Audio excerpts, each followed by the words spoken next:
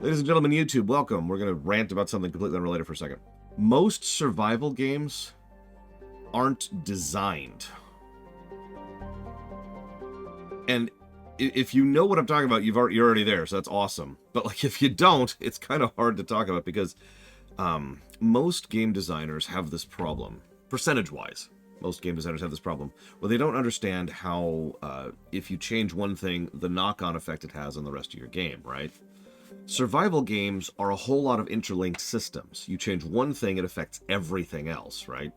So there needs to be a lot of actual design in order to make that game pop, in order to make it interesting, and in order to have proper interlocking development.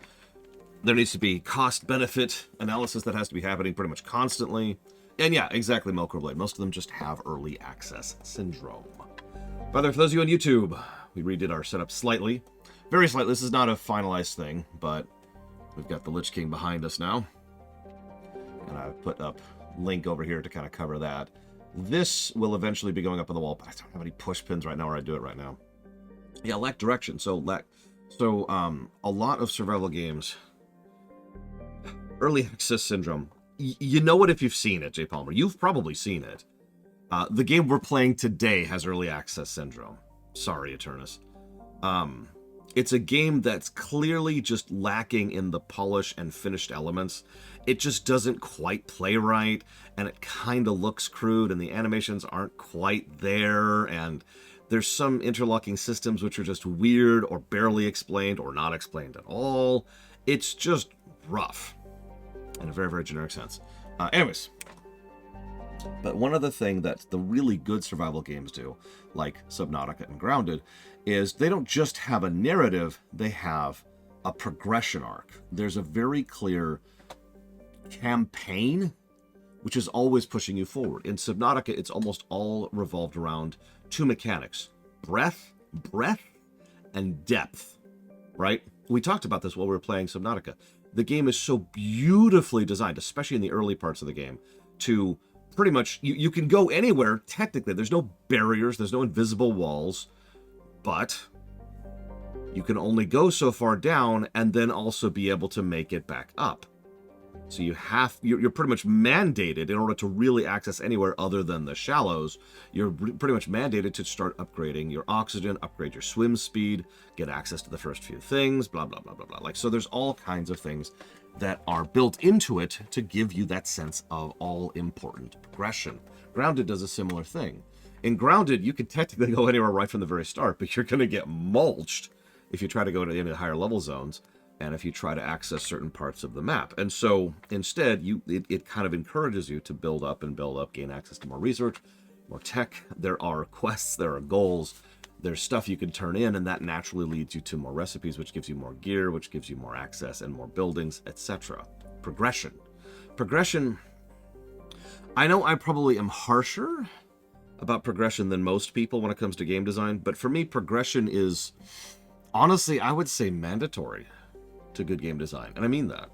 If there's no real sense or feel or vibe of progression, then what am I doing? And what invariably happens, and we talked about this is what I don't like about sandbox games, because sandbox games by default tend to have zero progression. There's just, here's the sandbox, go do whatever you want to, make your own fun. And I do for about an hour, and then I get bored because I've run out of things to do. So, anyways, getting off topic. Speaking of being bored and running out of things to do, so let's go ahead and get on with this. As you can see here, we're about to declare war on the Great Kings here. I was thinking, we've got this C node over here.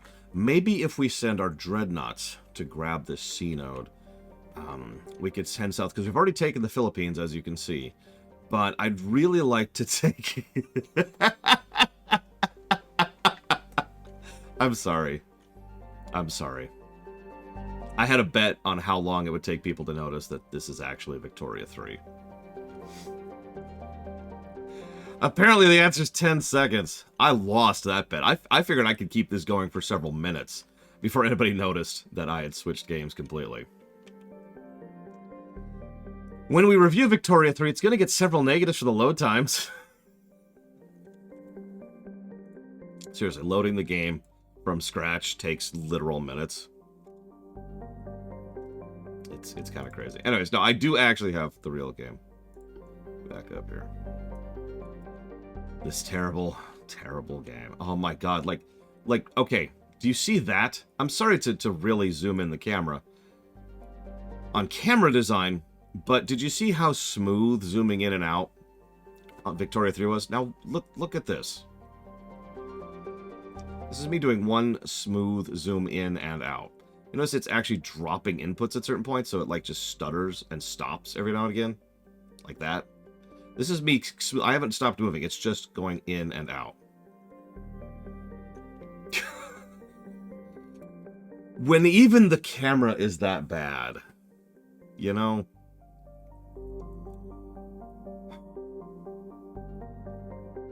With your permission, Eternus, I'd like to be done with this game today. Let's go ahead and make a solid shot of it, shall we? So, what do we got? We're currently invading. Well, you see, Germany is our ally, and we're at war with China, and Germany is apparently better at war than we are. Real talk, I actually did some looking up. I did some actual looking up of how the naval invasion mechanic works, and what I mean by that is people who have tried to reverse engineer the naval mechanic, because of course they never actually explain under the hood how it works in this game. Why would they? That's ridiculous. But from what people have been able to reverse engineer of the naval invasion, okay, Germany and France are at war with each other. Naval invasion mechanic, it's kind of saying half-baked is putting it nicely. Like, maybe fifth-baked. I get the idea of the naval invasion. The goal here, let's talk this out for a second. Because right now we're just kind of having turns pass while we conquer. The idea here is to try and do indirect control. Now, indirect gameplay is something that can work in a lot of games when you don't directly control something, but you have influence over it. The problem is, doing that sucks. Because it's really hard to make it still feel satisfying for the player, while still giving them indirect control. Because of course, what a player really wants is direct control.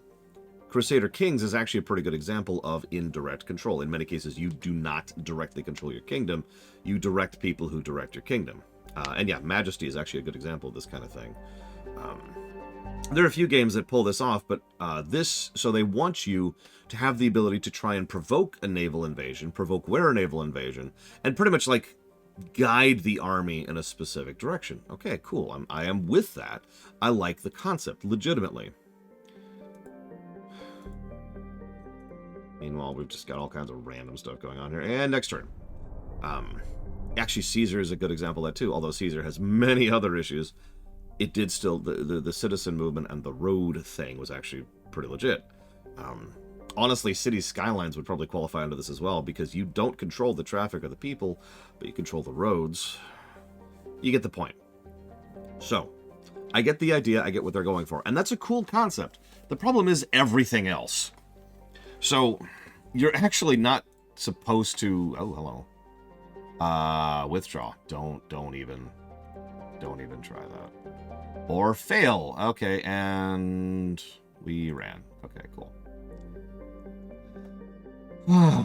China, leave me alone. All right. You go to invade. I think it's still Britain Act. You go to invade. How much tonnage it takes is only shown once anywhere. Nothing else indicates how much tonnage it takes. You always require 100,000 tons, no matter how much tonnage it takes. And to be very clear about that, if we want to invade those little Spanish islands, which we're going to, by the way, those take like 2 tons. But you need 100 tons to start the 2-ton invasion. So once you've got the 100 tons, you can send 2 tons to invade. However, more tonnage may or may not have an impact on the actual invasion, because the invasion is being done by other dice rolls that have nothing to do with you, which, okay, that's the indirect thing. But there's another weird layer to this. This is a war game, right? And yet And there's conquest, and conquest gets you GDP, which gets you more budget, which gets you more research, which gets you more options. It is the goal of the game to conquer. It is universally beneficial to conquer. And the big land-based, yeah, exactly, the big land-based territories are the lucrative ones, the ones that really get you the most GDP to enable you to actually keep progressing. So you want those. But the game is actually slanted against you taking those, ignoring the fact that we've already seen even China, which is piss poor and falling apart, requires hundreds of thousands of tons for a chance at success. And it also takes months to do an invasion, and there's functionally nothing you can do to increase that chance. But like I said, there's an under-the-hood thing that just makes it so that if it's a home territory, good luck conquering it. Now, you can see the logic behind that. But the problem is, with all the other irritations in the way, it just kind of de-incentivizes you from even trying. By contrast, if you take a colonial spot like the Philippines, or the little island now down by Borneo we grabbed, that's actually slanted in favor of your side. In other words, the game is incentivizing you to grab up all the dinky little colonial islands, even though they don't really give you any benefit, because the amount of GDP they add to you is a pittance. To the point where, if you actually do the math, and people have, it actually costs you more money to conquer islands than you get back from them. Like, ever. And you see why I say that this whole mechanic could work if you spent some time, rejiggered it, you know, retooled some stuff under the hood, and actually messed with the mechanic, instead of just being like, ah, it's good. Because, as is, Conquest is almost not even worth it. Like, in general. Maybe we really should just be at peace and be arms dealers for the rest of the game. Oh yeah, by the way, fun fact. When a game says click to continue, do you think you can hit, say, space, and it'll work? Or enter? Or anything else whatsoever? Well, you'd be wrong. You have to click. And I know that's a minor thing. That's a really, really minor thing. But it, once again, gets that early access feel. Let me try to explain this in a really dumb way. So, hold on. Just bear with me for 1 second. How many of you have ever played a JRPG which has a town layer and an overworld layer? There are quite a few of them. Now, this isn't quite true back now anymore, but back in the day, zone transition lines were designed per tile. So, if you were to, say, step on a specific tile, then that's the tile that warps you out to the overworld. But if you make the exit to your town 5 tiles wide, and you don't manually place a zone transition trigger on each tile, then there's only 1 tile they can actually stand on to go out. That's because there are dozens, if not in some cases hundreds, of little stuff under the hood, which I usually just kind of refer to as quality of life features, to try and make a game play as smooth as possible. Little stuff to try and make sure that you actually don't have to find the 1 button that progresses the screen any more than you have to find the 1 tile. That is a thing you could do, Blair Taval. Or, like I said, you could just manually place that same tile on that same trigger, on 5 tiles. So you can have a nice big exit, and all 5 of them warp out to the same spot in the overworld. But my point is, this kind of stuff is the kind of stuff that you manually place and design like that. And apparently, according to Jay Palmer, I'll trust you on this one, Unity has a thing to change input to check for any key rather than a specific key. But they didn't. So imagine you're playing a JRPG where you have to find the 1 tile to exit a town, and that's the quality of game we're playing. Oh, speaking of which, I should probably... Oh, I did. I updated the HUD. The HUD is actually up to date as of now. I spent some time this morning doing an audit. So here's our behemoths. Just enjoy the sight of them for a second. Hang on, are these all behemoths? No, they're not. What are you? You're the escort. Sorry, so these are my behemoths.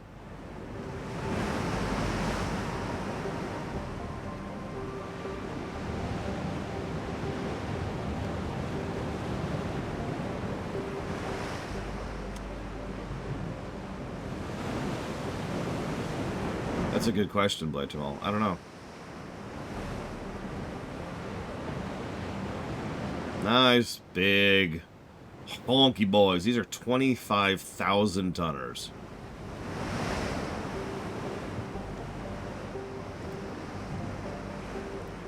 This is their escort. This is a regular old battleship up front here.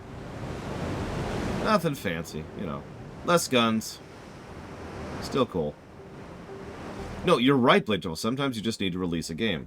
The problem is, near as I can tell, they haven't really been supporting the game since it came out. It is, in fact, one of the most common complaints I've seen on every Reddit and Steam thread. Is, you know, where's the support of the game? And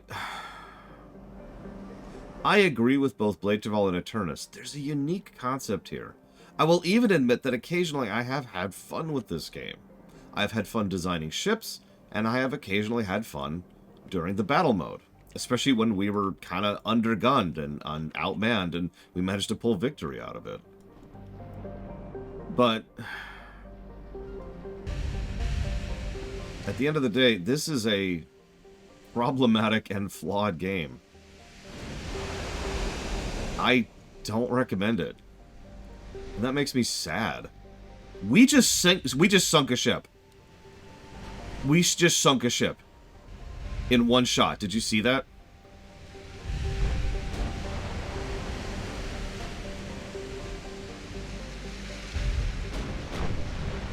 Yeah, by the way, our accuracy is getting pretty high at this point. But still, that was a lucky shot. Holy crap. We'll see, Crazy Norris. We'll see how we do. But the other problem I've been having, and this is absolutely another problem, is that...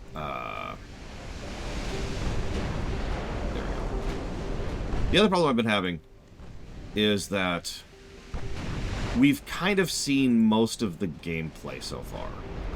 There's not a lot that we haven't already done.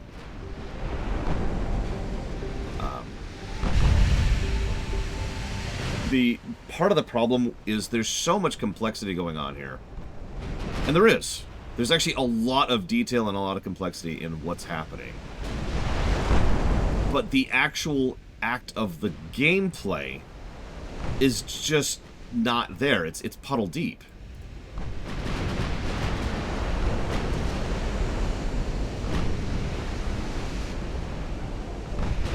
Jesus Christ.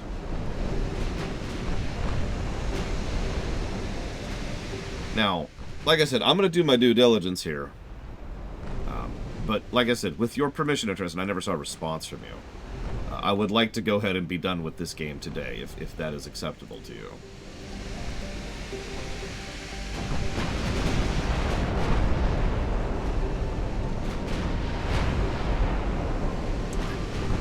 I don't remember that off the top of my head, I'm sorry. This game had any external alpha or beta testing? Good question. This game was in early access for 2 years. I don't know, but I've seen the same complaint, Pancakes. Captain Dive, what do you think?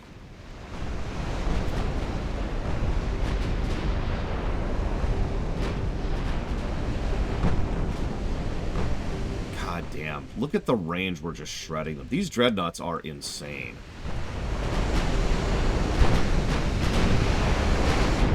Look at this.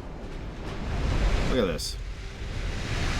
This is 4 Dreadnoughts unloading on a battleship. Look at that battleship. Look at it. Look at it quick, because it's going under the water. Jesus Christ. Just shredded that thing. Their other battleship is running.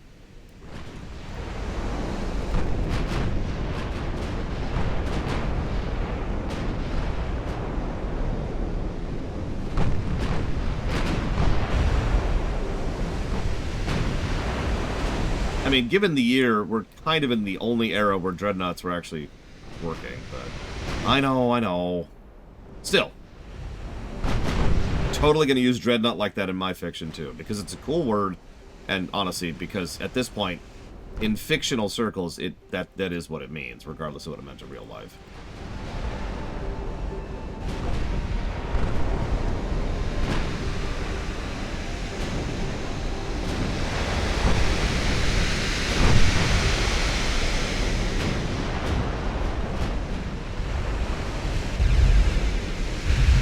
how accurate our guns can be at range, shall we? This is another little bug that shows up periodically. I actually can't mouse over when I'm zoomed in too fast. Or too far. I cannot do a mouse over. I'm trying right now. I know you can't see the mouse. I'm trying to mouse over this ship. I have to actually zoom out to get that mouse over.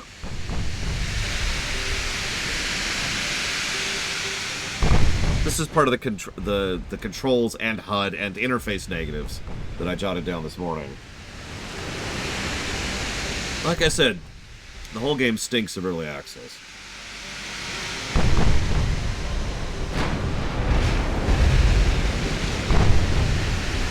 Listen, you could just surrender. Like, it's fine.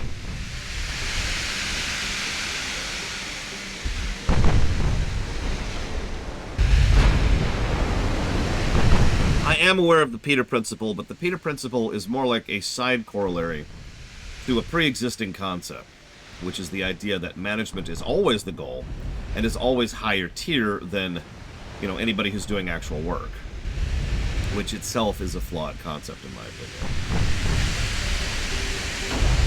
We're still hitting them. Yeah, tell you what, if you just want to stop, we'll save the ammo.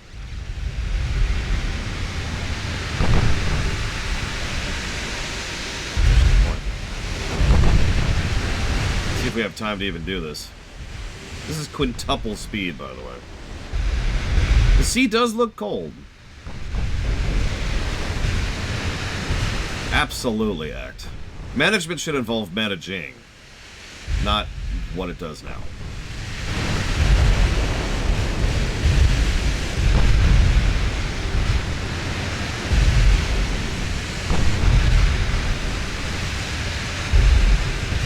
I could see that, Jay Palmer.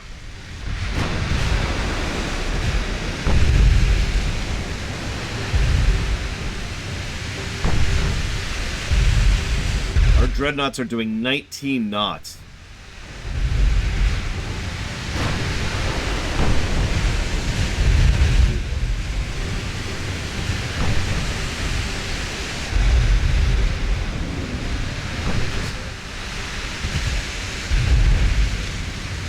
Looks like it is also doing 19 knots. We are on quintuple speed, Yura. This is normal speed.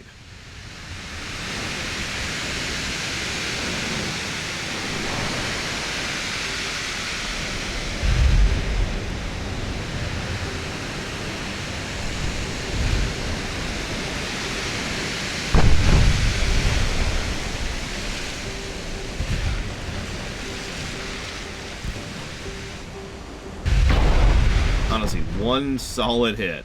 Give me one solid hit.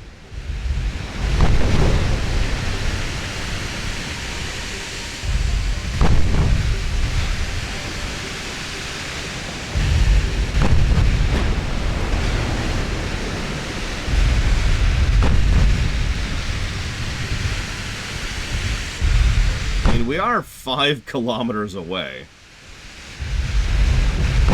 Been hitting them, just not enough to sink them. No, Melkor Blade. I was actually thinking that yesterday. It's wild how, in most games, I'll like speed up and then slow down to normal speed, and then speed up and then slow down to normal speed. In this game, I just stay at triple or quintuple, and I just stay here.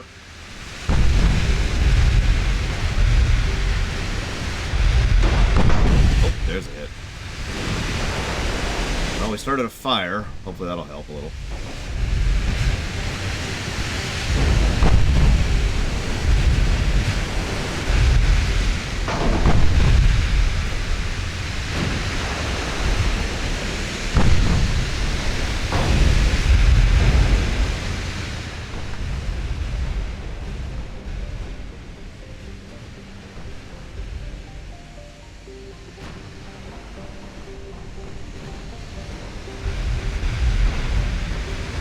Pretty much, I guess. I don't know. Let's see.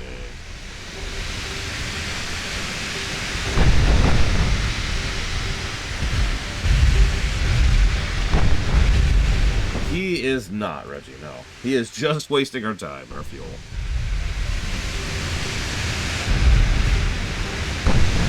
SU? SU.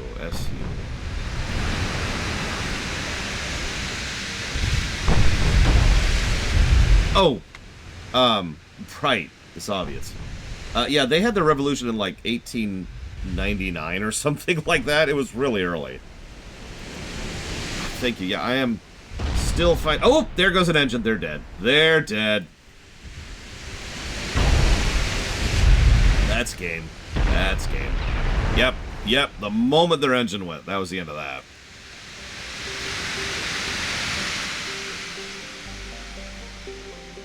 Goodbye. That was a sweep. And they tried really hard to irritate me. And you know what? That's actually a good definition of this entire game. Irritating. I want to go ahead and claim more territory so I can grab more resources, so I can have a higher GDP, so I can have higher funding, so I can push my research thing and try other things. Cool. Sucks to be you. It sucks to actually do that. Oh, okay. I want to go and actually, like, try to do maneuvers. Oh, the controls are terrible. I want to try to do this. Oh, the camera sucks. I want to see what I'm doing. Oh, the HUD sucks. Like, the whole game is irritating. But I said I'd do my due diligence. I am a man of my word.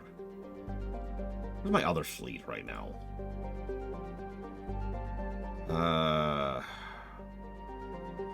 Where is my other fleet right now? You.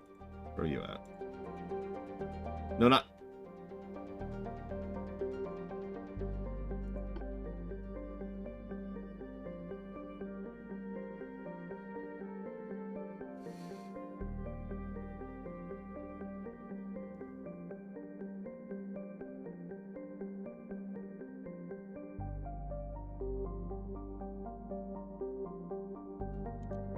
Where is my other fleet? Since I apparently have to look for it manually. There it is. Okay. So there's the dreads. Oh yeah, the game also is crash heavy. We're on the subject. Alright, let's send them back to port. Refuel, resupply. We might actually scuttle those battleships soon, considering the Dreadnoughts just out-tier them in every way. Hey, Walker. Thank you always for the sub. Much obliged. Much appreciated. Let me go ahead and... Oh yeah, there's one other thing about the war. I haven't even mentioned yet. Just a little bit of spice on top of everything. Gravity Circuit, Kingdom Hearts Blot, and Chained Echoes. Please don't apologize, Eternus.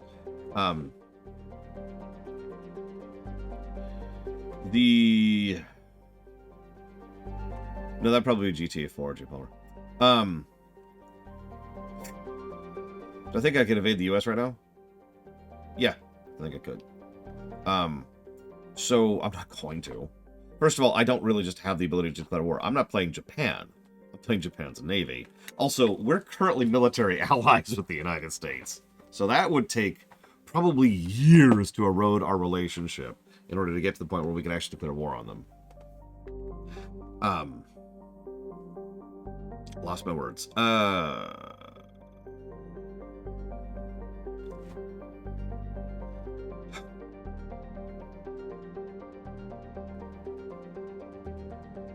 I was gonna say something, and I got distracted. What was I saying when Walker donated? We're also allies with Britain, Jahaxia.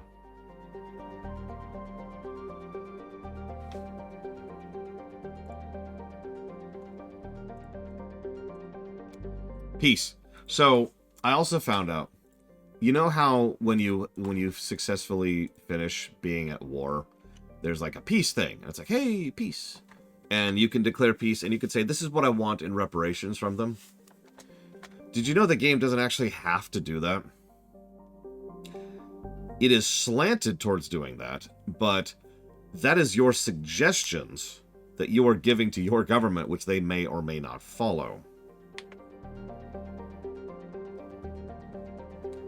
And once again, I feel like that just kind of fails at the indirect control thing that they're probably going for. Meanwhile, Germany is running over China, as you can see there. I'll talk about more why that pisses me off in a second. But anyway, so there's the Soviet Union up there. There's Austria-Hungary. Yep, Austro-Hungarian Empire. Doing their things like they do. Italy is being weird. France is being... Italy and France are having fun in the Mediterranean. Tell you what. Zoom in a little bit more here. God, this map is so hard to read. This is why this map is a triple negative, by the way. There's the German border. Like, I mean, look at the text. Can you even read the words Western Poland on that map right there? I mean, you know where Poland is, but can you actually read those words? I don't want to overpraise an old and terrible game like EU4, but EU4 actually has a separate script in the game to try and go out of its way to make that stupid text actually freaking visible when you do things like this. It also has a search function.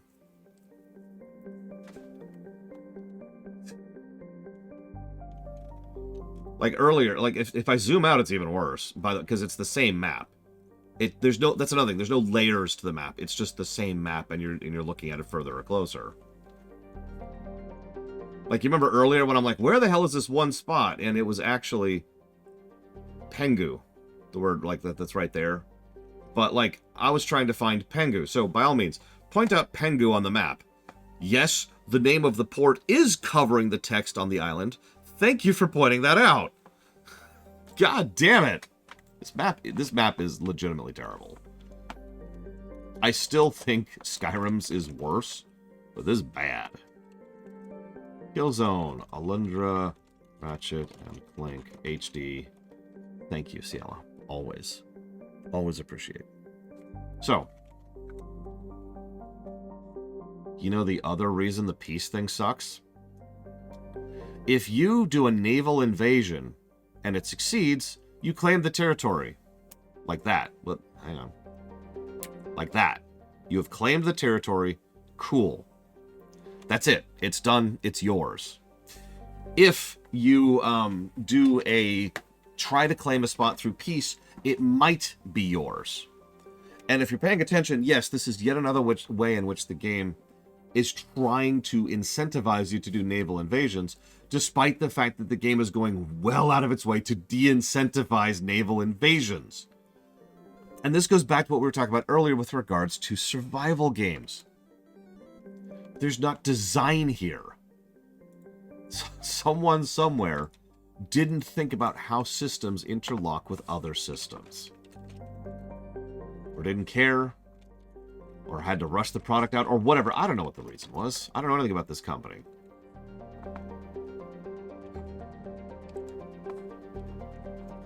All I know is the net result. Net result sucks. And that is a damn shame. I do not take any joy or happiness in taking a baseball bat to this game. This should have been awesome. This was on my list, for those of you who don't remember. This was a game I wanted to try out, just for my own sake.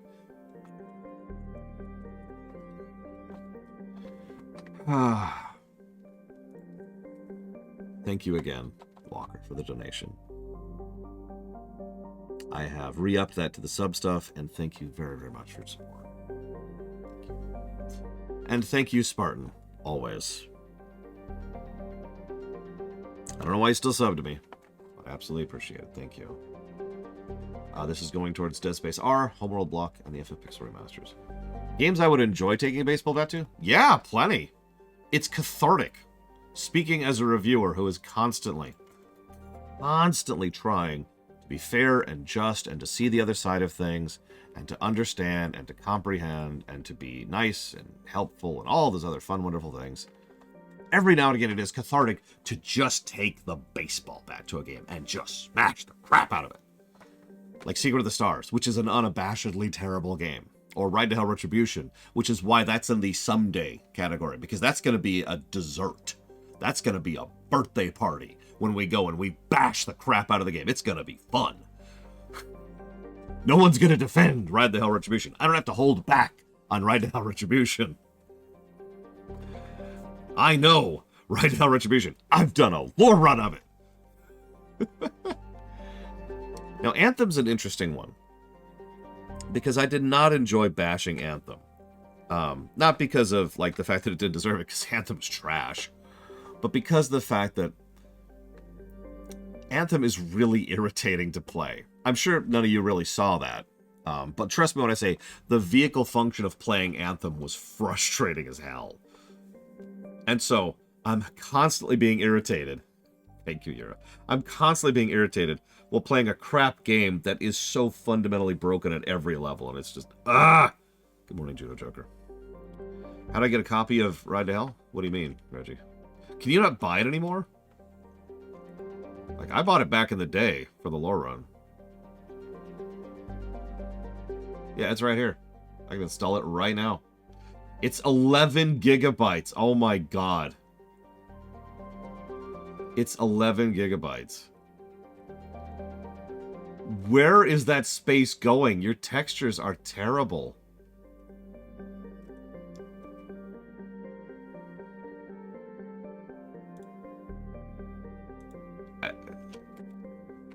Straight into the denim. Yeah, no, it's probably the compression is terrible. Moving on. So we have a 40% chance of conquering southern China. Remember, I just talked about that. Whoop, whoop, whoop, whoop, whoop, whoop, whoop, whoop.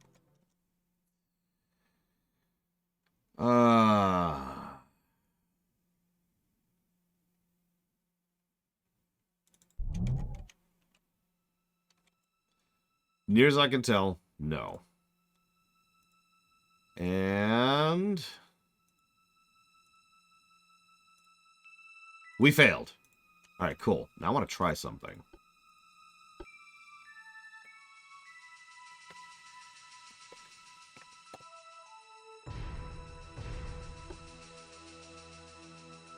That's what I thought.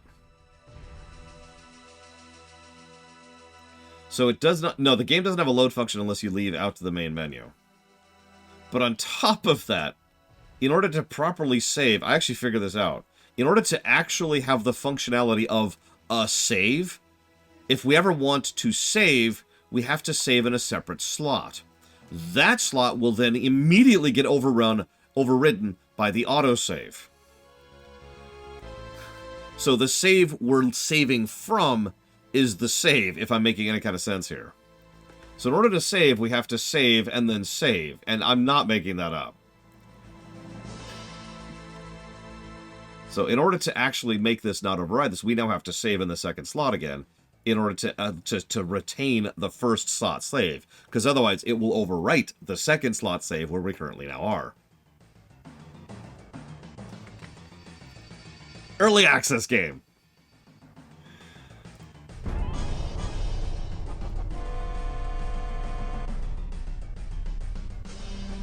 I suppose I could maybe turn off autosaves. I don't even know if that's an option. Yeah, let's check. What do we got here?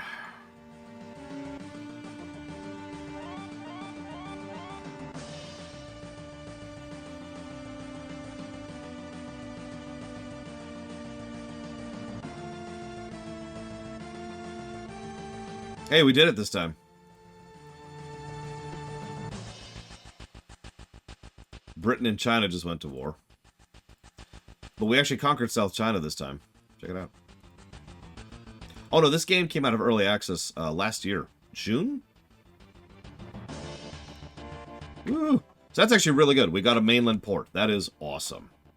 That is a tremendous income boost to our empire. I'm sorry. Hang on, Act. Let me pull up the question queue. Yeah, China's being nibbled to death. What do we got here? So I answered the Peter Principle question. Compare and contrast Hollow Knight and Ori 2, specifically progression. Okay. So Ori 2 is far more focused on platforming, to the point where it has very, very little combat, whereas Hollow Knight is focused almost entirely on combat, to the point where it has very, very little progression. In fact, while I usually call them exploration or platforming Metroidvanias and combat Metroidvanias, if I called them Ori and Hollow Knight, it would actually work quite well. Having said that, progression-wise, Hollow Knight almost entirely focuses on abilities and moveset whose entire purpose is to allow you to have greater access to bosses, whereas Ori's abilities are almost entirely focused around gaining you access to areas, navigation. And both do have progression, and in both cases the map slowly gets filled out. It's just, in the case of Ori, it's usually in the fact of literally accessing new areas, and in the case of Hollow Knight, it's actually taking out new bosses, which literally unlocks new areas. Hang on. Other questions from Act. Which one do I prefer? Ori. I mean, literally, Ori 2 scored better than Hollow Knight. But regardless of that, I really, really love platforming. So I just prefer platforming. That's all it is.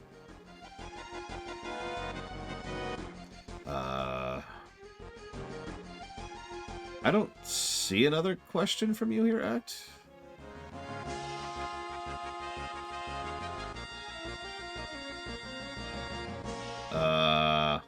Well, the only Pal World question I see is, do you see if Pal World would ever shed the cheap knockoff aesthetic and make it more original as it gets more popular? I assume that's the question? Which has nothing to do with early access. Okay. No, absolutely not. The developers have a proven history of immediately abandoning games the moment they're done with them, and not supporting them and not, pushing forward with them. And their entire shtick is going out of their way to ape things as closely as possible. Not a lot of people talk about this, and not a lot of people have been talking about this with regards to all the Pal World discourse that's been going around in this case. But one of the reasons of what a knockoff is to try and trick people into buying it. I absolutely do not act, especially since they are already working on another knockoff game. Cheap knockoff game. And so the point of a cheap knockoff game isn't just, hey, that works, let's do it too. It's, let's trick people into buying ours thinking it's the original. This is something that's extremely common with movies and games. I wouldn't be surprised if some of you have never encountered this in your lives, but there are entire markets driven solely by these kind of cheap knockoffs. And their whole purpose is to try and trick people. In, like, say, the 90s is a good example of this. There was tons and tons and tons of games that would have similar sounding titles and similar looking box arts that were designed to be pretty similar to another thing. Okay. And yeah, it's exactly, this is a really, really common thing with regards to toys, with regards to plushies, while we're on the subject, etc., etc. It's very common. Now the thing is, knockoffs are not actually illegal. Technically, that's kind of a legal gray area. But this is probably the biggest reason why nobody's gone after Pal World or the company in particular. But here's the thing. Some of you may or may not be aware of this fact, but you don't really need good justification to sue someone. Which I know sounds like a really weird sentence, but it's true. You don't. You can sue someone for any time at any reason. Now, there may be consequences of that, but you can. The reason I bring that up is because, could Nintendo go after them for this? Yeah. They could do that at any time. But whether or not it's worth it is the question that's actually asked.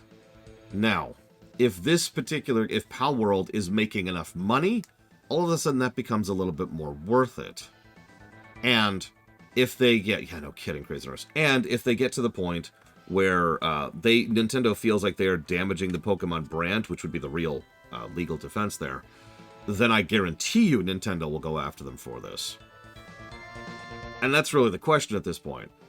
And if even half of what I've seen is true, Nintendo will win that in a gigantic sweeping victory because they're right.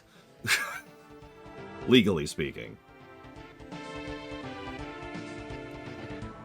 So we'll see. Either way, I fully anticipate that inside of 2 months, nobody will be mentioning the word Pal World again. Alright, so let me do some math, because this game doesn't tell you how much tonnage you have in a fleet, which, by the way, is the mandatory amount to start an invasion. So I hope you brought a calculator and are manually tabulating your fleet, because the game doesn't tell you your own tonnage. I already have, actually. I've already put 20 bucks on that act. That's not a joke.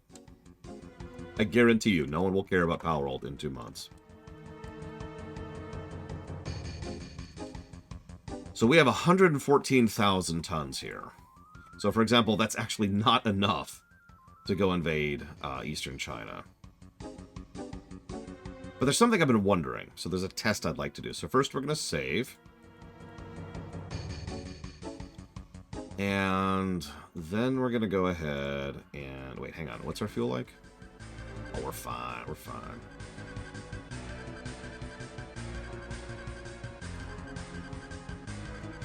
Well, then a friend of mine is getting 20 bucks, act. Are we all fueled up and ready to go? Oh, yeah. Cool. Let's move them all out here.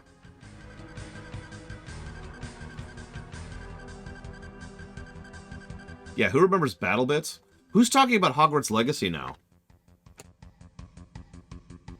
No, act. I actually don't know anybody personally who likes Pal World. Although plenty of people in my Discord server have been playing it. I remember Fall Guys. That's practically gone.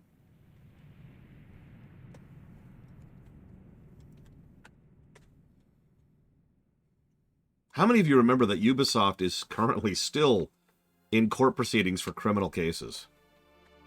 Nobody cares.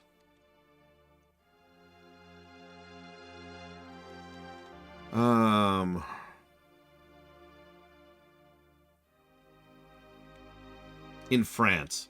J. Palmer. Not here. But yes. Okay. Yeah, that's also probably going to happen, Richie. I'd put money on that. Wow, Germany is just... Can we start this now? Because if we could... Jesus Christ. France now has the biggest fleet. Followed by Germany, followed by the United States, followed by Britain. Followed by Austria-Hungary, followed by us. China's not doing great. Yes. I want to invade Eastern China.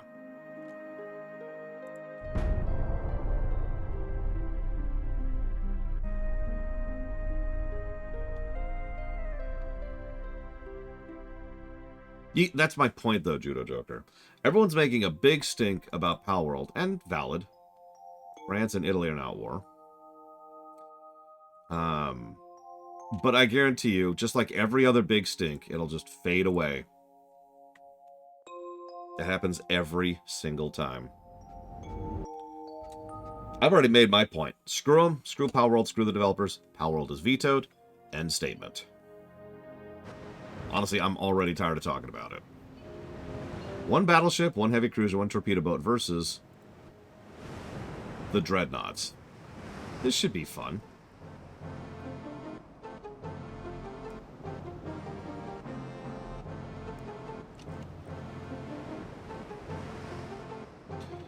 Is this game historically accurate? I am not quite enough of a Navy geek to answer that question. But this is definitely leaning on the simulator side of things.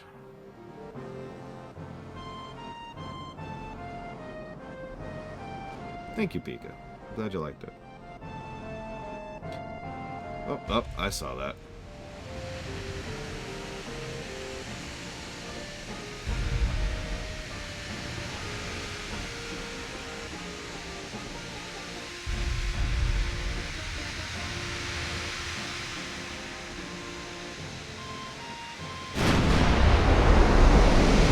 Just instantly. Boom, boom, boom.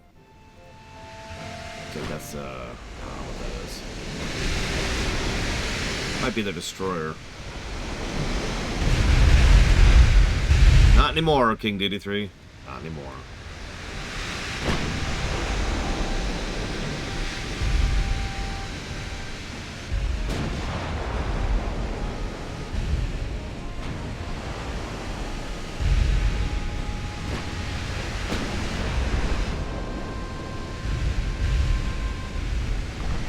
Projectile cam would be kind of cool.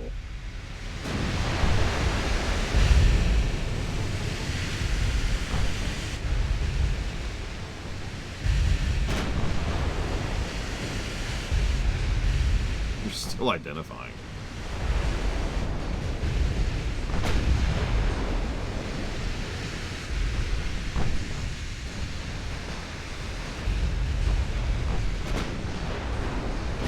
Good, Pika. I am glad for you. Oh, exactly, pancakes. Oh, there's our battleship. And they are dead. Oh, yeah, they lost steering and they're dead. Yeah, they got a bit in range, and that was the end of that. Now, that torpedo boat might be irritating. We don't have an escort fleet with this particular group. Or it's dead. Man, yay for accuracy, am I right? Yeah, we have a hasted Dreadnought in gun range. What's gun range? Yes.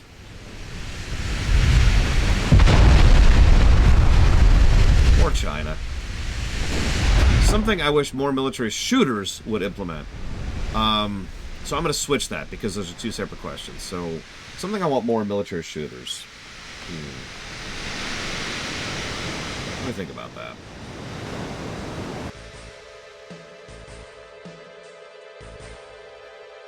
Yeah, the actually big streamers, the ones you've probably never heard of, or the ones that signal boost really high, those ones you probably have heard of.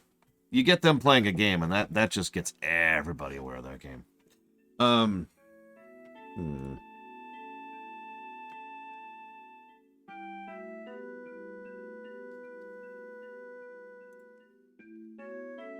Something I think would be kind of neat is if we had more of a... Do you remember the Pripyat mission in Modern Warfare 1? Of course you do. And that's probably the best mission in the entire game. But,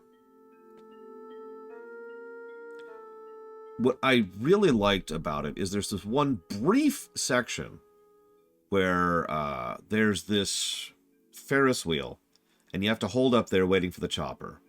It's a hold the line mission, and as with many, many games, hold the line missions tend to kind of make or break a specific game. Okay, so do we have the tonnage here? We do. What do you know? 6 turns.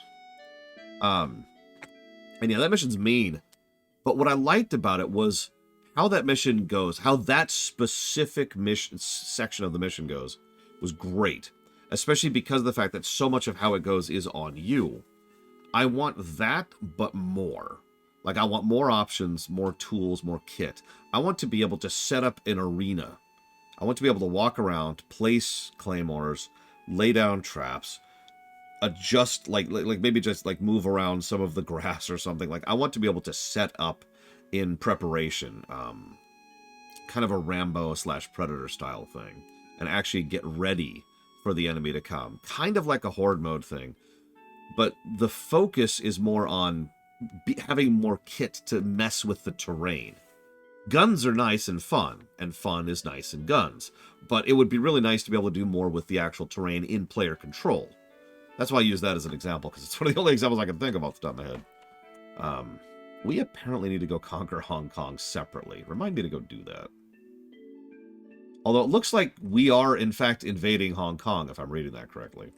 Yeah, actually, yeah, that sounds like a meme, but Home Alone, except in a military shooter. What's the United States doing?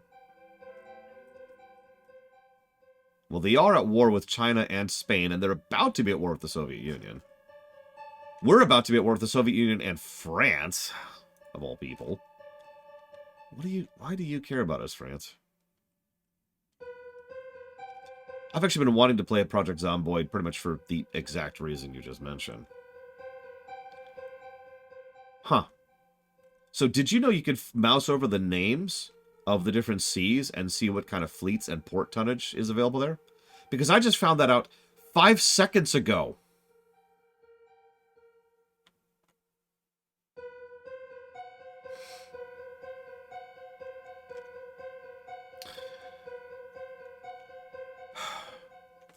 I like meaningful, destructible environments. Is another great idea.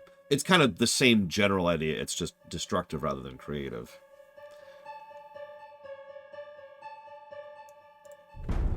So what do I want more from a military strategy game? I mean, yes. just more. War.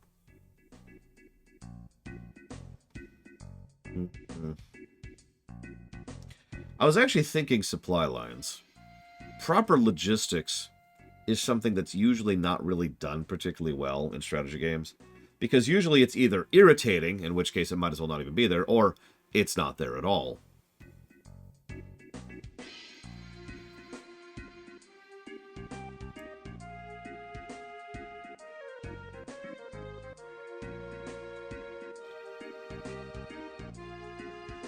But honestly, I think what I want more in military strategy games is something that I've banged on about so much that it came up in literally the last game we were playing. Terrain. The overwhelming majority of strategy games, whether it's large-scale strategy or real-time strategy or tactical games or squad-based games or whatever, the overwhelming majority of strategy games do not care about the terrain at all.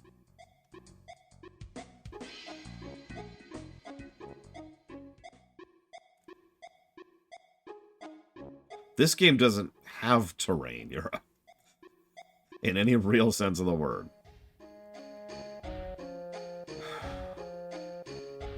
I don't want either of these things. Ugh, fine, whatever.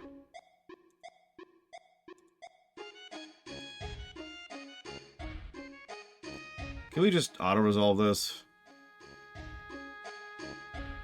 Okay, cool. Do they run? Odd. Wow! Okay, I'm never using auto-resolve again. Holy crap. Ships damaged by enemy mines. Okay. You know, Spain and France are having fun over in Africa, as is their wont. France is francing it up. The big blue blob is big blue blobbing. I don't really want to be at war with France right now. That's okay. Can we avoid that? Is that a thing we can do? Can I see, like, this invasion? Can I have some info on what's being invaded and where and how? There it is. Oh my god. Alright. Real quick. We have forces in southern China attacking Hong Kong. How do you see details? Just, you're playing this game, you're sitting down, how do you see the details of that invasion?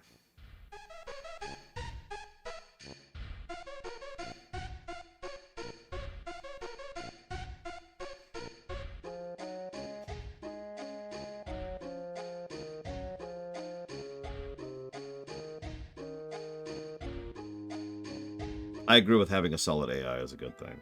Obviously, I suppose.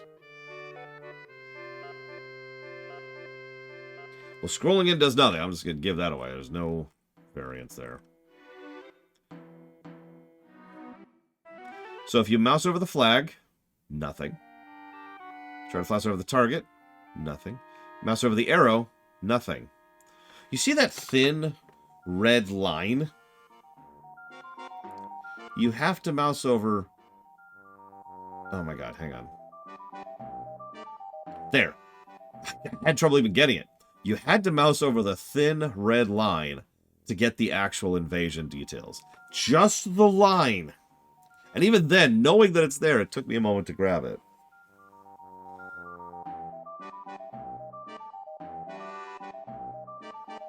No, not the arrow. The line that's connected to the arrow. Mousing the arrow does nothing.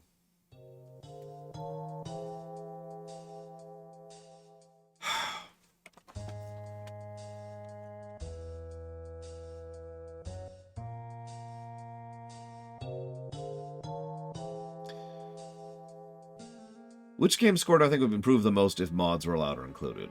Oh, jeez, I don't know.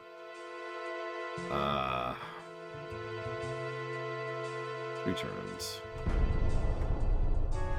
I mean, Skyrim is the obvious answer. But counting the games we've already reviewed, probably XCOM 2. As I've already pointed out a few times, part of the reason that game scored so worse than I was expecting was we modded out several irritating frustrations the last time we played it, and I forgot about that.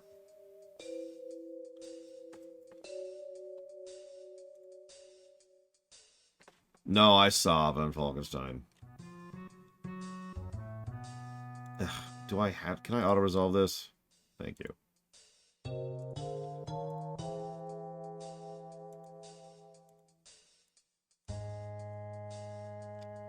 Yeah, the Germans are just eating up China right now. We took a bite, thankfully. Speaking of eating up, Spain might be on their way out. France has taken a bite out of Spain. As in, you know, that province right there.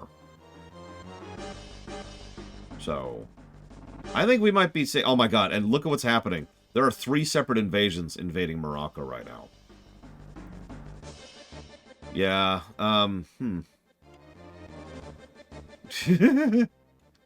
Okay. Yeah, meanwhile, Germany is trying to take all of the oil in China. God damn it, Germany. I'm gonna let them because, you know, I'm Japan. Nothing I can do about that. Over here, what are we at? What are we at? Nothing flashy. Let's get rid of that. Yeah, we got a nice big chunk of South China. I'm actually pretty happy about that. Especially since we had to save scum to do it. The kindest thing I can say about this game. It's a neat idea.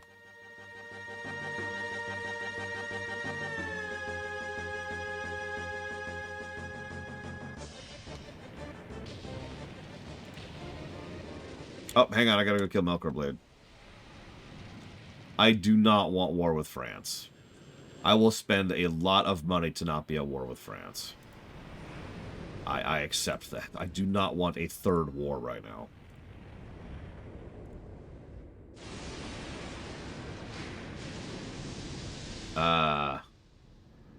There goes Morocco. Jesus, yeah, Spain is running, or excuse me, France is running over Spain right now. Yeah, it's unique. Yeah, that's probably the nicest thing I can say about it.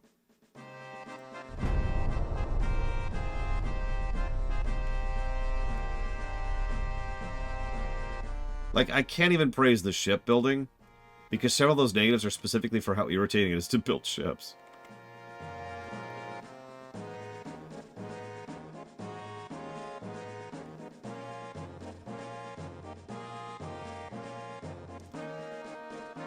Actually, yes, absolutely, Eternus. I've said it before and I'll say it again. There's a value in reviewing bad games. Hello. Why does China keep attacking me? With cruisers and destroyers. Now, I'm not going to auto-battle, because auto-battle's terrible. Speaking of which, negative to gameplay, auto-battle.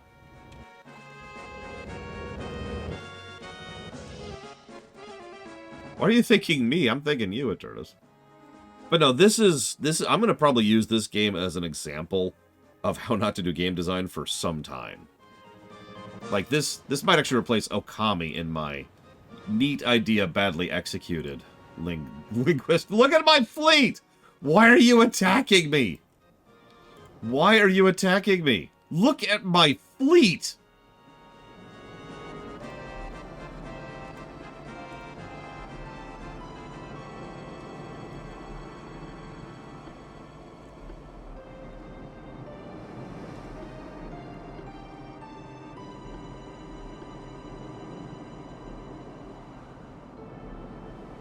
Yeah, early candidate for most disappointing game. Not the worst game. BoF 2 scored like negative 100 something. Alright, well, let's go kill some Chinese again.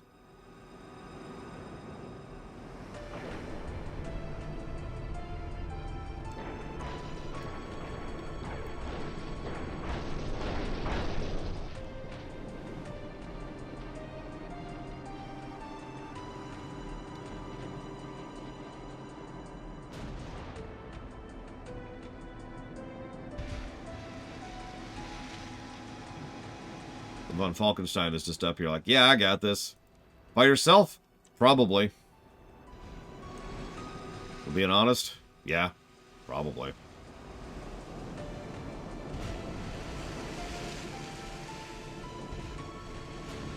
On these ships? 1,500. There are more people on this ship than there are on the Enterprise D.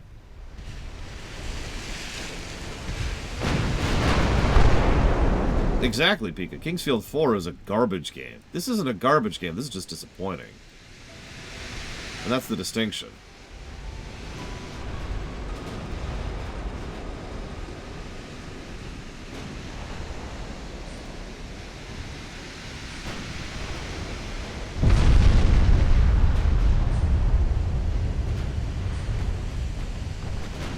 So yeah, this might be a shoo-in for most disappointing game.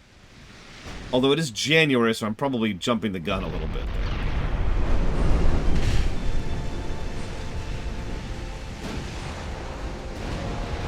Yeah, this is Mummy Demastered. Good way to put that. I'm pretty sure that's my biggest ship, the Von Falkenstein. Yeah. Yep, that's 1,500. That's 15. That's 530. That's right. Yep, no, it's 1,500. 1,518 specifically.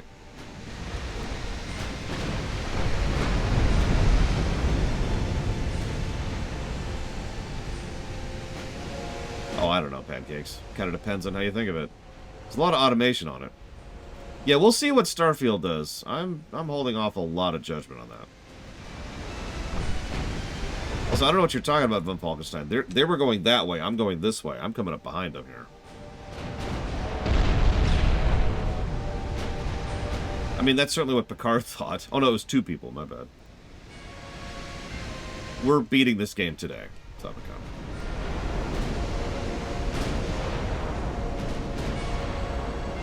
I have heard a lot of noise about Starfield, which is why I'm holding off judgment. Anytime I hear a lot of noise, that's a bad sign. So, we'll see. I may actually hate it, and I may bash the crap out of it.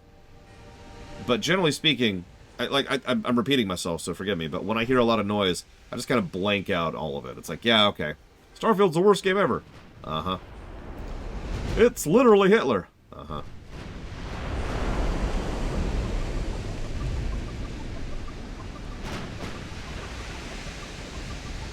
It may actually be a crap game, but all the noise just makes me ignore it, you know what I mean?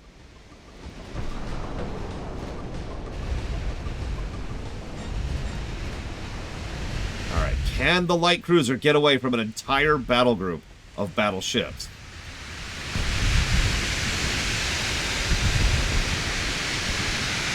At launch? No. Fallout 76 was at launch was more devoid gameplay than it was bad gameplay. And devoid usually doesn't mean additional native. Usually.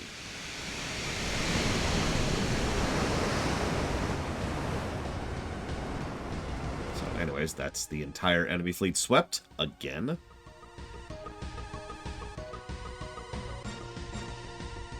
Yeah, I've been a Bethesda fan since Morrowind. And that's been an interesting career. I still, to this day, it's actually funny to me, because about 5 or 6 years ago, people started coming out saying, Oblivion was never a good game. And I don't agree with that. Obviously, because I've reviewed it under the current system, and it held up pretty well. But I've noticed there's been a lot of anti-Bethesda talk in the last several years, almost assuredly because of the fact that the quality of their games has been going down, and it has, let's be clear. It's just, you know... where's my other fleet? Where's my other fleet?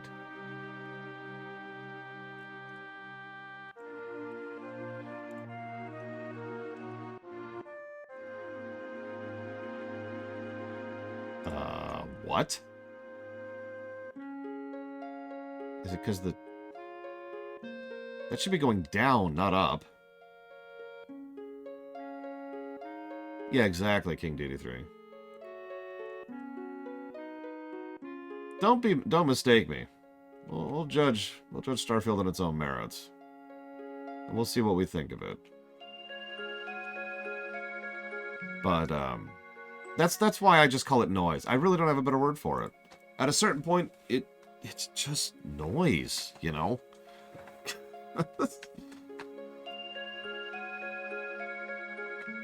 It reminds me of the Last Jedi. Now, to be very clear, I hated The Last Jedi. Like, a lot. Screw that film. But the noise that was being generated around that film was just insane.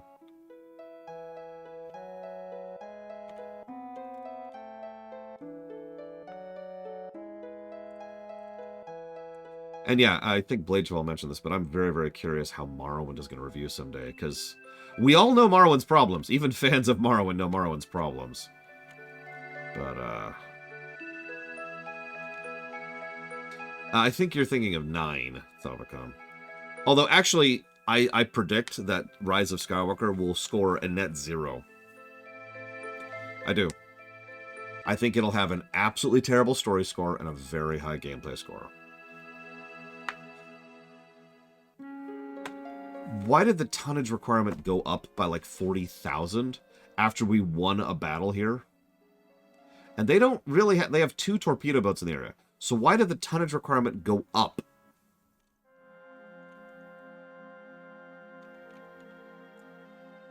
Nothing explains this, by the way. There's no answer to the questions I just asked.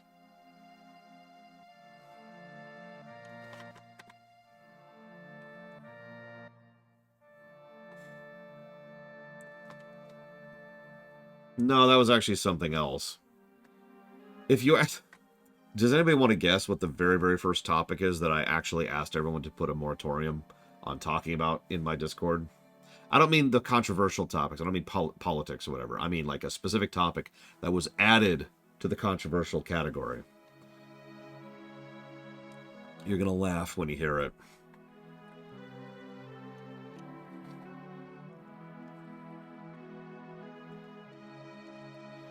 I don't understand. Whatever. Next turn.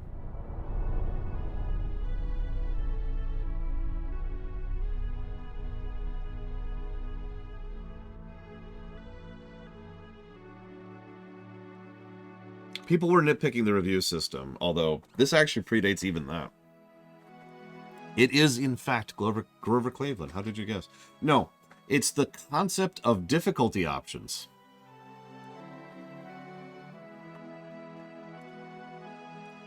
It was turning into such a toxic mess as people could not talk about difficulty options in video games without dissolving into nonsense that I just said, no, we're done. It's now an abandoned topic.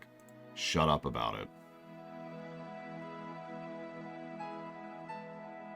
Now that has since been removed, but I had to put the lid on that for a while because people could not be civil.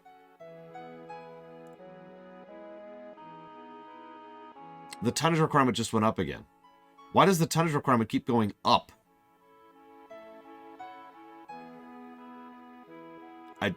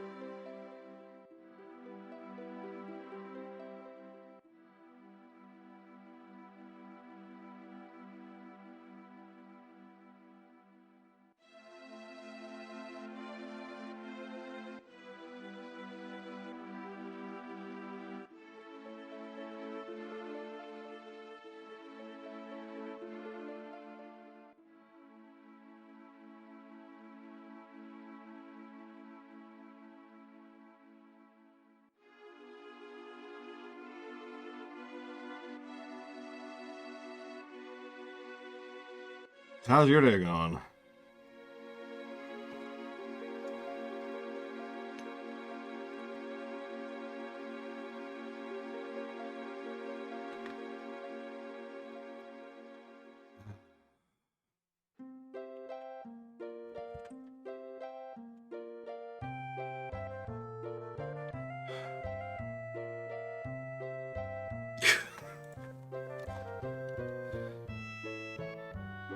I think you're right, Mokor. I do hope your trip goes well, by the way. Eternus.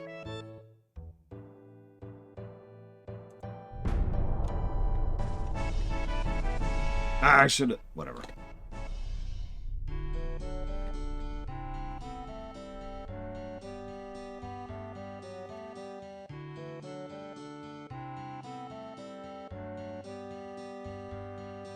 Man, I don't know why, Eternus. Alright. Hey, the Germans and Spanish just declared war. Cool. Can we kill these without me doing it? Cool, thanks. Did that lower the tonnage requirement? It did by 2 tons. Alright. Head back to port. You're costing me money for absolutely no gain.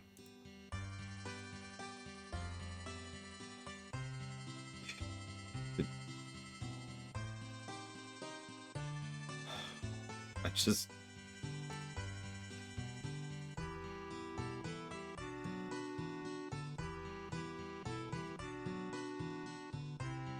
Oh, hey.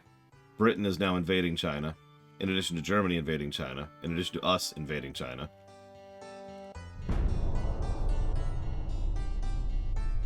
Anyways, let's go conquer Spain. There aren't 2 Chinas at the moment because we own Taiwan. Hey! Damn.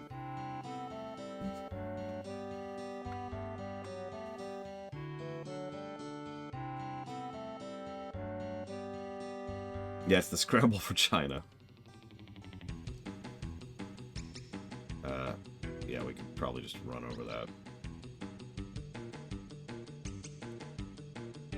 Yay, we failed to conquer things. Cool.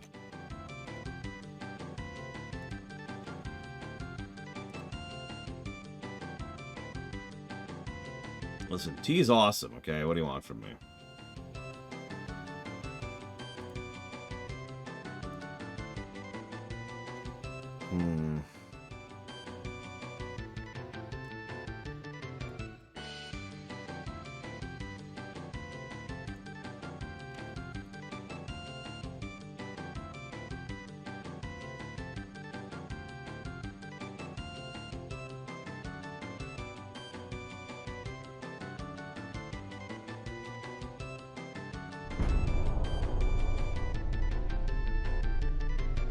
At this point, I'll probably go ahead and try to peace out China next chance I can. I'm just tired of them existing.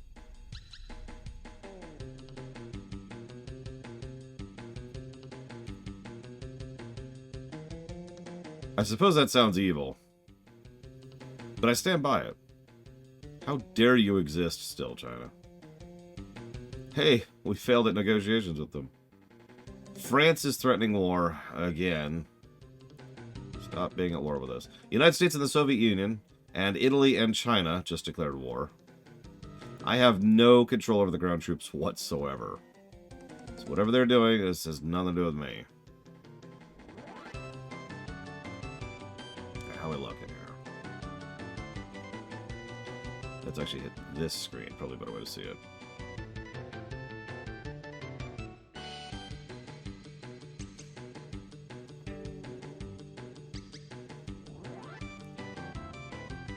Okay, let's go conquer the Philippines, shall we? The rest of the Philippines, I mean.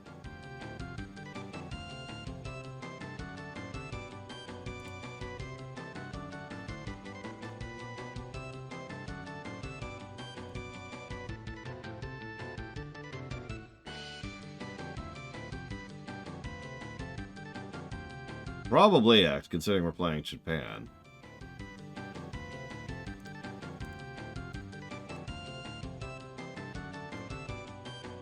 That should be good. Actually, no, it won't. Right. Forgot about that. That should be good. Listen, Judo Joker. It's not my fault they still exist. I was actually debating that on Falkenstein. Although nothing anywhere indicates that we can actually support our ground troops. But you know what? We're busy. Let's go attack Spain, shall we? Die, Spain. Listen, if you just want to, like, give us all your territory, China, I'm okay with that, really. Just mass surrender. All I want is your precious, delicious resources, okay? Just give me your resources, and we're cool. Cool? That's all I want. I just want total dictatorial sovereignty over your entire nation and all the lives within. That's all I'm after.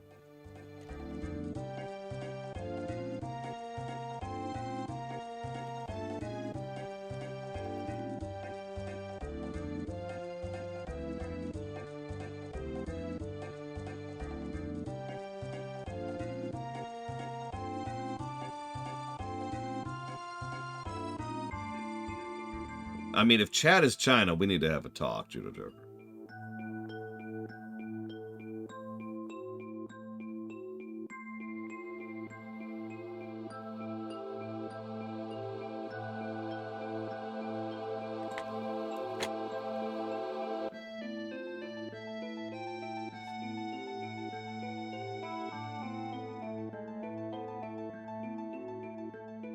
Bismarck looks cooler.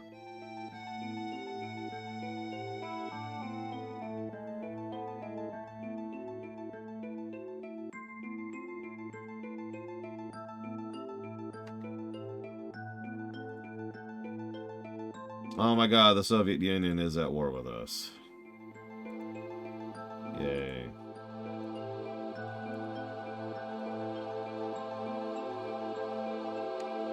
Hang on, let me hit the stream brakes, Mr. Red. You know, Spain is, they're not having a good time here.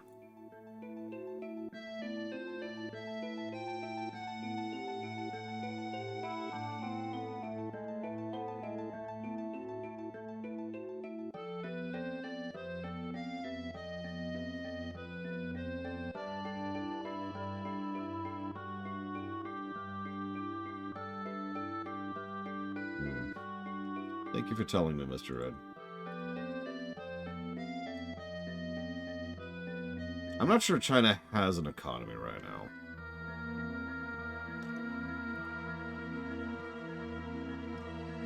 The Republic of China.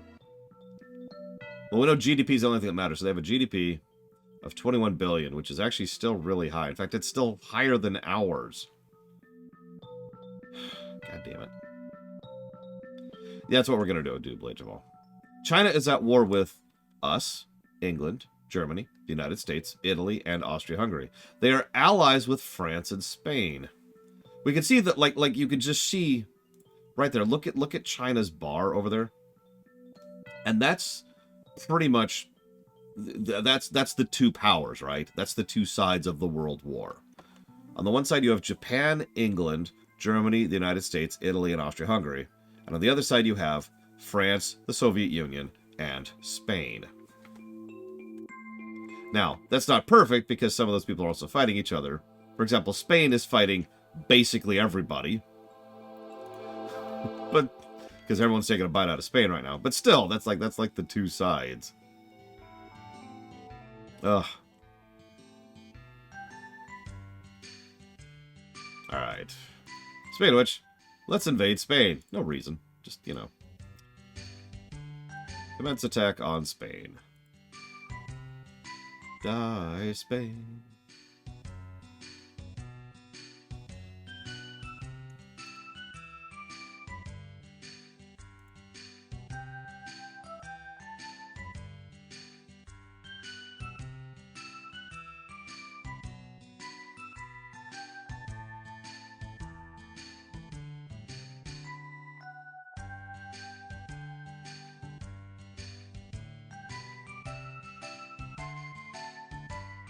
Oh yeah, you notice France is currently occupying Vietnam. I mean, that's fair. We did start the death throw of Spain by destroying their entire fleet, which I will never stop being amused by. We were poor on Falkenstein. We were trying to up our shipyards. And yeah, I know, we're falling behind on research.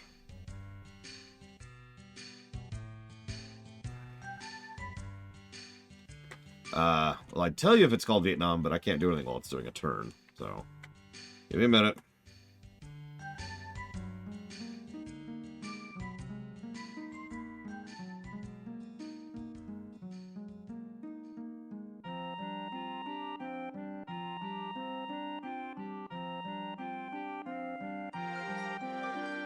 Hey, peace. Okay. We're going to take Hong Kong. Because, of course, we are. And just money.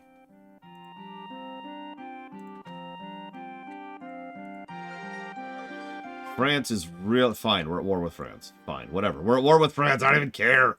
I don't care. I don't care. God. Honestly, auto-resolve. Wow, we took heavy damage from a bunch of cruisers. God, auto-resolve is terrible.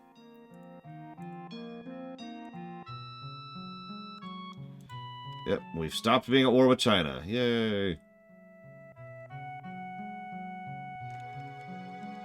Yeah, China's having fun right now.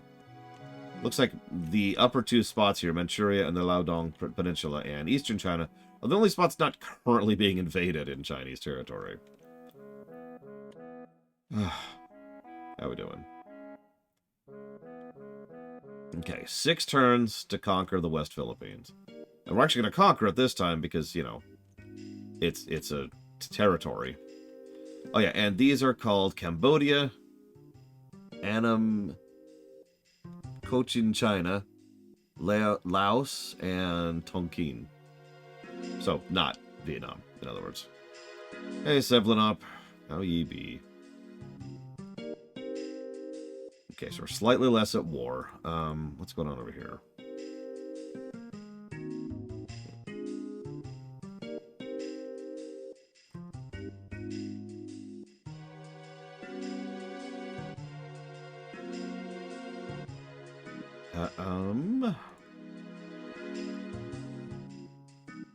Let's push our research up a little bit. Yeah, I really wish we could go conquer Korea. Like, that would just be swell, you know? Just could use some extra ports, get some extra GDP. They're not even that big a territory. It's just, you know, conquer. But nope. Instead, we've got the Rufus theme.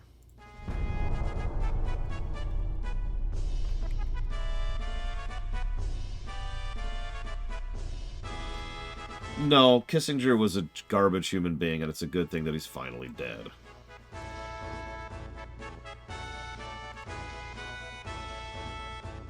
Sorry, but honestly, screw Kissinger, you know? Just screw Kissinger.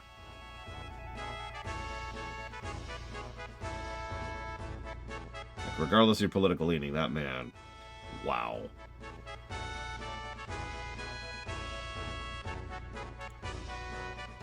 Emergency polemic day. Ding dong, the witch is dead. British and the Soviets have declared war. France and the United States have declared war. Germany and the Soviet Union have declared war. Ugh, well, I don't want to auto-resolve again because we'll just take more damage.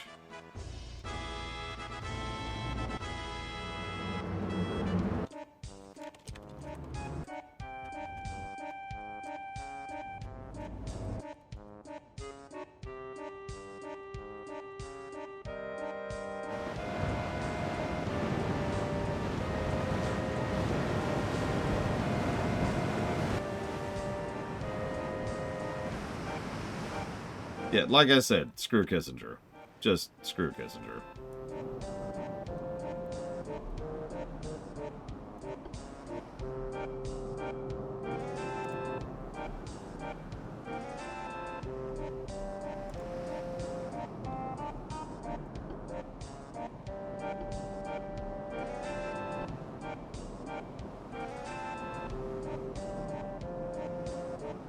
Good answer, Jay Palmer.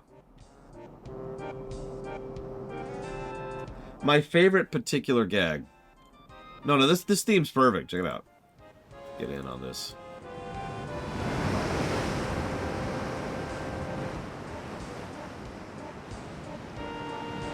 My favorite particular meme about Kissinger is that is a news article that just said you're getting way too ahead of everyone else. That just said local napalm enthusiast finally dies.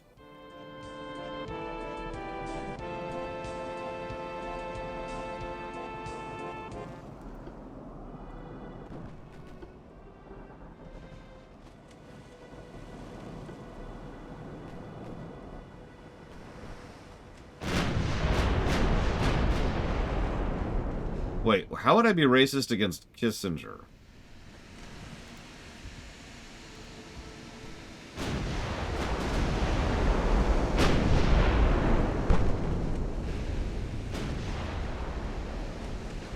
Yeah, but the others are all dead, von Falkenstein, so that's okay.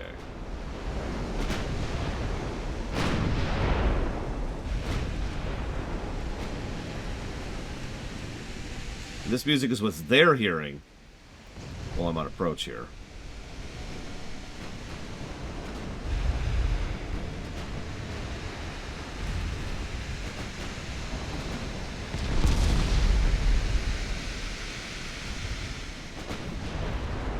I remember that blade small. Yeah, speaking of, like, you remember how I said it's nice when you can just take a baseball bat to a game? It's really rare that there's one person that everyone agrees is just kind of a terrible person. Oh, Jesus Christ. I'm just, whatever. I don't even care. Kill him.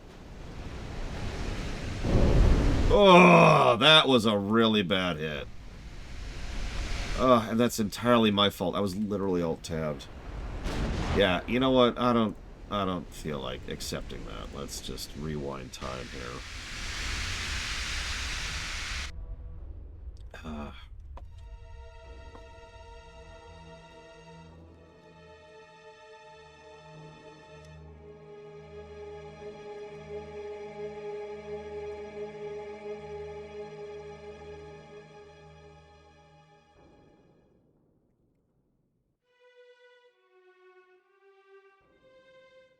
Well, in that case, it was specifically because I literally wasn't paying attention. I was actually alt-tab dealing with something.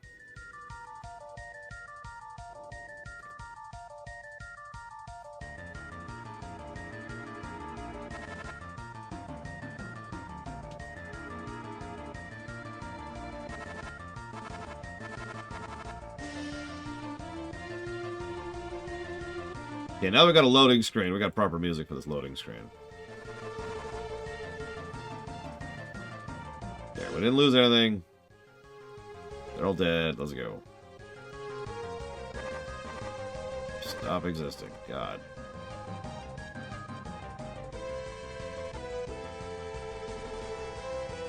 Hey, there's oil in both of the Philippines. Nice. Not that oil has been discovered yet. Like, you notice we can't even use oil yet.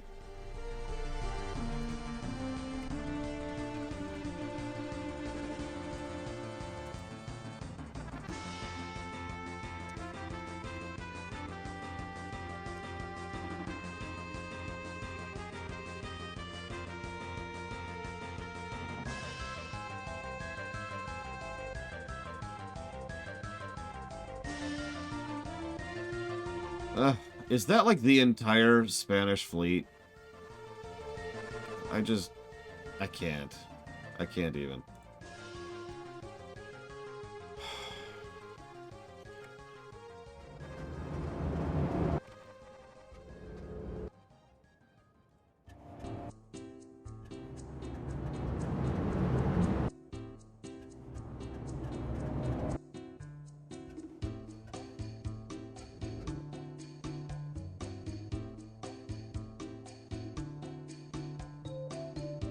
Yeah. Deja vu, huh? Now that's not a small force, and it has 2 destroyers and a torpedo boat, so I gotta be a little cautious here. So, let's charge into the enemy full tilt. Oh, right. Sorry, Judo Joker. Sorry. Oh, man. One of my ships. How did this happen? No. I mean, in all honesty, this is not as big of a force as I'd like. We only have one Dreadnought in this crew. Speaking of which, actually, let's do this and this. Really quick, while we've got some maneuvering time. Let's ram ourselves here as we're trying to reposition.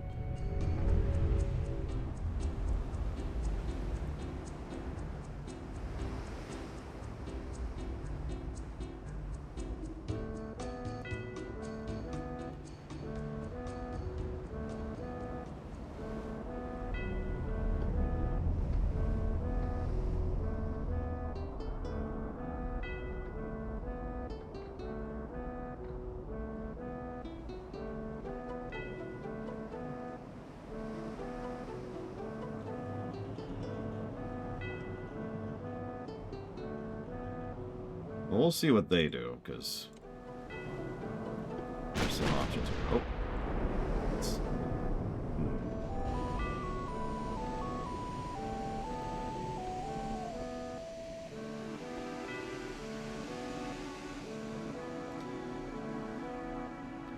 Correct, Judo Joker. Hasn't been the entire time we've streamed it.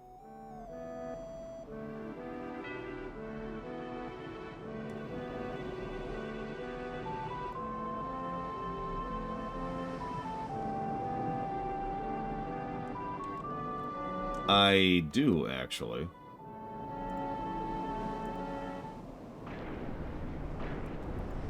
Different program, but give me a minute. They're not in order, so...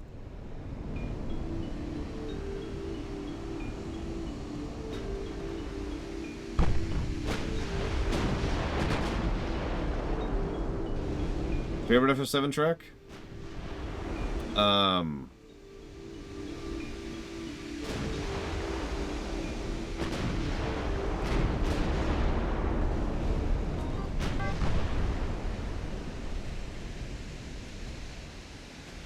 My favorite FF7 track?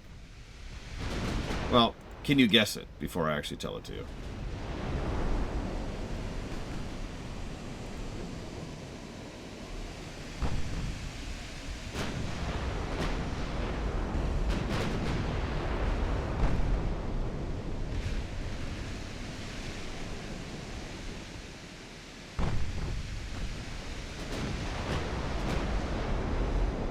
My favorite FF7 track is...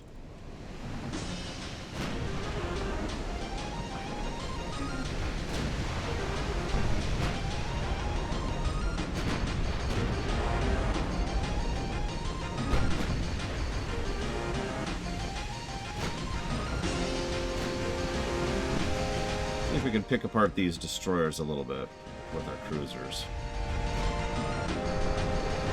That sounds like a yes. That was fast.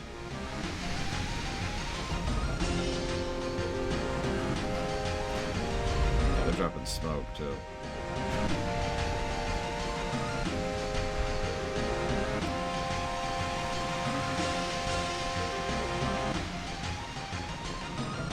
This is the final Genova fight, the third to last final boss song of the game. At the moment, you're at it, Jay Palmer. You notice in the upper left, it's kind of grayed out. So the fastest we can go is triple speed, which is what we're currently doing. I don't think there's a winning this game, really.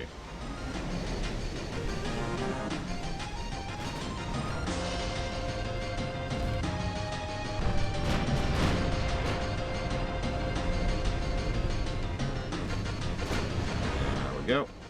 Get a little more distance.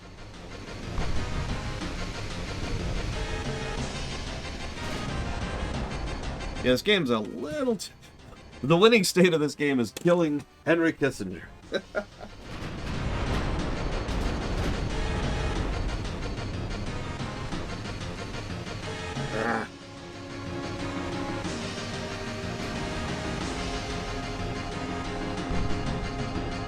Yeah, notice now we can go up to 5 times speed because we're moving away from the enemy fleet. swivel around here, actually.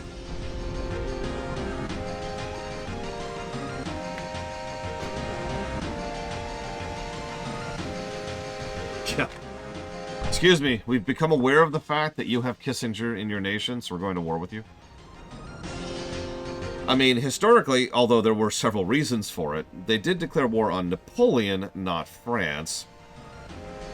So there's some legal precedence for that. Just saying. Let's see if we can isolate that destroyer up there.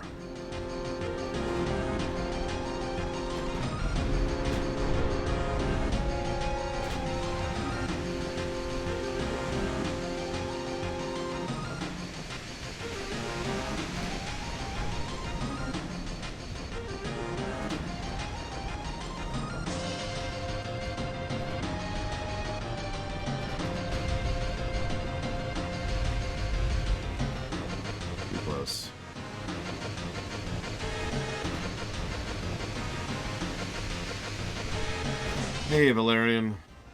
I'm sorry you're still sick.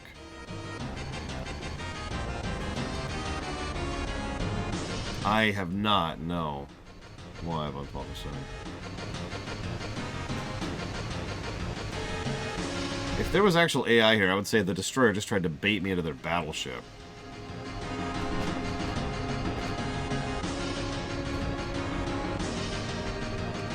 Didn't work, but, you know. The destroyer's taking a while to pull down, too. Let's switch back to this formation.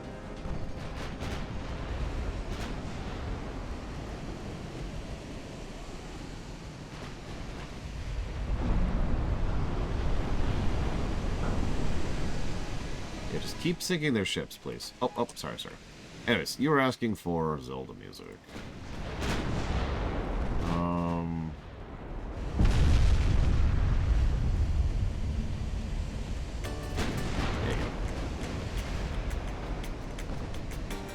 There's actually quite a few reasons, from what I understand, for why they declared war on Napoleon in particular. Like, the political situation in Europe was actually a colossal mess, regardless of Napoleon. And then Napoleon got back, and they were like, oh god, okay. Got an idea. Hear me out. Warning, Evo. The worst game I ever bought, not for the show...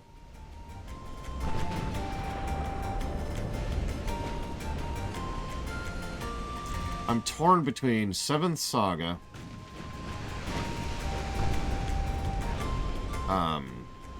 Lester the Unlikely,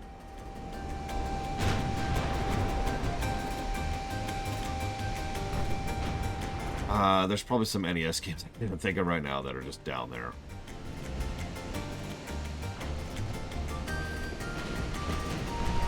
Yes, Blades of All. But honestly... I think we all know the real answer. Chrono Cross. Alright, you know, I'm going to laugh if Lester the Unlikely isn't actually as bad as I remember. That's going to be a source of amusement for me, if that's how that ends up. Actually, yeah, FF14 1.0. I forgot about that. But you're right, that predates the show, and I did buy and play that, and... it is the worst video game ever.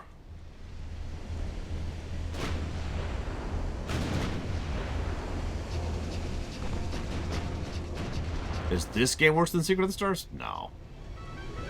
Go look at Secret of the Stars' score sometime and tell me this game is worse.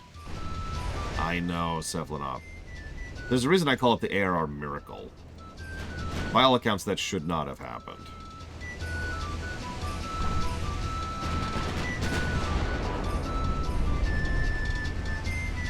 No, Evo, why? Why do you hate me, by the way? Hi, Evo. There, see, I'm saying it right. Saying the tone.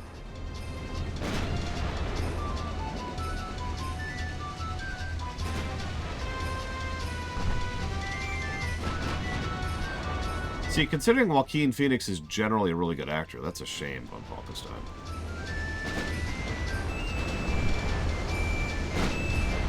You figure of all people, right? Oh, that torpedo boat's gone. You should...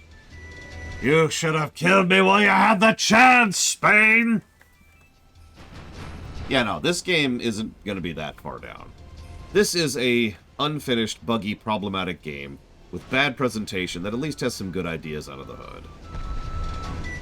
We've played worse.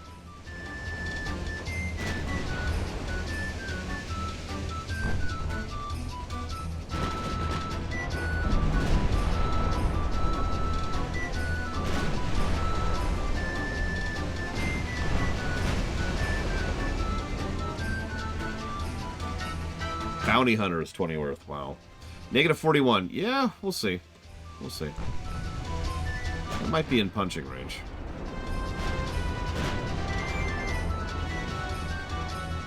Favorite zone in Stormblood? Probably these is the Azim Steppes, if I had to pick one.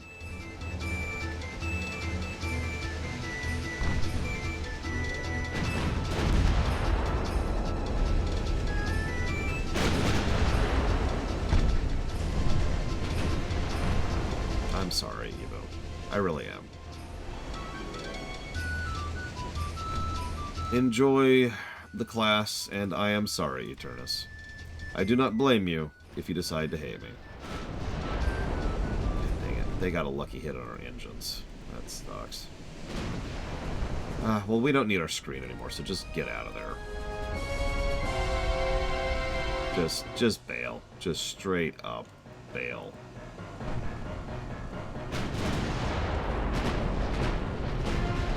We need a lucky shot on that battleship.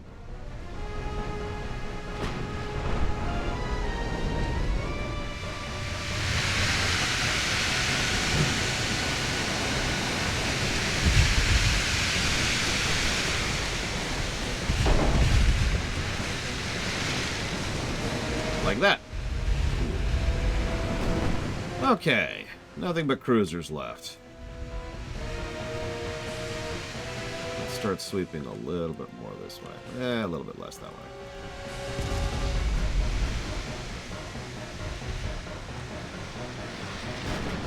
And they're dead before I can even zoom in on them.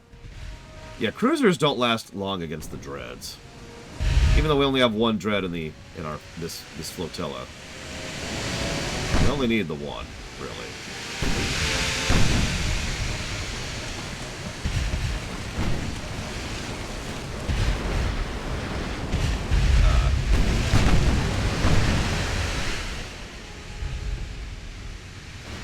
Hey, Ross.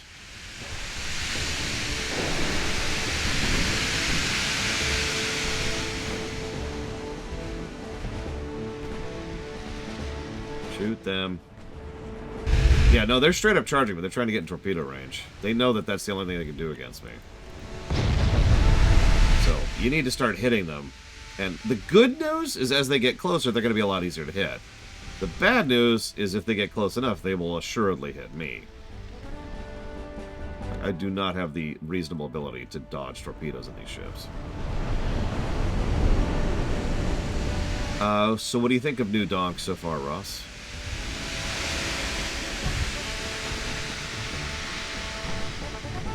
Here's an appropriate song for this game, by the way.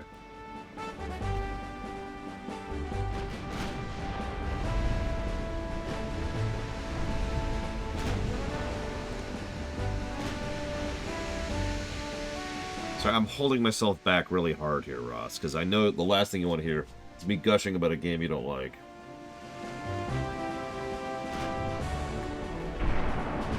Yeah, Billy Mitchell, who is a lying psychopath, just needs to go away, you know? I know, Judo Joker. Oh my god, New Donk City is so good. Like, I love pretty much every zone in that game. But New Donk City has a density to it that's hard to even explain. Unless you're there playing it. And it's like, oh my god! And there's the people, and there's so much crap to do. And there's so much fun ways of getting just across the city. Like, the traversal is insane. And some of the puzzle design for some of the individual moons is the best in New Donk City. Like, you could really tell the designers were just sitting there going, okay, what's in a city? And how do we make all of it a puzzle? Oh my god.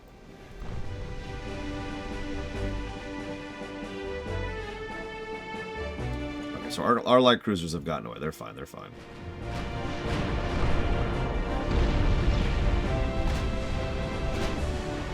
Yeah, Mario Odyssey is one of those very few joy games for me. That's a good question, Ect. We haven't reviewed Odyssey yet. How far away is this? We just sunk a ship that's 7 clicks away.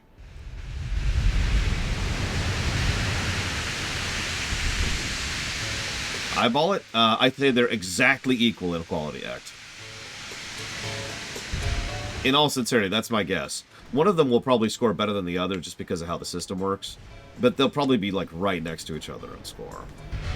1 click is 1 kilometer. 1 kilometer is roughly, what, a third of a mile? Something like that? I have, actually, Von Falkenstein. I'm not super jealous. But I hope the mustard's at least good. Which one do I prefer to be better? Neither? Like, I have no horse in this race. In fact, that's deliberately how the system doesn't work. I don't get to pick my favorites.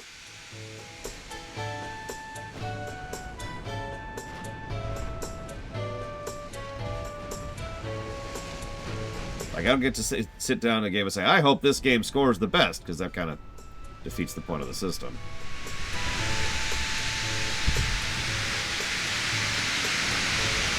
Okay, so they've just lost 1 engine, which means they're dead. Yeah, sorry, you took an engine hit, or you take a steering hit, you're gone. I mean, I wouldn't mind having the Luigi one, Von Falkenstein. Stop resisting dying. There we go. Good boy, good boy.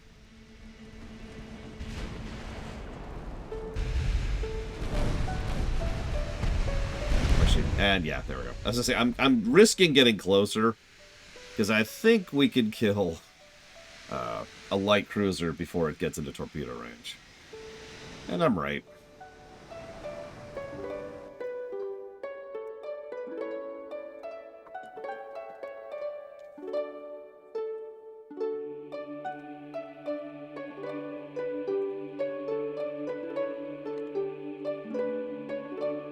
Oh god, yeah, the kit in Odyssey is insane.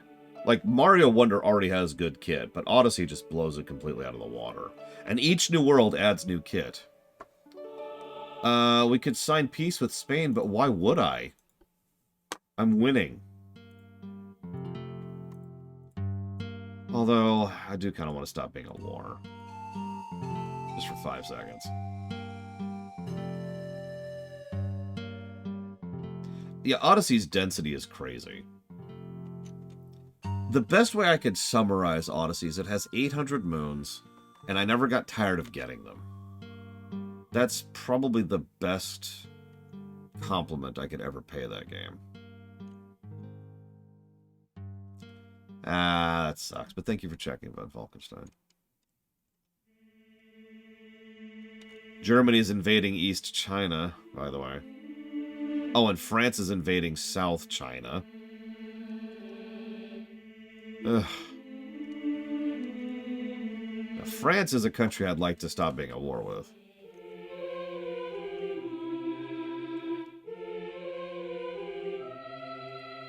Mario Wonder is a great game, Pika. In fact, I believe it is the 3rd highest game I reviewed at the moment. Something like that.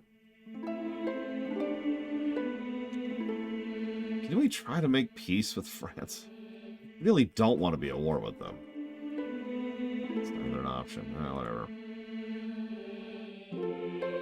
2nd highest. My bad. I didn't realize it took the number 2 slot.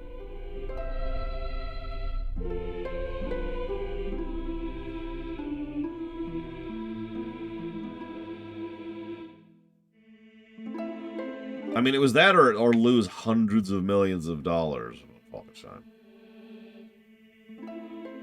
How does the golden number work? If you type !golden into chat right now, you will get a video that I put together specifically explaining it.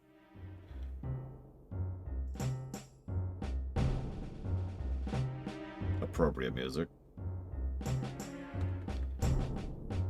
I'm very curious to see Evo's designs on a lot of characters. Golbez included. Oh my god, Spain. Why are you fighting me? Like, why are you nibbling me? I feel like I'm being nibbled to death by cats. No, I do not, J. Palmer. The possibility exists that someday there will be something that invalidates the current system and we'll have to do another Oblivion line. And that sucks. But I sincerely doubt we'll actually change the review system fundamentally at any point.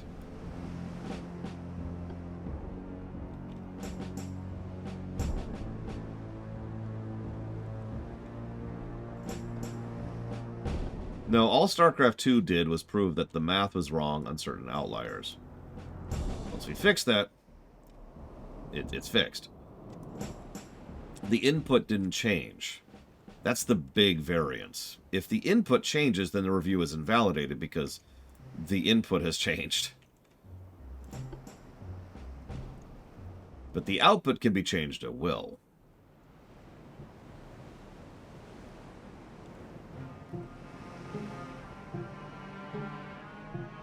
Yeah, me too, Melkerblade. Come on, where are you?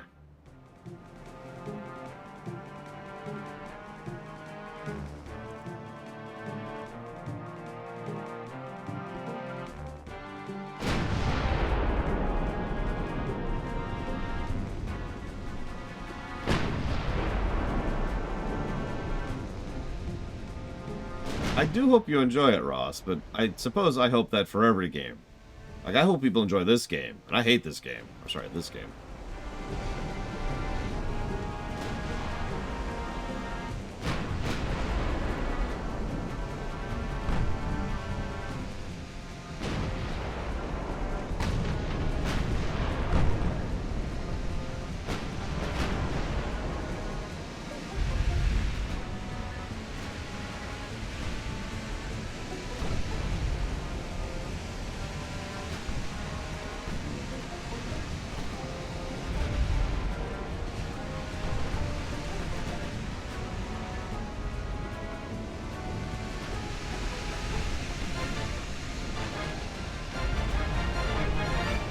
Mines exist, but that kind of sucks. And yes, I am aware of the Gandhi glitch. We are still in the campaign era.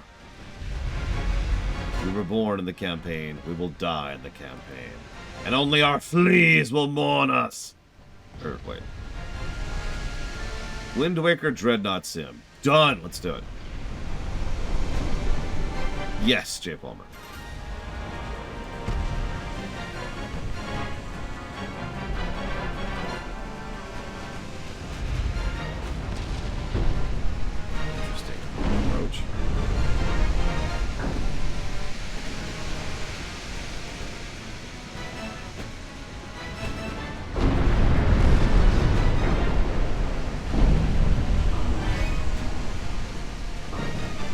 I could see a lot of Nintendo games going down the strategy angle. They kind of don't. But there's a lot they could do with that, honestly.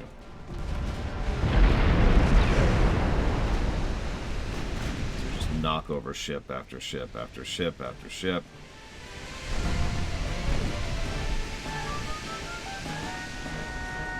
So, have you ever played any of the SteamWorld games, Ross?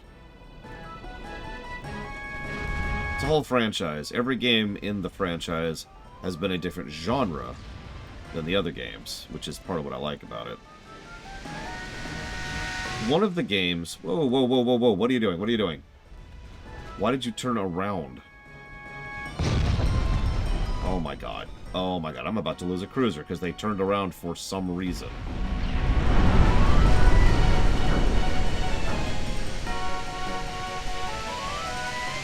Or we're fine. I love that accuracy. SteamWorld Heist is a 2D side-scroller XCOM. And I don't know what else to say about that, because it sounds bonkers, but it's so good. It's a shockingly good game. Now picture that in Metroid.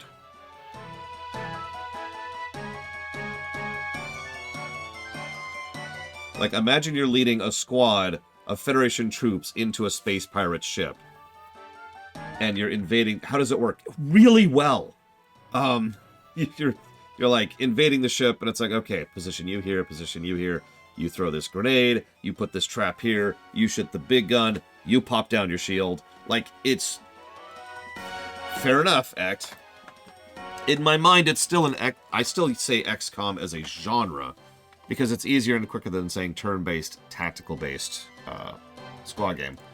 Or turn-based, squad-based tactical game. Excuse me. God, I'm even screwing it up.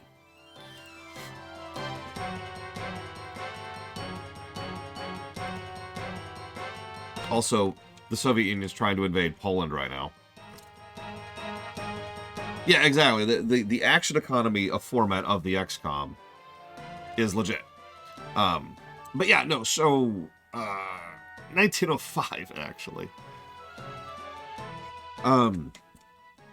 So it's a really cool format, and you wouldn't think it would work like with a side scroller, but it totally freaking does.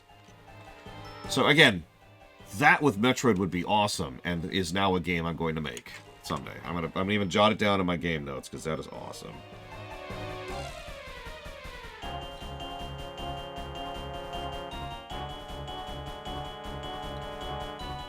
Right.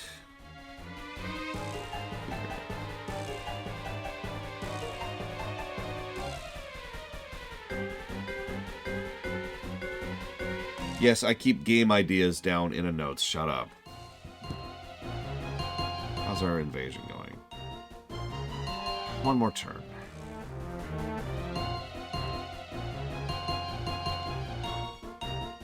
Yeah, I haven't seen the WTF series in a very long time.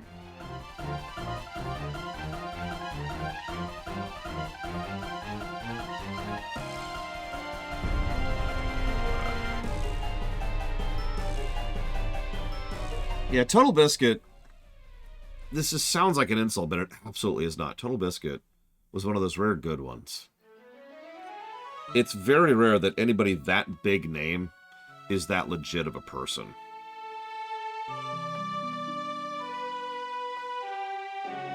It sucks that we lost him. Not just because we lost a person and not just because he deserves better, but like, I legitimately think the industry got worse after his passing.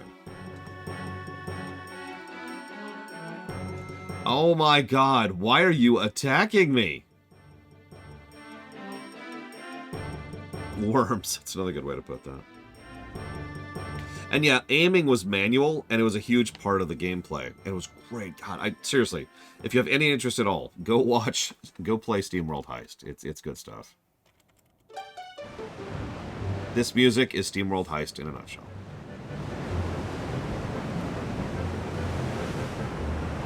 Yeah, you know what? I just figured out. We're not actually fighting... We're not fighting Spain. We're fighting Texas! See, that's called an inside reference. Thank you, Sakage, for the sub. Always appreciate. And I'll put that towards dealer's choice. Appreciate it. Thank you. See you around, Spotting. Alright, so we're fighting an extremely powerful enemy force. Of, like, garbage. It's gonna die so hard, it's gonna be silly.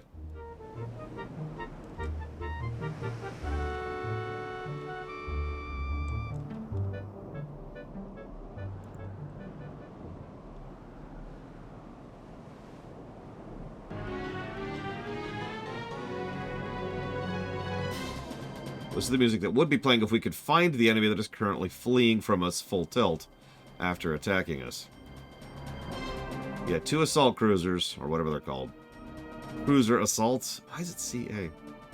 Cruiser armored, I guess. 2 cruiser armoreds.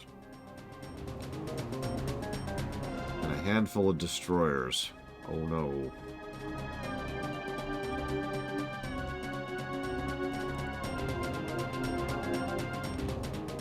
We're still attacking Spain. I'm debating detaching my lights. We've got 3 of them, and these are my good lights. But they're also damaged. I don't want to take any more damage than I'd like to. Oh. Looks like they're coming towards me because they're stupid. The battleship or the Dreadnought? Which one, Act? Because I got both in this group.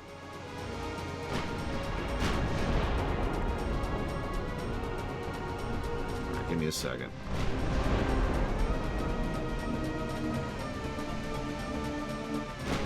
They decided to charge. So, here's the Dread.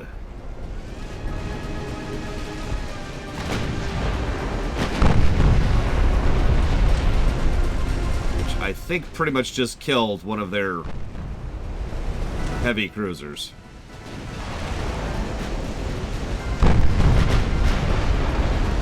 Jesus. Yep, there goes. A light cruiser photobombing there, don't mind them.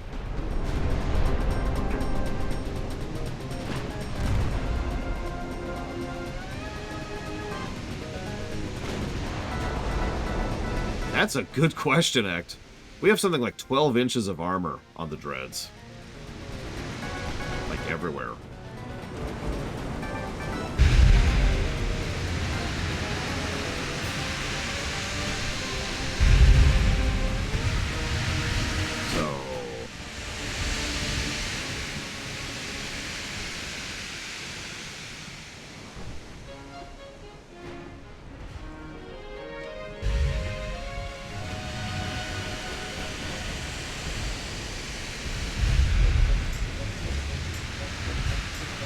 This is about the right music for this scene.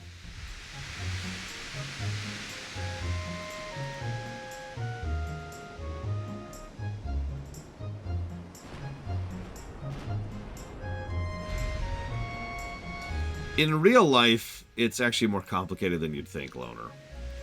In real life, the Dreadnought was just a slightly different mindset of how they approached ship design and ship implementation. As we pointed out earlier, in fiction, Dreadnought is another tier of ship above battleship. It's a whole other classification of ship. But in real life, Dreadnoughts were battleships that they just started calling Dreadnoughts. And then, relatively shortly after that, they just kind of started calling them battleships. The concept kind of became condemned to fiction.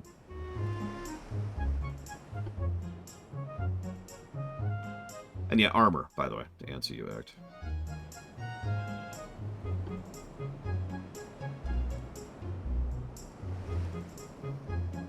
Yeah, there's also... Yeah, we had semi-dreadnoughts for a while there, and I actually refused to build them because I wanted dreadnought 1s. Because then we're going to have super dreadnoughts later.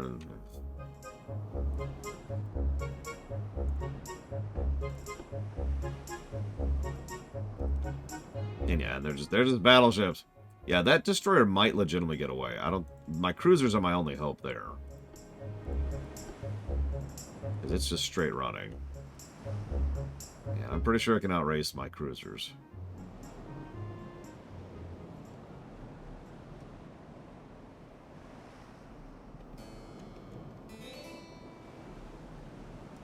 So we'll just enjoy the cruiser. I'm actually pretty proud of this design, honestly. It's a screening ship. Almost entirely lower caliber guns, but they track very quickly. They have really high accuracy, and the ship itself is pretty fast. These are here to take out torpedoes, torpedo boats, and destroyers. Not off the top of my head, X, no. Yeah, I think we're just gonna accept that destroyer got away.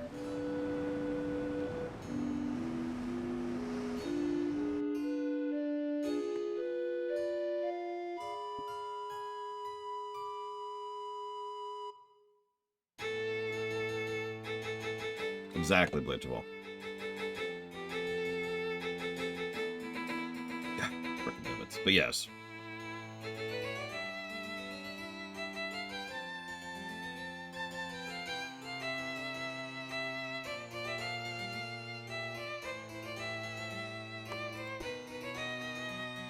Okay, are you done throwing yourself at me, Spain?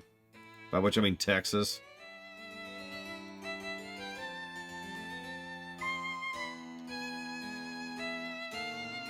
Favorite Ganondorf theme? Ooh. Okay, so hang on. Let's save. And as we all know, that means we have to save a second time if we want to actually save. So we're going to save a second time because the save system is bonkers and terrible. This is Wind Waker, unless you're answering the question. Absolutely, Act. Hit me.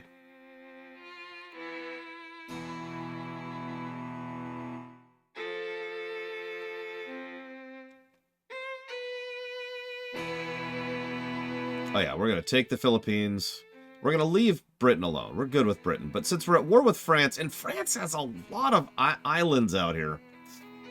I mean, they declared war on me, you know?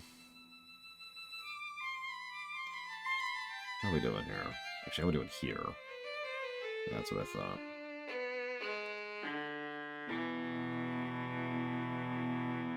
Okay.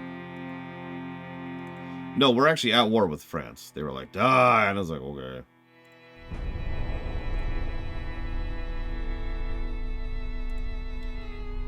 You know, honestly, my favorite Ganondorf theme is kind of a weird one.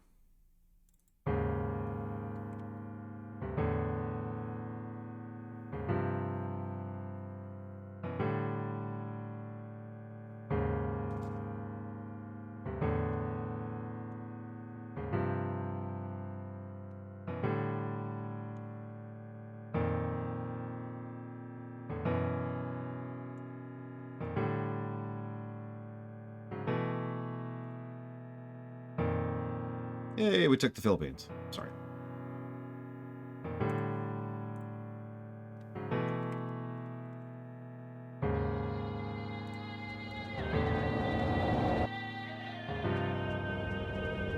Thank you, Velcro. It was a gift from my brother-in-law years ago, actually. I just never had a chance to implement it. I know this is a weird pick for favorite Ganon song, but God, it's just so beautifully creepy. It perfectly encapsulates what's going on at this point in Wind Waker. Okay, so we need this battle to be over with quickly so we can get home and, you know, get our repairs in.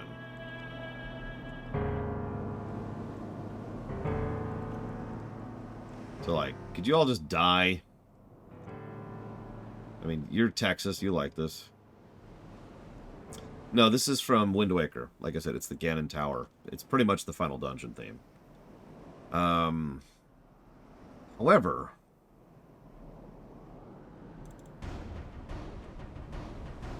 it's kind of a weird song, but this one works for me too.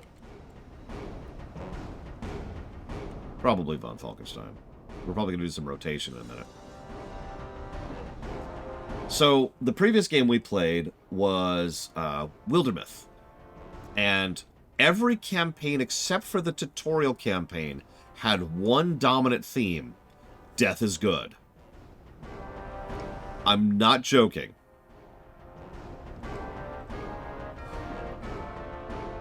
It was made by a Texan studio.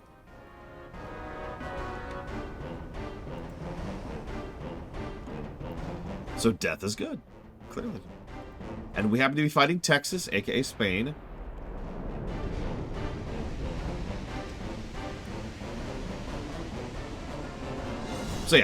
So yeah, we've already got a candidate for best meme of the year. Death is good! From Texas. Alright, let's get our screens up here. Yeah, Spain, could you just roll over? Because it's a Texan... Okay, so the whole game feels very Eastern European in how dour and awful and death is good it is. But no, it's made by Texas. And that's... okay, I guess you don't really get the other side of that. But Texas is fun to meme on in the States, as far as states go. So, ha ha ha, you know, Texas thinks death is good. There you go. That's the joke, essentially.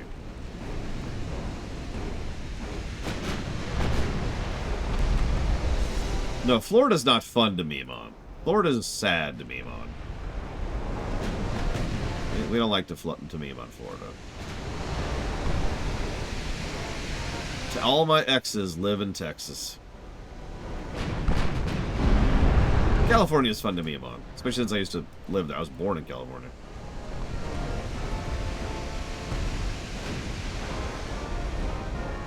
Okay, destroyer down.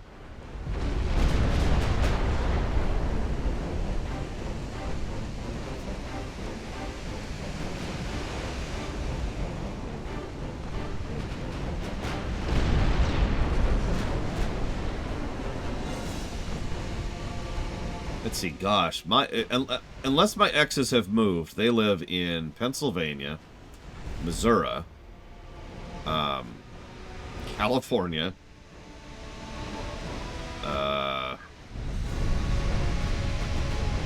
Washington,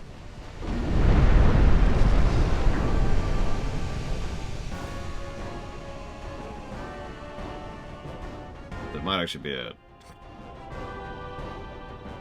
So anyways, now that we've run them over... Oh, and of course, in Texas, no. I've been to Seattle several times. I've never been to Virginia. I have been to Texas. Several of my family members used to live in Texas. They have since moved. Seattle's fine. I don't like the smell. Rains a lot, which I like. A lot of good wind.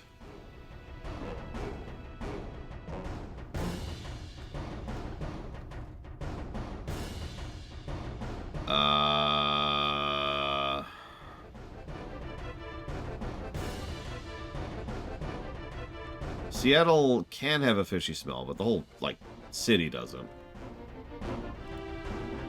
Hold on. Switch back to the FF7 song for a second.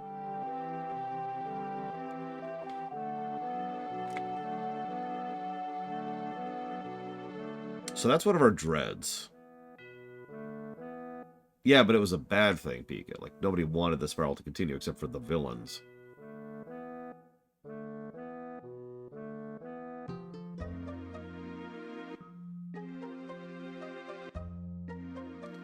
Yeah, that makes sense, Ross.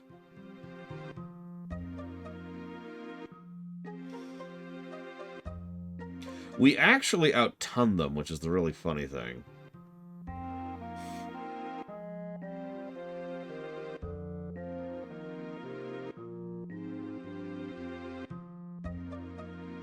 Let's at least try to escape.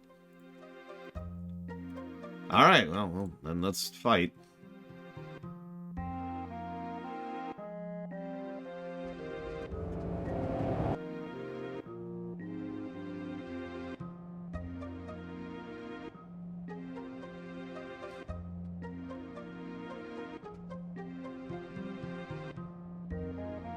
Yeah, there's actually a lot of places that you can move to and are perfectly nice to live in if you're rich. I can't afford a place in a poor area, so. Whoa! Okay. Okay, hang on. So, what are these? Those are transports. Well, I don't care about those.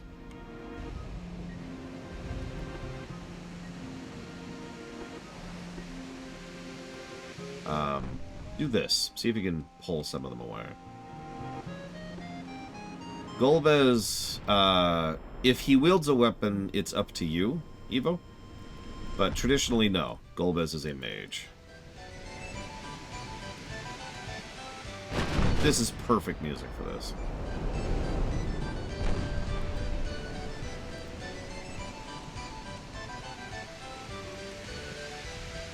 Yeah, just be born right, and then you'll have tons of money and prestige, and you'll be fine.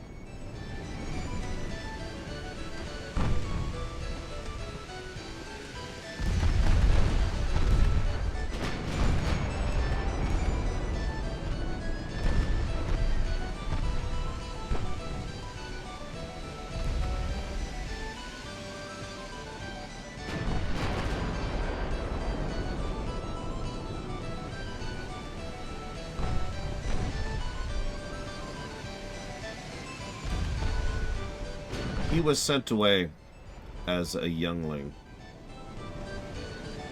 to study under either Mazidia or the other one I can't think of the name of. I haven't decided which yet.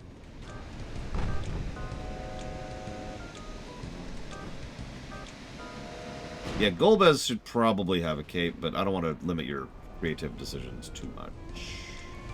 What kind of pizza you got?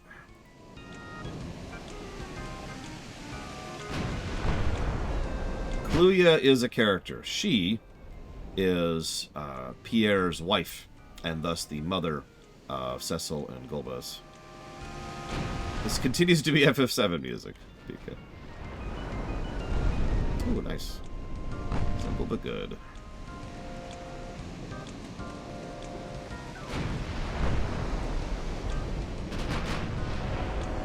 By the way, this is our seasoned crew on the Eternus here. So yeah, our accuracy is not shabby. Which is why we're way back here, 8 kilometers out, and still hitting what we're shooting at.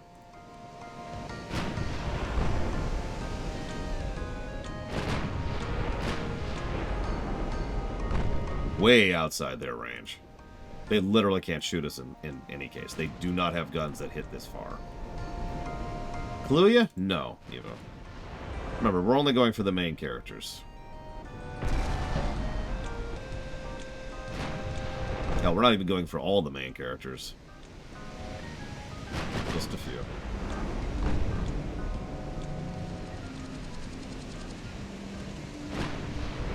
Like, for example, I have no plans to have Yong, Edward, Sid, Hallam, Porum, I think that's it, be sketched.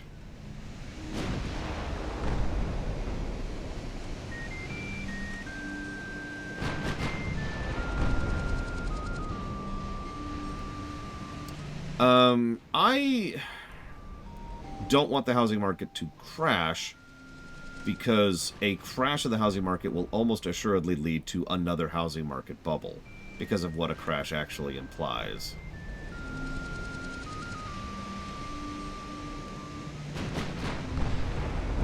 Do I want the housing market to slowly reduce in price? Absolutely. Do I want to make it so you can't invest in houses? Yes. This song is the one that plays during the Coral Prison sequence in FF7, immediately after the Golden Saucer section.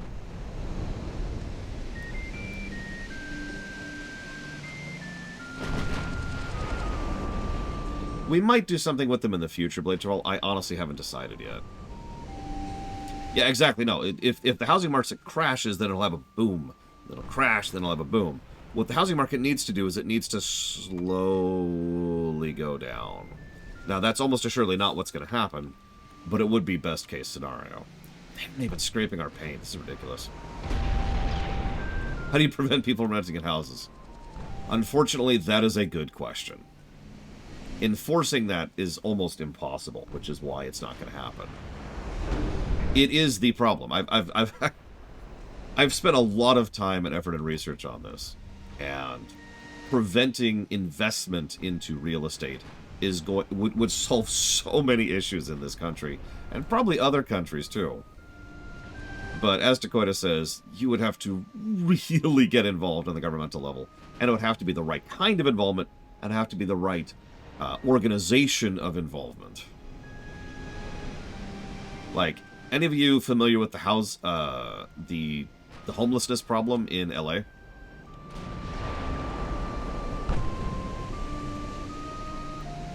I know that's a weird direction to go with, but the point is, LA has a pretty bad homeless problem that's getting worse, and has been for several years now, pretty much ever since COVID.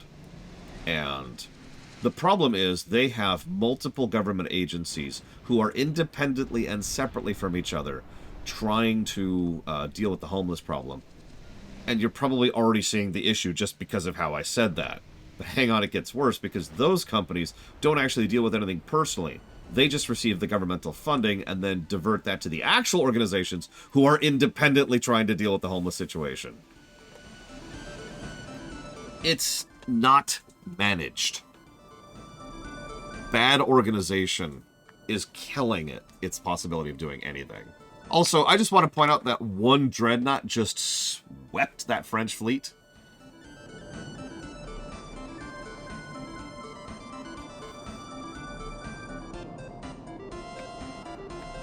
Building more houses probably is a good band-aid option if we're being completely honest with ourselves.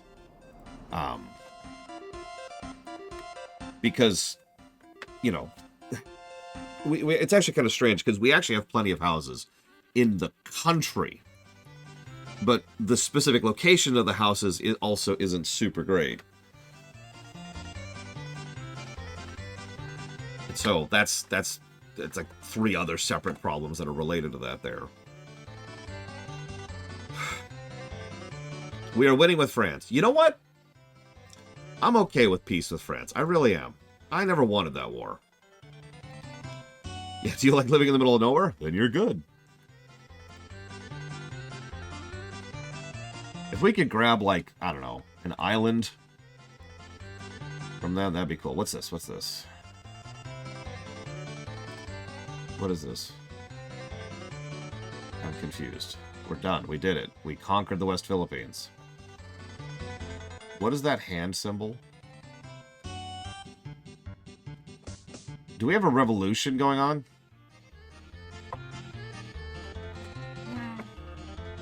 Yeah, the other problem...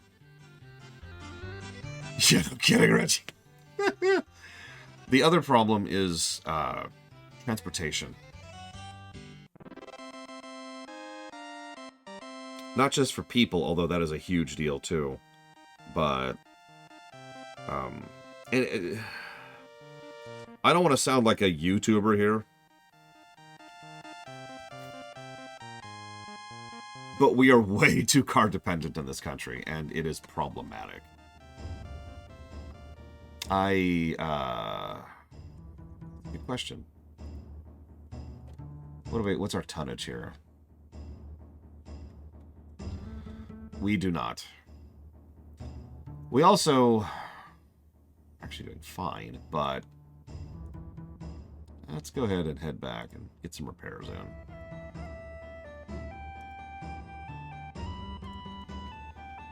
Our domestic flight setup is actually pretty good, all things considered.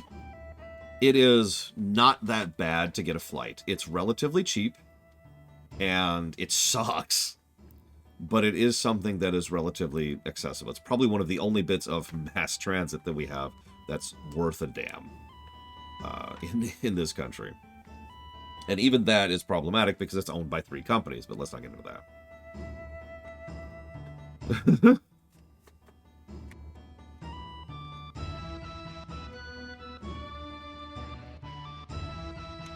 Where's the rest of my fleet? Where is the rest of my fleet? We have ships that are just all over the place. Where are all our ships?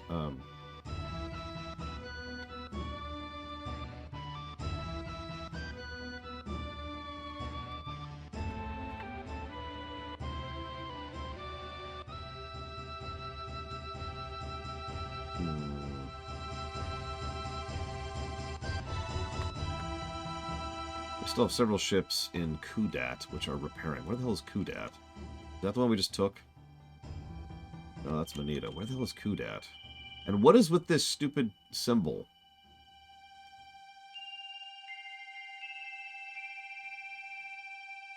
Oh, they're trying to invade us with 1 destroyer.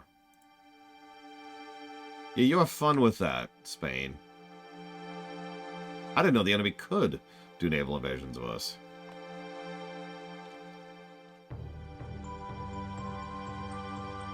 They're sending 1 destroyer. Yeah, okay. Anyways, where is the rest of my fleet? Where's Kudat? Can someone Google... oh, never mind. It's right there. Why is my fleet in a British port?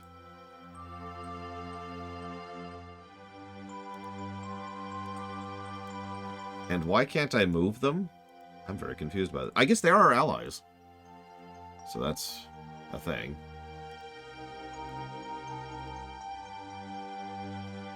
They're using our port too. Huh. What do you know? Any market I want more hands-on more. What act?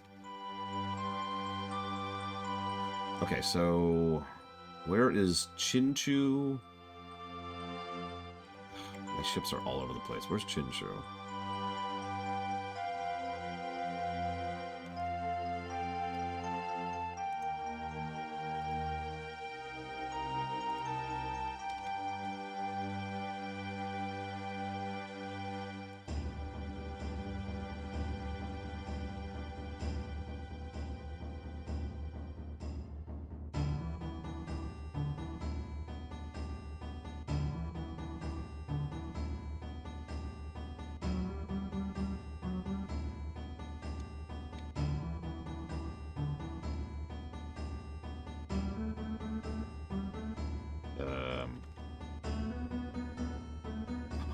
My fleet is all over the place, and I have no idea where any of it is. Okay, so the von Falkenstein looks like they're good to go. We all good here? No, because some of us are still doing our things. Okay. Markets, I want more regulations in.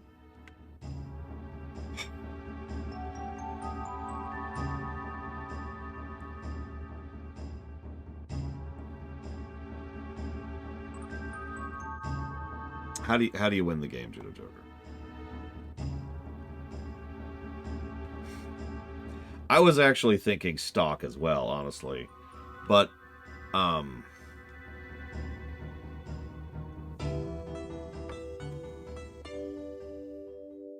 honestly, I think I actually agree with Dakoita. There are things that honestly should be utilities in this country that aren't, including housing and internet. Yeah, just get the basics covered. And yes, I know regulation isn't going to solve everything, duh. And corruption is always going to be a problem. But, like, I don't know. 40 years has proven to me that doing the opposite isn't working. Yeah, food prices have been getting much worse rather regularly. Like, there's a chain of events. It happened about 2 years ago, where some people decided to make more money for no cost. They were just like, hey, let's just make some more money. And everyone was like, oh, cool. That's a great idea. Let's make more money. And that, I don't know this with 100% certainty, but I was following the economic chain of that series of actions. It was with gas prices specifically. Some of you probably remember when gas prices turbo spiked out of nowhere. It's because they decided to push the number just for the heck of it. And, just it's a very regular thing. A lot of companies will just periodically go ahead and raise prices on something just to get more money for no actual cost. And then that led to a runaway bit of inflation, which we're actually still dealing with in this country. I don't know if this is affecting other countries, but we are still having problems because a couple of gas companies decided to do a typical price boop. Let's go and leave them there for now. And they're moving there, and I'll figure out where the rest of my fleet is in a minute. So where's Chinchu? I'm just going to Google this. Chinchu, where is this? It's a Chinese province. Yep, okay. That is, it did sound... Where is this on the map? Where is this? Okay, so it's right there. There it is. Boom! Okay, let's head back here.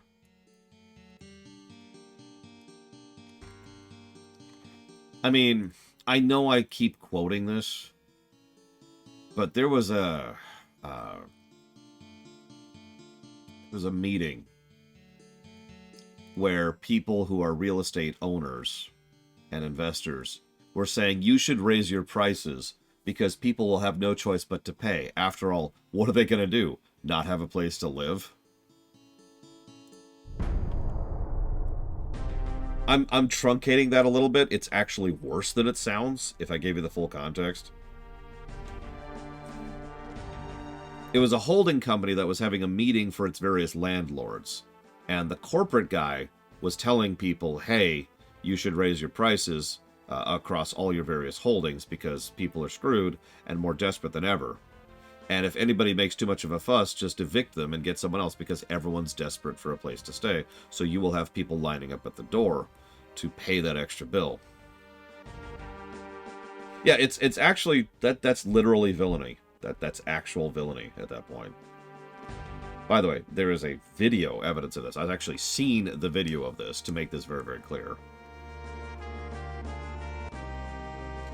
Hey! We can take French stuff. I don't think we could take both islands.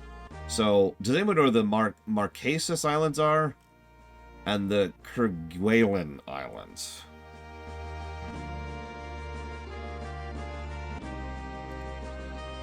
I mean, that wouldn't surprise me, I know. Hang on. Kerguelen Island. Look this up. Where are you?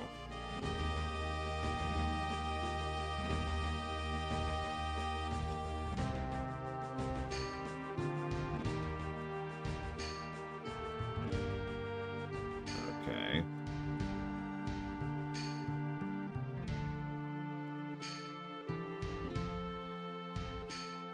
Okay, so the Kerguelen Islands are off the coast of France. That can't be right. Oh, never mind. They're there. Yeah, I see them. I see them. The Indian Ocean. There we go. Okay, and the other ones... What's the other one? Marquesas Islands. That's out in the South Pacific. You probably don't want to know the answer to that, Reggie. I mean, that makes so much sense, Judo Joker. Most of the people playing that game, statistically speaking, have probably dealt with bad landlords and bad real estate prices. So, I could take an island. It's technically on the left side of the map because this map doesn't loop, because this game is terrible. But I could take an island off the coast of South America. Or I could take an island kind of in the South Indian Sea. Or I could take neither. I do like islands, though. And I mean, I'm pretty much getting an island for free here. Because France was like, we're going to declare war on you. Ah! Here, have an island. Go away.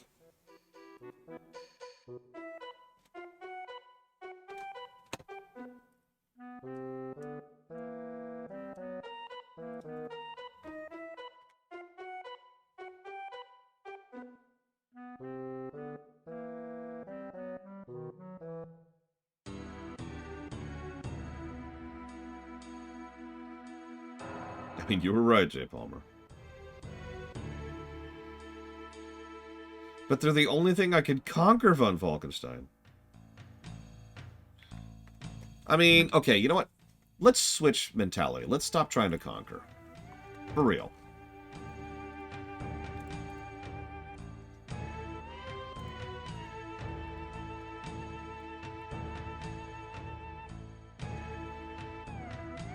Meanwhile, France is at war with Italy and winning. As is their want. I think France just didn't want to deal with us. They're like, you know what? We're crushing all of Europe. Go away. And we're like, okay. So, that's France settled. Are we at war with Russia right now? I think we are. Forgot we're at war with Russia. Let's see if we can claim this area up here, shall we? Once we get all our ships back in one bundle, which I think we've actually already done. Maybe? Where is my fleet? Where's Magong?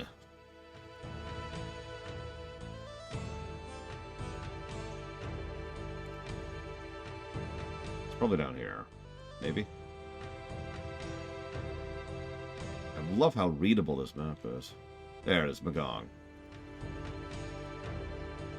Head up here.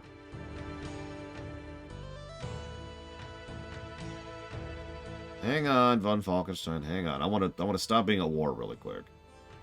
Okay, Muroran. Where the hell is Muroran?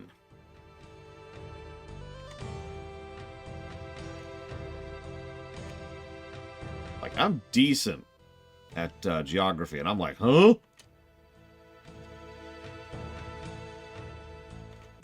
There it is.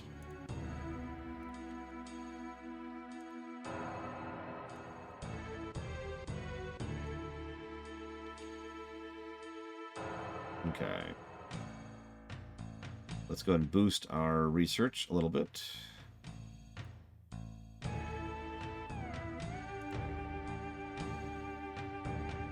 I have played GeoGuessr. I'm okay with it.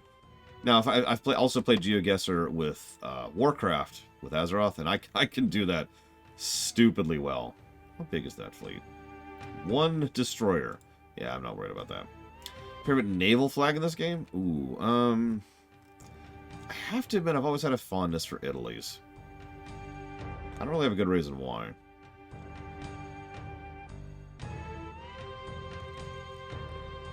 I think it's just nice to see something other than red, white, and blue.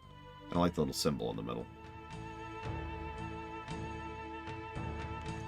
Okay, so let's get all our ships together.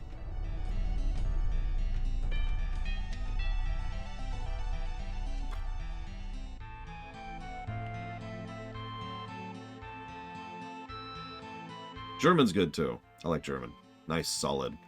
And you know me, I like... Oh, hey, we just made peace with Spain. So I'll take the Canary Islands. And Guam. And Guantanamo. Yes, please. Boop. We didn't get all of that, because that's not how that works. We got a couple of them, so that's something. So we're no longer at war with Spain. Yay.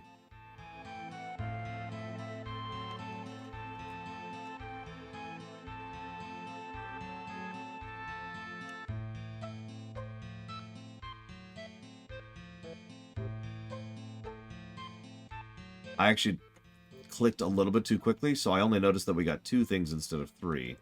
So I didn't catch what we actually got. Please. It's another destroyer. Cool. God, what is going on over here? France is just running over everybody.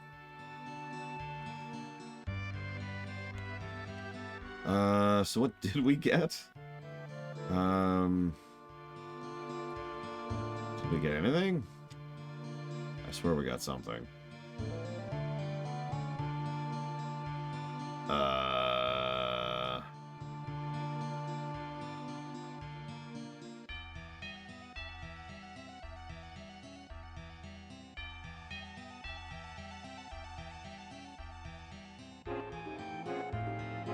Seriously? We didn't get Guam, which actually was like the one I wanted second most there.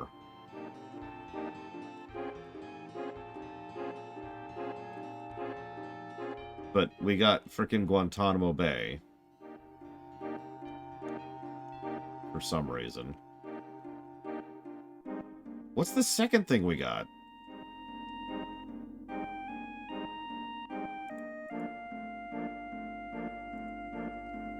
I saw 2 things of the 3 I selected.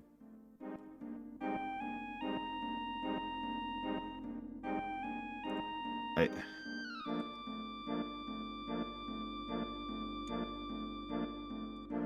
didn't pay attention either.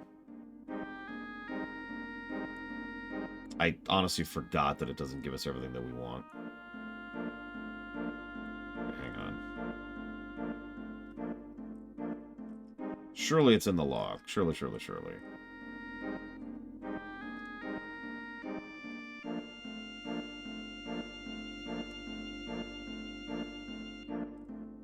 It's not in the log.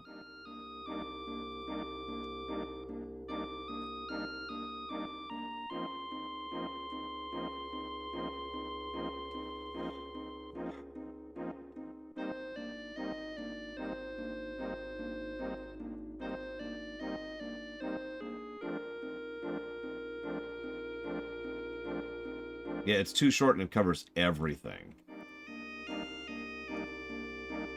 There it is. We actually did get the Canary Islands.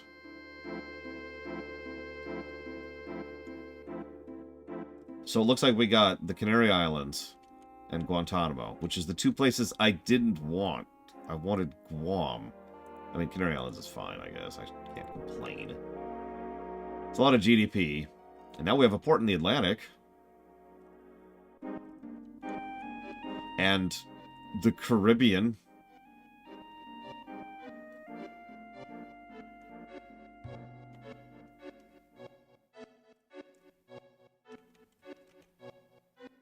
Anyways,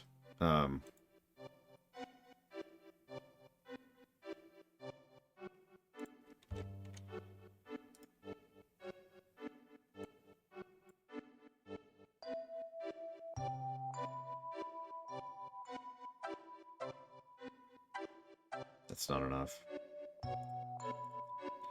My favorite grand strategy game? If we count it, Stellaris. If we don't, probably Crusader Kings 3. Even though it's rather lacking, it just... The new quality of life features and interface and HUD design just makes it superior to EU4 for me. Even though EU4 is arguably a better game. Hey, Colgrim. Well, whatever. We're playing as Japan, and we're waiting on repair. That's true, I have my one true love in Crusader Kings 3. Yeah, me too, Milkar Blade.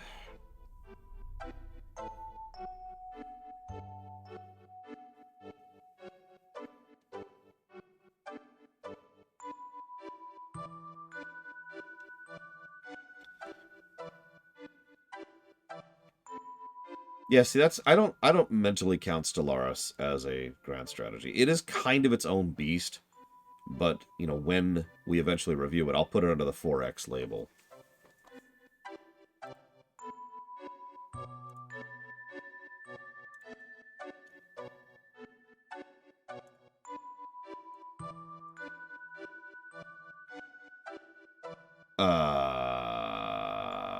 What? So an enemy fleet has approached. It's a lot of battle. It's this looks like half the Soviet fleet. Okay, auto resolve and we're dead. Cool. Run. Just run. I don't even see where the fleet is. Is this it? That's the fleet. Okay. Well, are our ships repaired? Our ships are repaired. Cool. Go,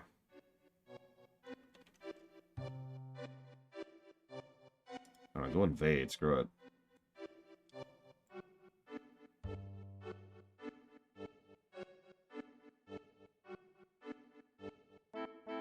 It should barely be enough.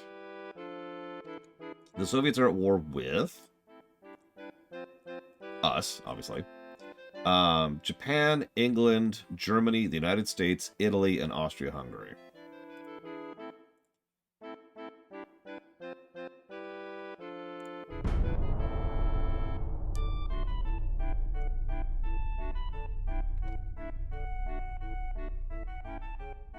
The world.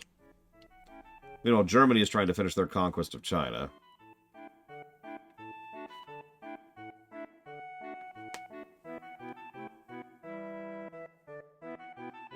Yeah, they're not at war with China. I think Italy?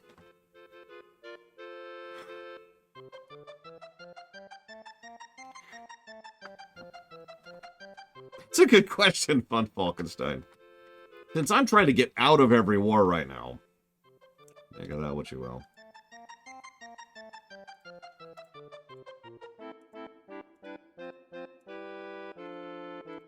Oh my god, okay. Germany and Austria-Hungary are both trying to push into Ukraine right now. Yeah, that's going to go well. France is pushing into Germany. And also Germany. Italy is pushing into neutral. Nothing going on over here as per usual.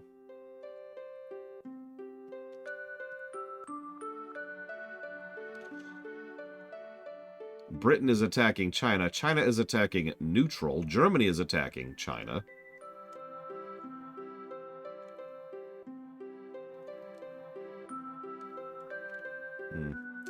Oh, whatever.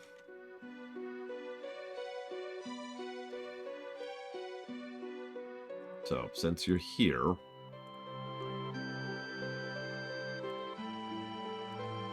let's see if we can take this island, shall we? Thank you very, very much. Auntie Bragwin. Wait, you love me? That's so wonderful! It's a really deep and disturbing cough you have, though.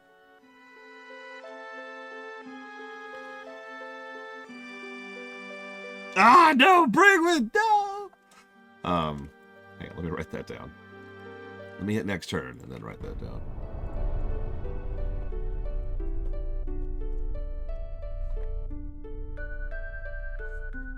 Okay, so Empire of Sin, FF4 comparison block, and FF14 Dawn Trail. Thanks, Bragwin. Always.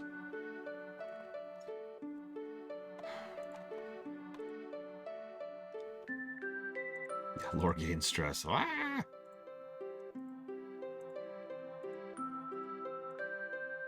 Okay, how's our naval invasion going?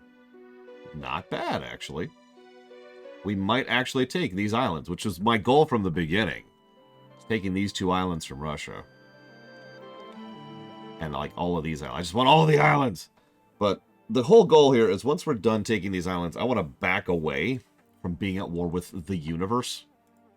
Because we've been at war non-stop for quite a while. I really wish I could, like, do anything with the minor nations. Like, I want all the minor nations to work with me, so I could sell all of them ships. I want to be an arms dealer. Let's do this. Let's make this happen.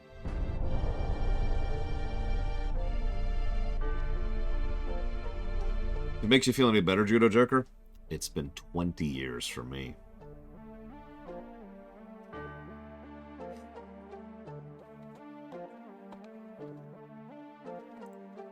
Okay, we are now at war. Oh, no, sorry. Italy and Spain are now at war. Spain, are you done? Is that what is this national suicide? But yeah, I kind of want to not be at war so we can kind of start, you know, researching our tech a little bit, too.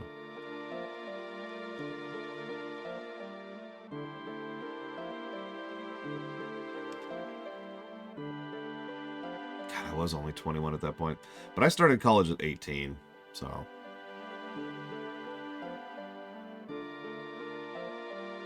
Ooh, even better, Jay Palmer. Geopolitical suicide was Spain's pastime. You know... I like how we've slowly gone up the list of overall naval power here. Come on, Soviet Union. I don't want to be at war with you anymore. Let's just blow this thing and go home. Push our tech a little bit back up here. Fleet maintenance. Yeah, I figured that's what's killing us here. It's okay, though. What the heck is a reunion? It's when you go back and it's like, hey, let's go meet up with all our friends from school. And yeah, if that sounds alien to you, then you're not alone. Also, reunion.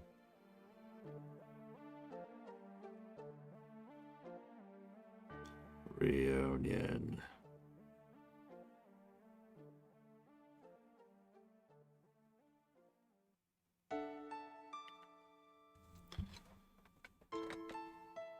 Yeah, now you carry your mother's head halfway across the globe. It's cool, it's cool.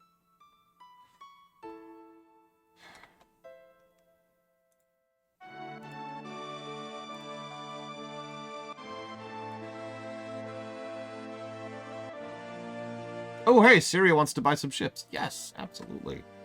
Yes. Yes, we'd be happy to sell ships to you, Syria. Anyone else like to buy ships? I'm just saying, we got some ships here. Couple ships. Anybody? Anybody?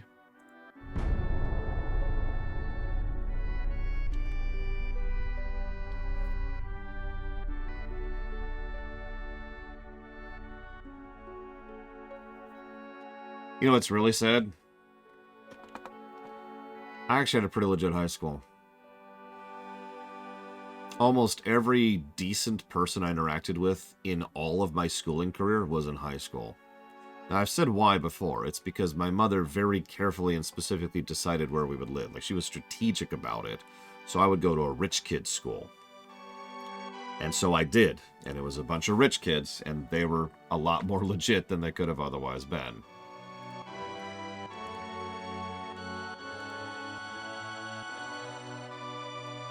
But, still don't want to go to a reunion. I was actually invited to one by the teachers, in fact. But I didn't really have a good living situation at that point. Why is there one battleship just hanging out here out at sea? Go to port. I mean, it wasn't luck. I was it was a calculated move. But I do agree that that was very rare. Not the kind of thing one should count on. Where's Naha? Why do I have a ship in Hong Kong?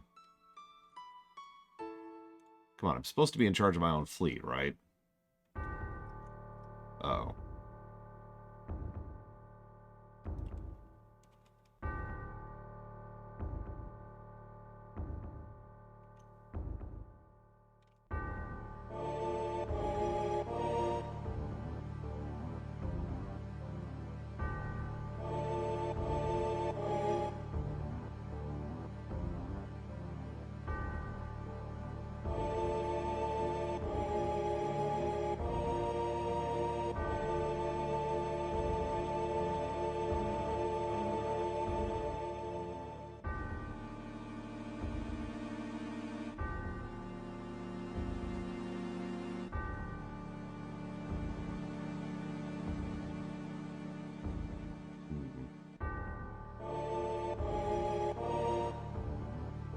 So let's save, which of course, as we know, means saving twice, because this game is terrible. Save. Next turn. Let's conquer the oil field, shall we?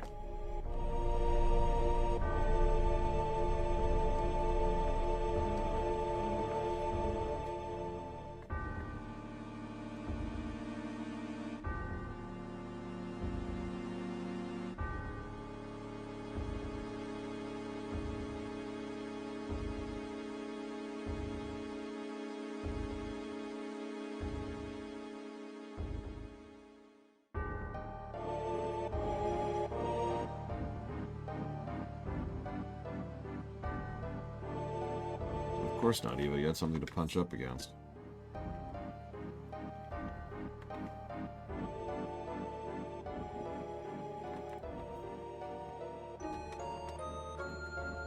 Alright, did we do it? We did it! We took it! Yay! We can has hamburger.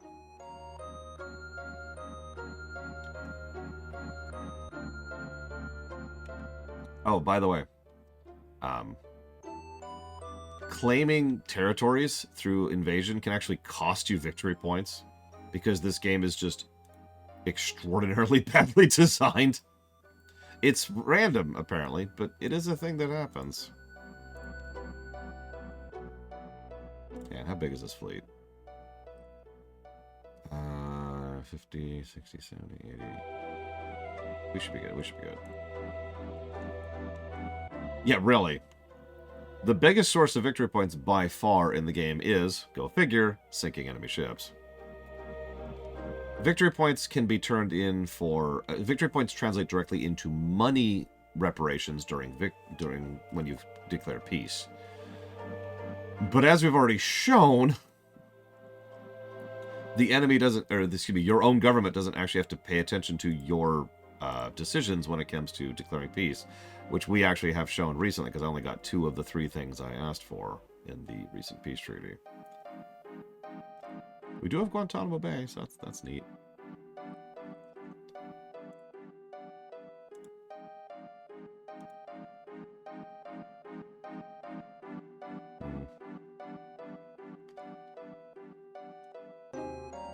I mean, given that we're playing as Japan, it's entirely possible the army is literally obstructing us here.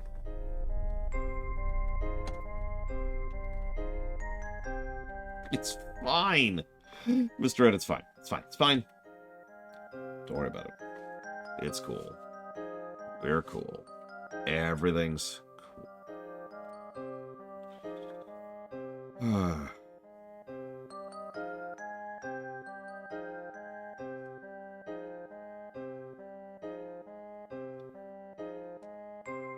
I got another comment calling me barbaric for the casual comment about declawing, by the way. It's funny how often that keeps happening. I think it's still my second most commented on Trek video ever.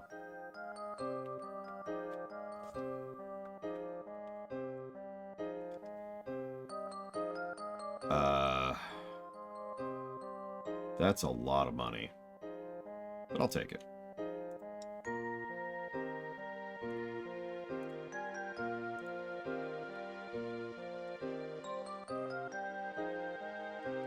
No, that was several years ago.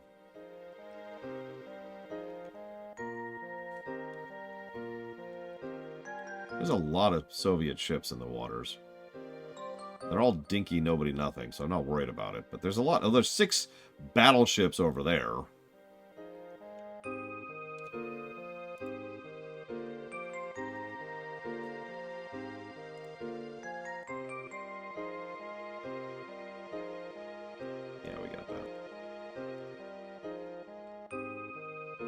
We could also take bites out of Siberia, but honestly, why? What's the point of taking out Siberia?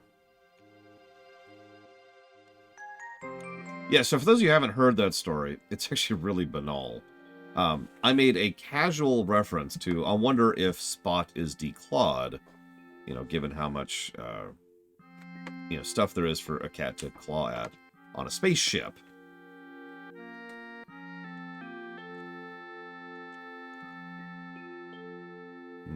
No, Russian Far East is a huge area. I don't think we can manage that. We'll look at it. We'll look at it. Yeah, exactly. I was wondering why Data didn't declaw his cat. So a little bit of backstory. Declawing is apparently pretty awful to do. Like, holy crap. It's lol. Joker. I mean, I've only gotten that comment like what, twice now. Yeah, it's amputation. It's unpleasant. I get it. Okay, cool. And yeah, apparently that was something that was not known at the time. Shrug. Clipping is almost mandatory. Clipping is the kind of thing you should do for cats and dogs, I have since learned. But, again, I was saying that from complete ignorance. I haven't really ever had a cat. I still don't have a cat. I will never have a cat. So I was just making a casual comment based on information that at this point was 30 years old. People naturally thought I was extremely in favor of amputation. And were like, oh my god, what's wrong with you, you evil, horrible person? And just jumped down my throat. Just absolutely jumped down my throat over it. And I was just like... And because this is something I'd never even heard of before. Naturally, I looked into it, and was like, oh wow, yeah, that's pretty messed up. But it's like... The thing that amused me the most about the whole thing is it was as if I said something, which I'm going to have to make up an example, because I don't know an example off the top of my head. But it was as if I was saying, you know, can't think of an example. Let's say there's something that you should never ever do when it comes to, I don't know, surgery. And so you should never do this thing with regards to specifically like kidney surgery. Never do this with regards to kidney surgery. Now, nobody knows that. Nobody cares about that. Nobody has any reference to that. But yeah, that's apparently a thing you shouldn't do. And if I make a random offhanded comment about it in ignorance, because I don't know kidney surgery, and then dozens upon dozens of people just jump down my throat over it, that's pretty much what happened.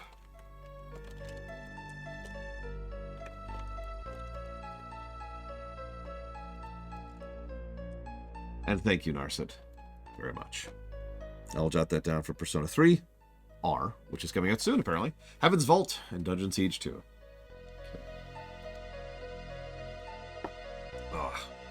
And yes, I do remember that act. That was actually in my brain recently, because I've always felt that particular comment is more about your priorities than it is about, you know, which is correct and which is not. I stand by my statement, by the way. I was reanalyzing my opinion. I decided that I agree with myself.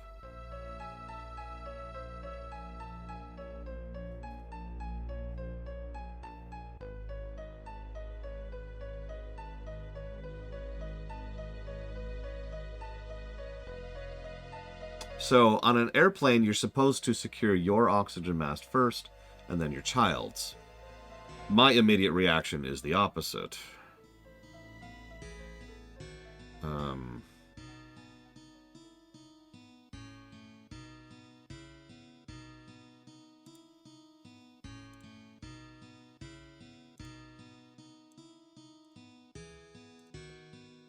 Our destroyers can get better. There is good reason for it. The idea is that you can do it, and they can't do you, and blah, blah, blah. So the problem is it's actually situational. That's the problem. Because the reason most people espouse the idea is that you should do yourself first and then them is because most people assume that there is going to be a second doing, that there is enough time, enough reasonability to go ahead and secure a second mask. Now, if there is, sure, do yourself first and do them second. But you don't know that in the moment, and so in the moment, assuming I only have enough time to secure one mask, I know whose mask I'm going to be securing, and it's not mine. I stand by that decision, like I said. Now let's double save, because that's how saving works in this game. Double save.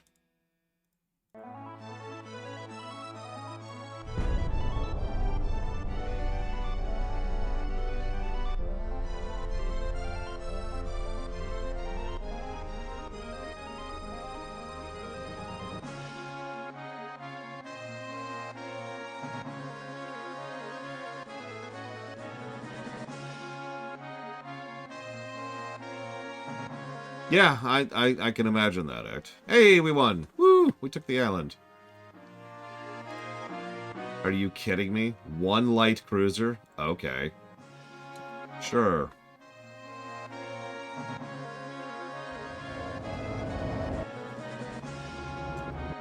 I mean, in that exact scenario, there's other variables, too. A child, it depends on their age, right? And it depends on how likely they are to panic, or to not know how to deal with proper oxygen regulation, and keeping their head on straight, and blah, blah, blah, blah, blah. Why are we intercepting them? Why are we bothering?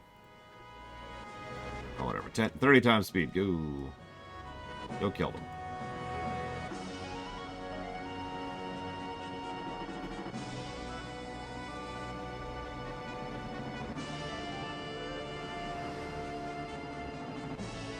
Oh, alright, let's go kill some Soviets.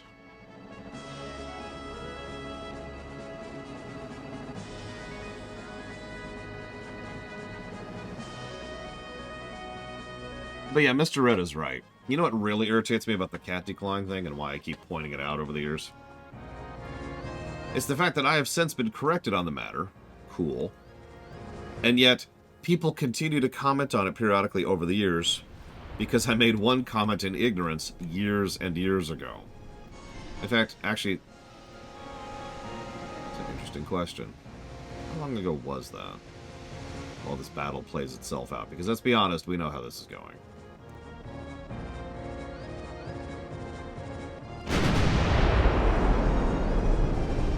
I've actually thought about deleting the VOD for that one. It has occurred to me. You know, pulling a Phantom Menace with it.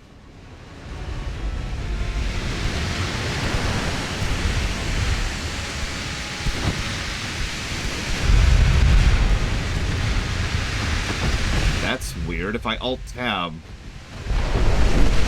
it stops following it, but the moment I tab back, it starts following it again.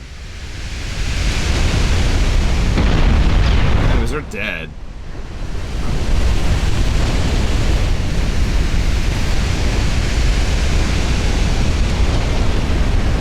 That was 5 years ago. It was 5 years ago I recorded that video.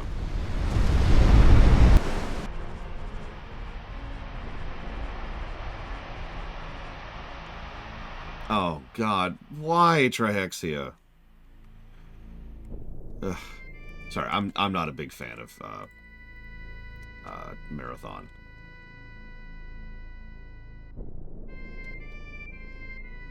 Of course, Dragon Player. That's how that works, right?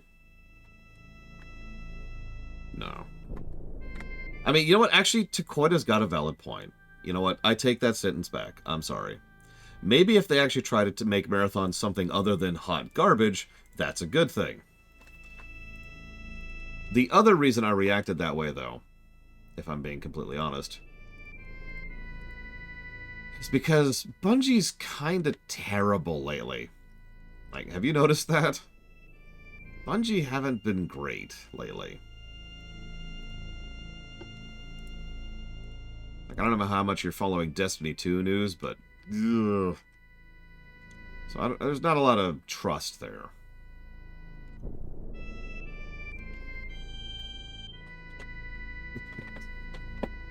That's ignoring the fact that, honestly, their game design has gotten worse. Yeah, no kidding, Andy. Look at this nonsense. Yeah, they took Northeast China, by the way. I think we got lucky to get the bites we got while we were there. I know, Act. Man, I wish we could declare war on China right now and just, like, take these 2 spots.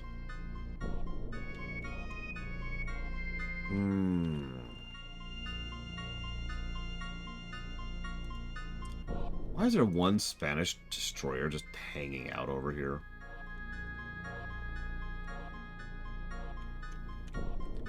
Well, now what do I do? I could just let the Soviets kind of leave the war. Like, I took what I wanted. We could try to take southern Siberia just to have another port. But everywhere else is just going to be too expensive to grab, I think.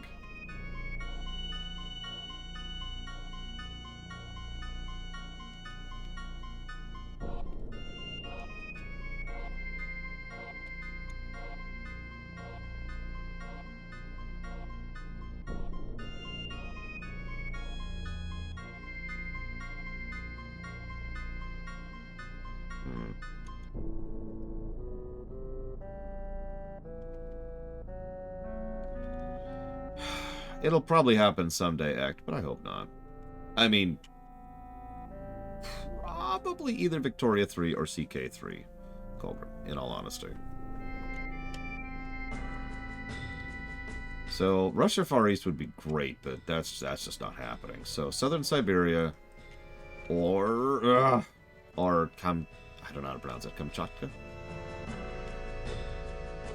Looks like Southern Siberia is much cheaper, and therefore will be much easier to grab. So in the interest of not overextending,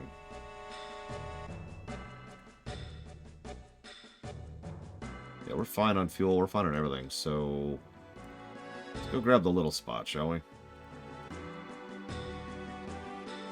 No, Civilization games are 4X games, full tilt. They're pretty much the definition of 4X games.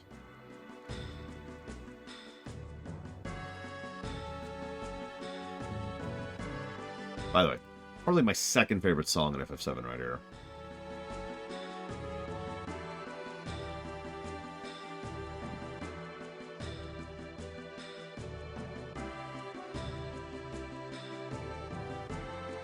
For how absolutely terrible the last dungeon and indeed the entire outro of FF7 is on both axes, this song's awesome. In fact, every song from this point onward is awesome. Biggest GDP? Give me a minute.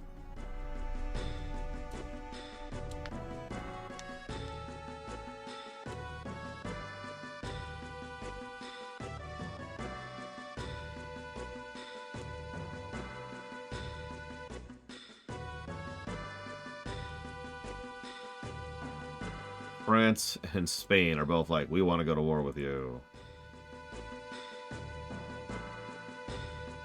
Meh. Can you stop being at war with me? Is that a thing you can do?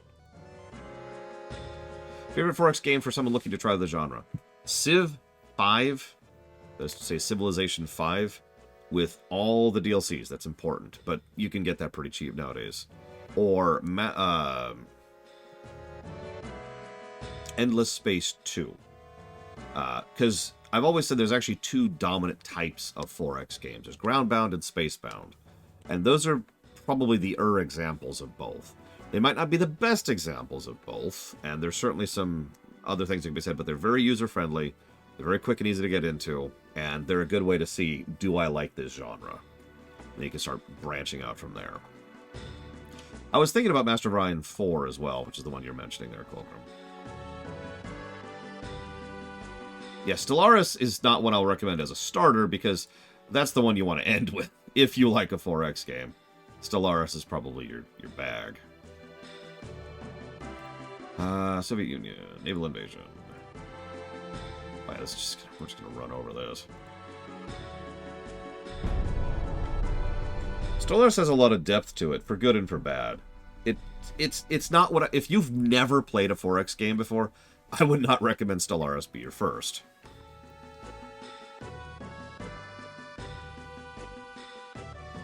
GDP, sorry. Give me a minute.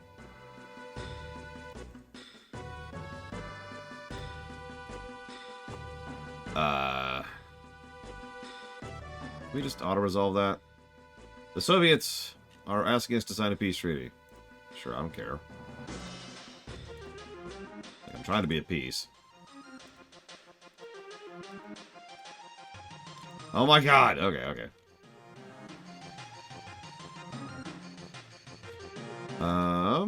So what do we got?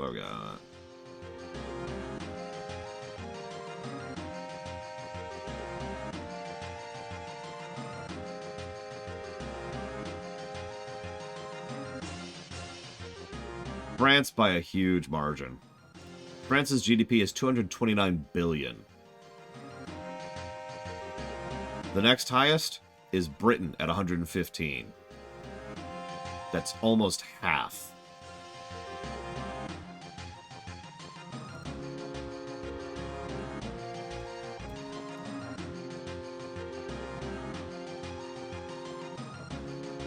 So,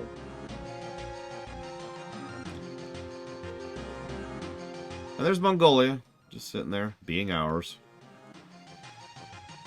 Oh yeah, for a bit of perspective, our GDP, hang on, is 24 billion. Yeah, no, France has just been running over everything. Look at that. They own a huge chunk of Europe right now. They've taken bites out of Germany, Italy, and Spain, and they own half of Africa.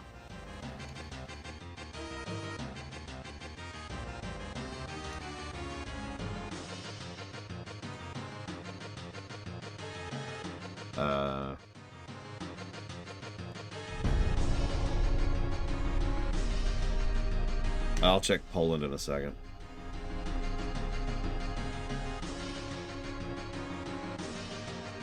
Oh, did they not? My bad.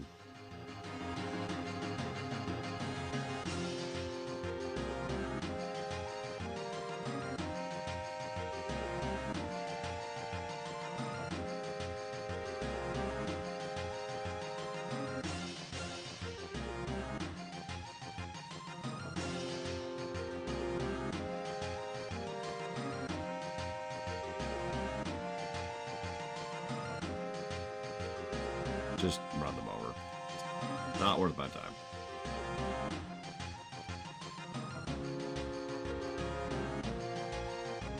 Well, still at war with the Soviets, but hang on. What's going on with Germany over here?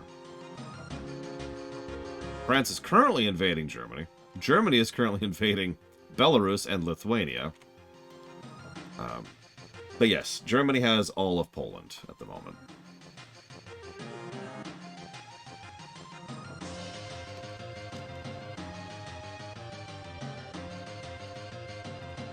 Save.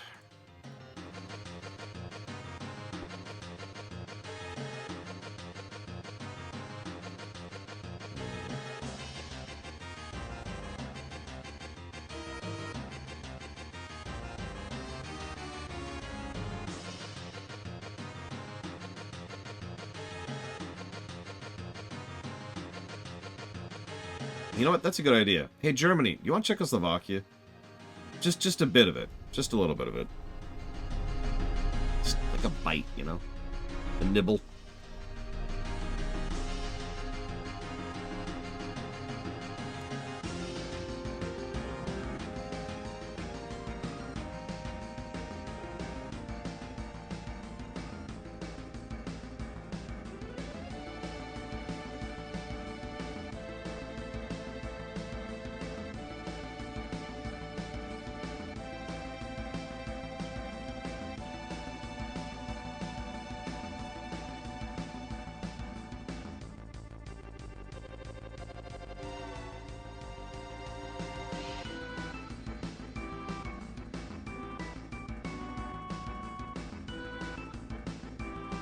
Just stop fighting. Why are you still fighting me? Well, we claimed southern Siberia. Another port. I said go to peace. Alright, whatever.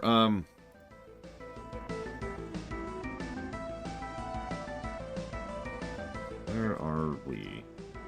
There we go.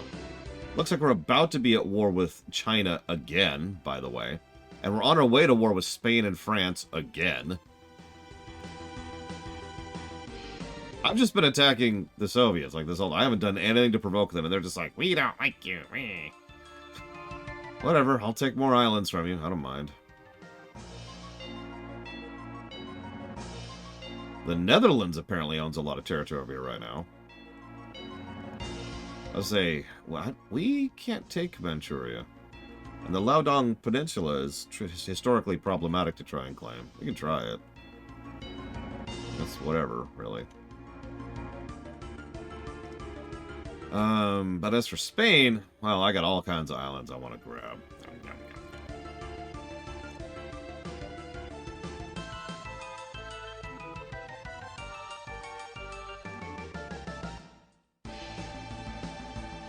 Yeah, screw it. Let's go.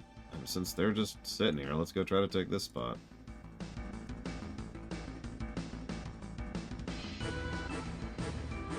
That's not my whole fleet. Where'd the rest of my ships go?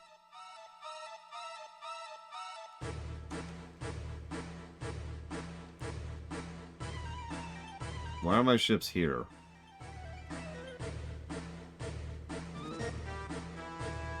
Wait, those aren't my ships. Are those my ships? Oh, that's my fleet.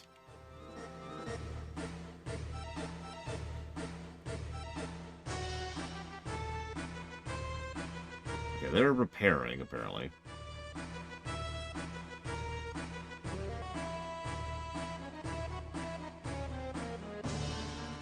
Ugh. You know what? Go there.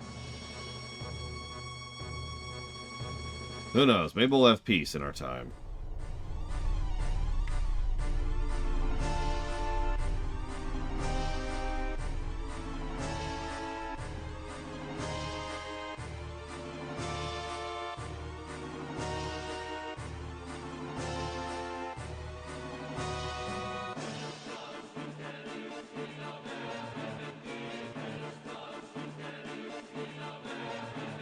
War continues.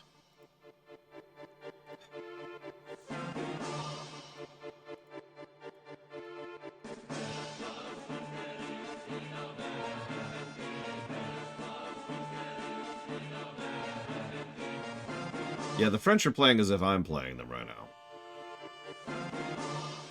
Seriously, every time I play any strategy game where I play as the French, I just run over everybody.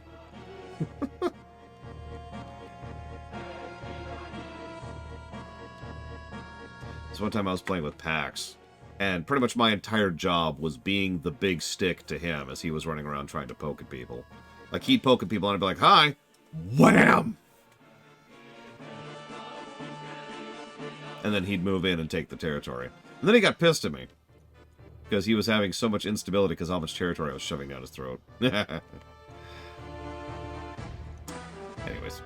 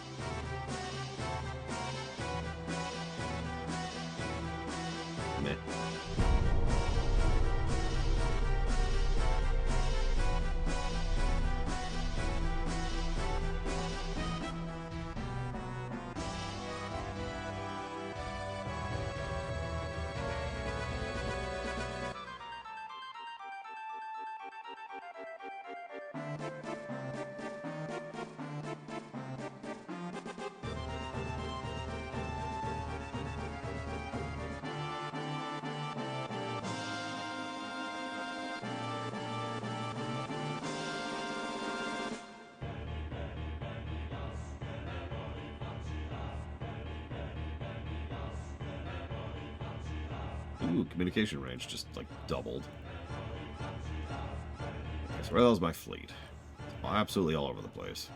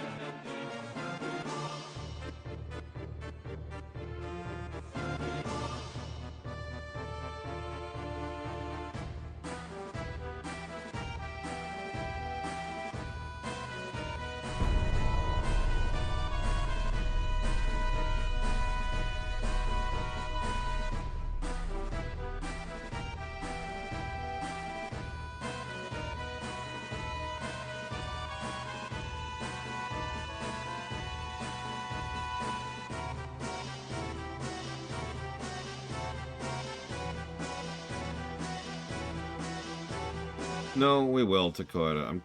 It's just taking longer than I thought to get to the point where I wanted to be. Where I would start doing that.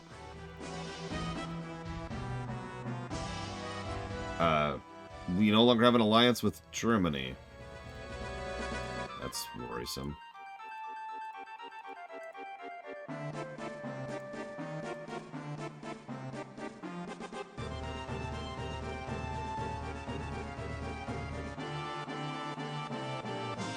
We now have Finland, though. Yeah, so where's Germany? There's still the constitutional monarchy. That's cool.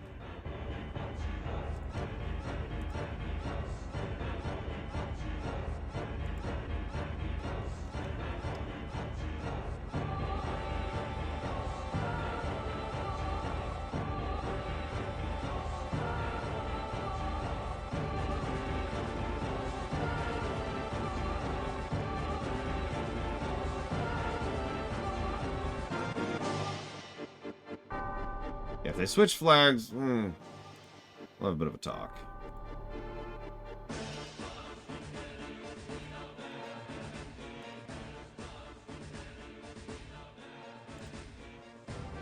Yeah, I saw that on Falkenstein.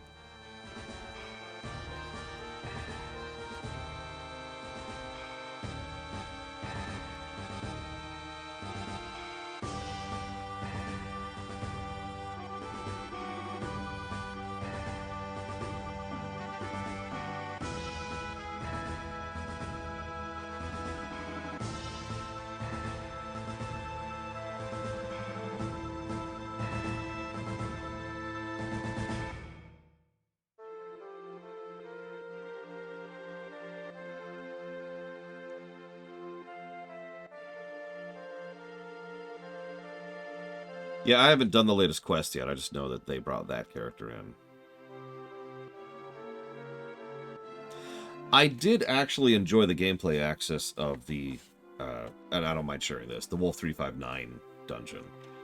That was a lot more fun than I thought it would be. And also, if I might be so bold, shouldn't every cube fight be like that? Like, just in the whole game? Because that's what I think of when I think of a frickin' cube. Something you have to fly around and navigate around as you're taking out pieces of it, as it's shrekking you with its shuttles, Like, I remember going after the first sphere when the sphere spawned, and just not doing anything to it. And I'm like, why is this not moving? Why is its shields not moving? Oh my god! It was great. I loved it.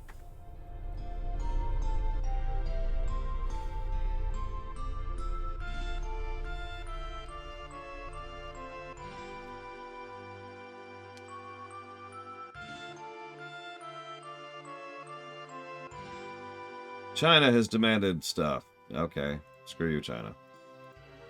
We're at war with China. Oh, no. Anyway.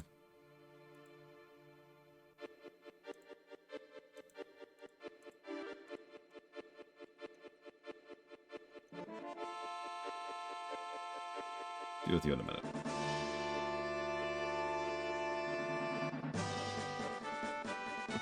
It's... Oh, no. They literally don't have a fleet to go to war with us. They are landlocked and they're at war with us. This is a naval combat game, sir. Oh my god. I mean, we're not really having trouble with the Soviets. We're taking bites out of them.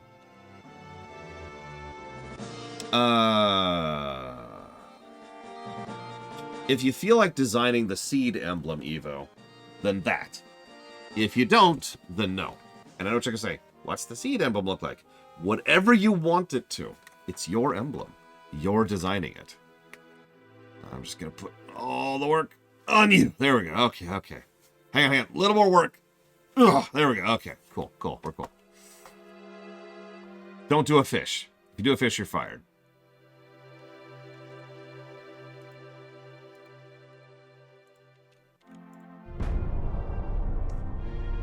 Actually, remind me to check if China has a navy. I'm actually quite curious.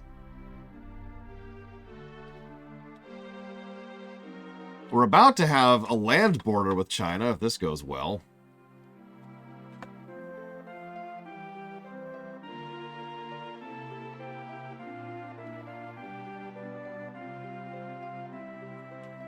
Fish.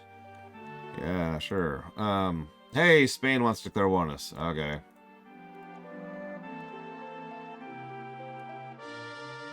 No. We're now at war with Spain. Again. Just out of resolve. Whatever. It's 2 destroyers. It's literally not worth my time.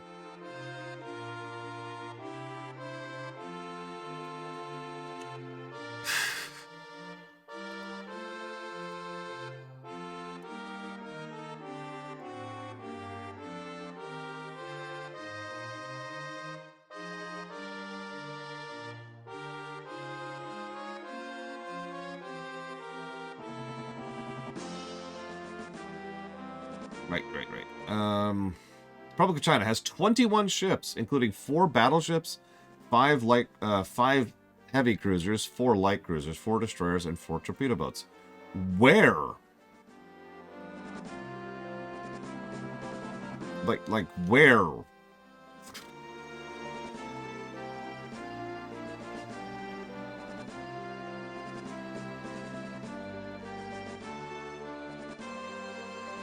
Oh, wait, no, they do actually have a port. They have 1 port. I didn't even realize that. Holy crap. We need to take that from them. We'll do that in a minute.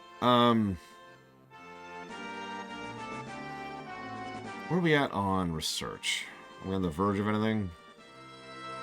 Big guns. We're about to get the Mark III. Our first Mark IIIs, 11 inchers. Oh, never mind, I'm wrong. Well, whatever. We're about to get Mark III 11 inchers. So we'll wait for that.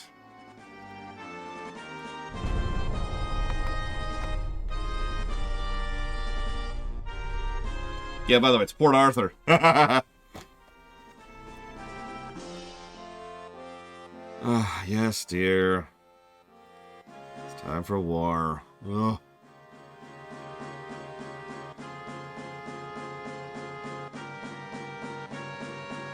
Yeah, we're at war with China, Spain, and the Soviet Union forever. That's just life.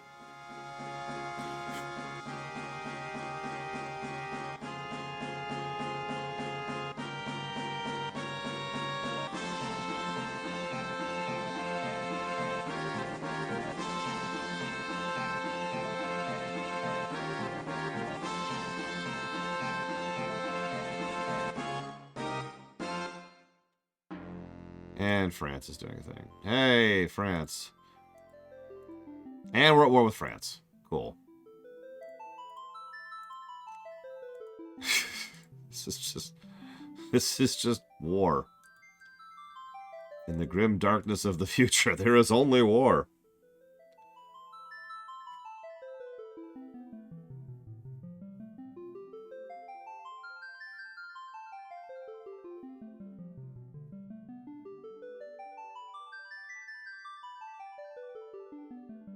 Sorry, give me 1 second, please.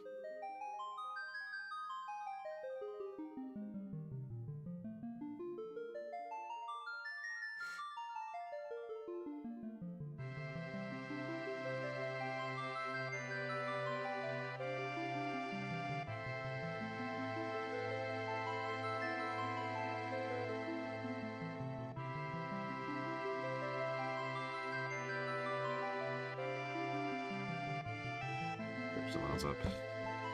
In the grim darkness of the past, there's only war. Can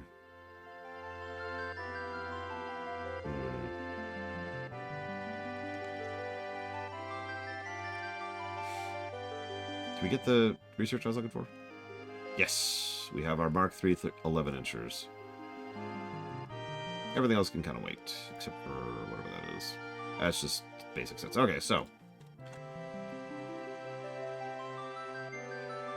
I don't know, Act. Nothing has indicated what that is. I assume it means uprising because it's an upraised fist, so what else would it be, right?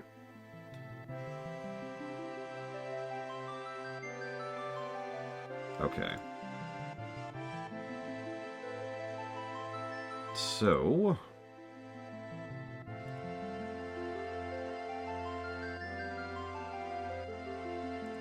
let's check a few things.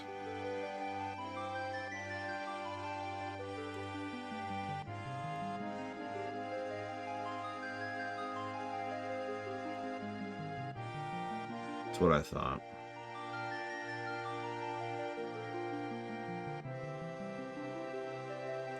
So in that case,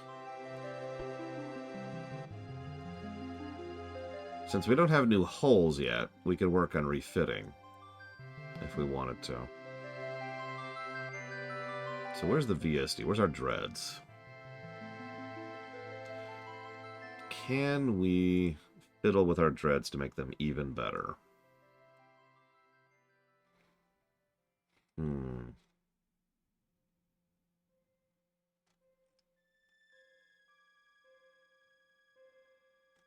Very appropriate music for making a Dreadnought.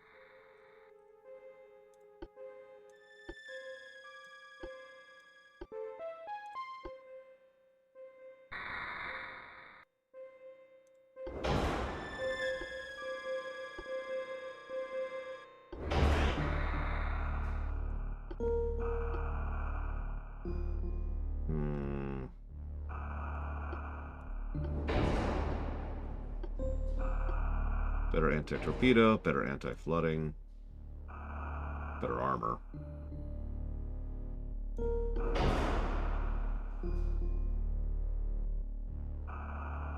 I don't know if we can make subs. We have submarine stuff, but it hasn't really been, like, helping. That's the idea here. What is our next game on the list? I legitimately don't remember. So just why I'm asking. Oh, we can have a radio now. Which we're gonna do. Mark of the Ninja, apparently. Yeah, we're starting the, I don't remember what they're called, but whatever that company name is block. Because all three of the upcoming games, Mark of the Ninja, Invisible Ink, and Oxford Not Included, are all by the same company.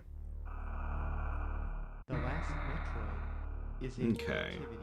So, more guns. We could... hang on, we've got those Mark III 11s now, right? These are Mark II 12s, so let's just get rid of these.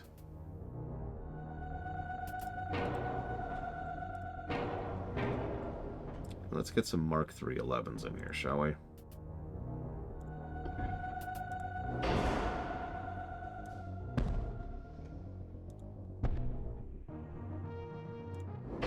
Just straight up replacing those. So more gun. Oops. Damn it.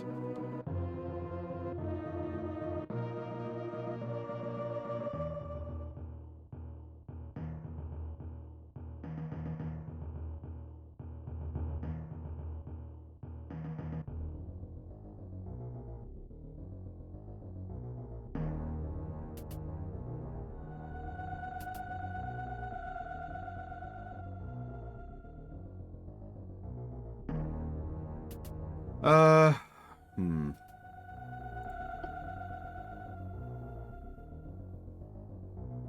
Do we have any Mark III secondary guns? Any at all? We do. The 2-inchers.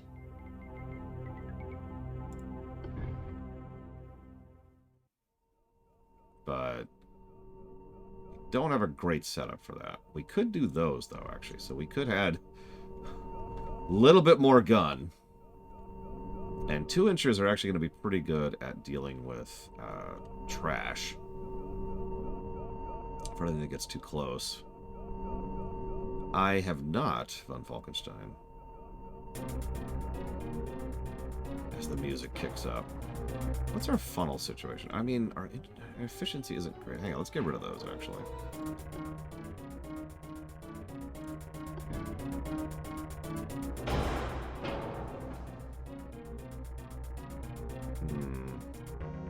Our offset is near perfect. Our roll is decent. Our efficiency is good. For once. There, our efficiency is actually really good now.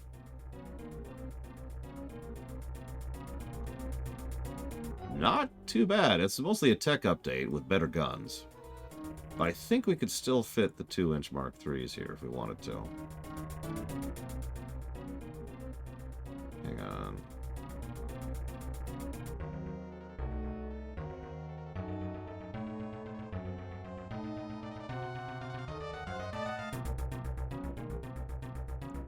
Since we only get the ones, we'll do those.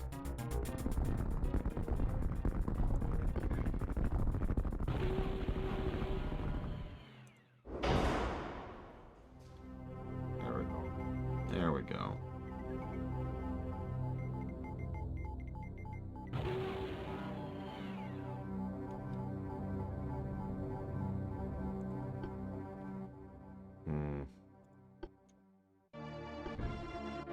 We could add torpedo tubes, if we felt like it. So the thought process was the 2-inches are the only things we have that are Mark IIIs right now on Falkenstein. And that was pretty much the logic. It's also just to kind of be a little bit of a close screen.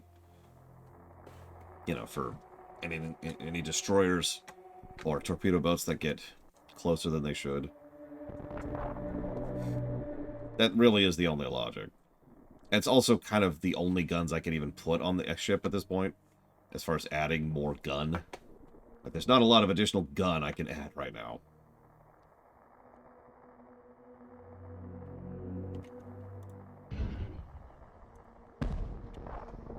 I'd love to add more gun, but I can't add more gun.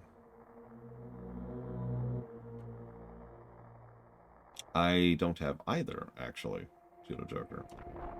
I lost my Command & Conquer soundtrack years and years ago. Well, let's see if we can even fit 4-inchers here. No. Here we go. We cannot. Physically cannot fit the 4-inchers. Oh, no, hang on. We can get single barrel 4-inchers. We'll do that.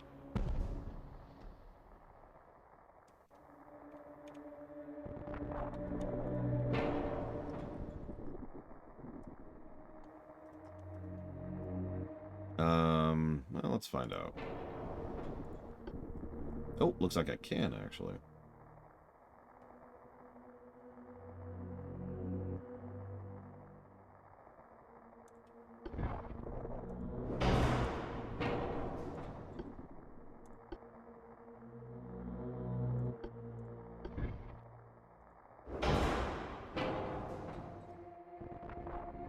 Just looks funny.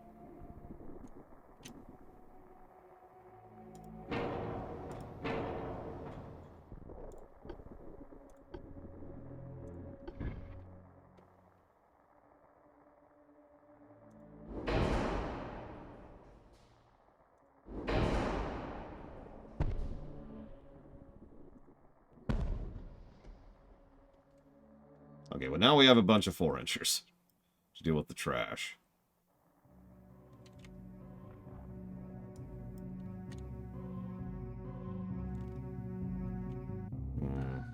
Yeah, I was just debating this. Let's actually get rid of this. As much as I love the idea of having more broadside power.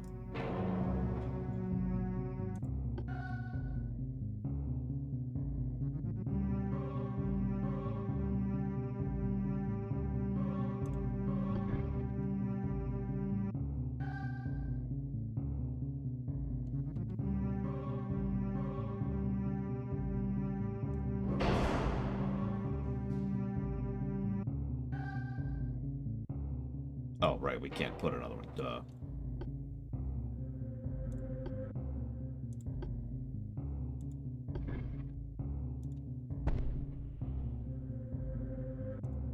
There we go. A little bit of a squeezing. But now we have... It's just... I mean, we actually haven't increased the amount of guns we have, but they are Mark 311s, and they are much better set up.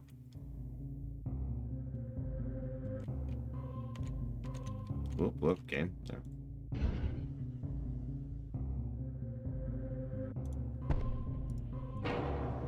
No, don't.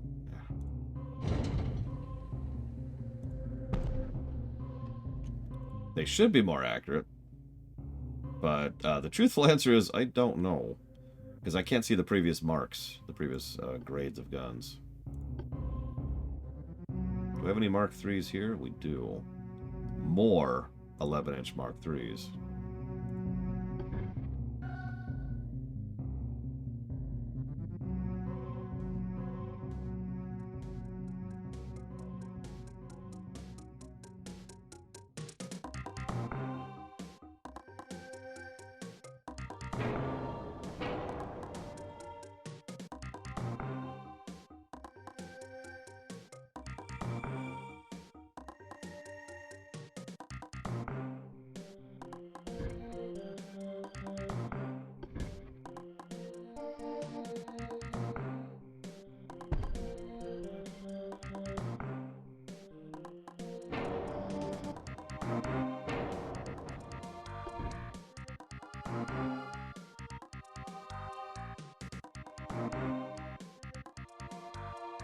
We're going for straight broadside. That actually feels like the best idea, is just to put it right in the middle.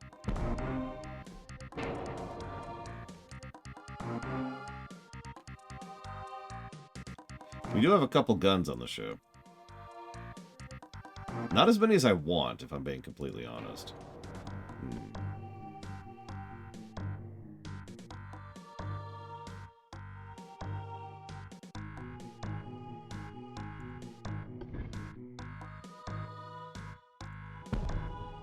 Just curious what kind of guns we can put on these things. So nothing indicates what kind of guns you can put on these things.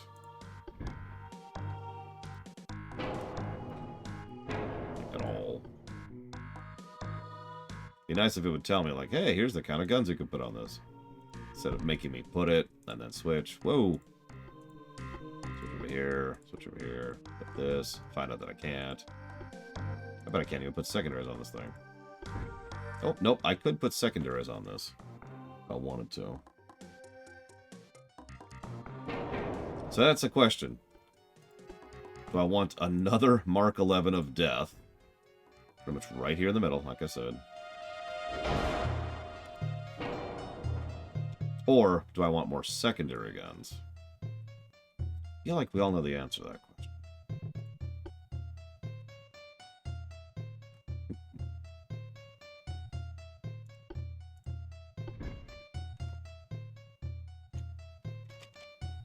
Can we squeeze anything else in here?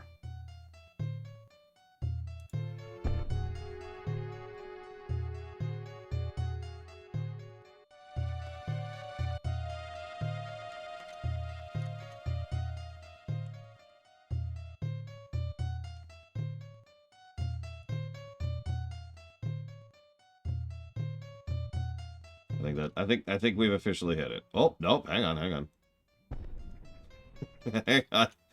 Hang on. There's just guns. There's just guns.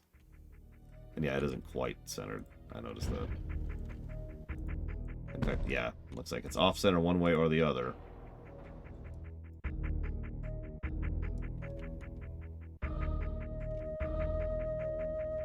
Yeah.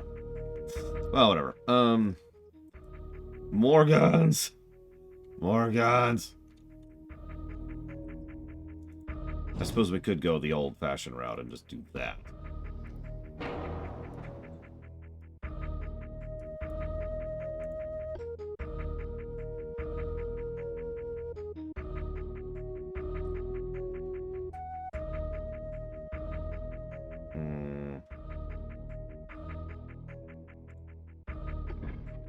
We squeeze that in there? Nope. Damn.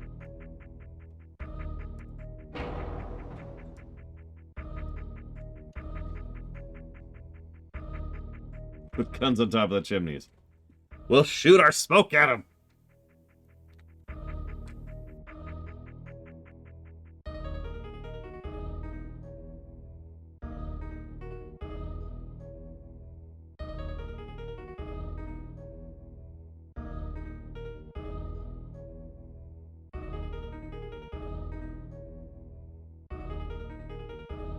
This is how we recycle. What, these things? Fine. Get rid of that.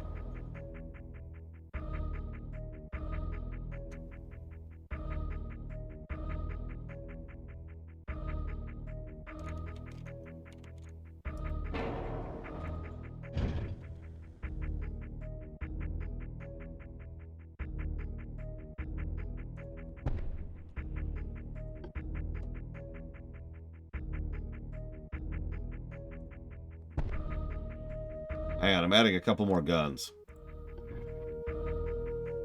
Looks like that is actually it. I think that is as many guns as I can squeeze on this thing. Casement? Why would I use casement guns? What do we got? What do we got? Any Mark IIIs?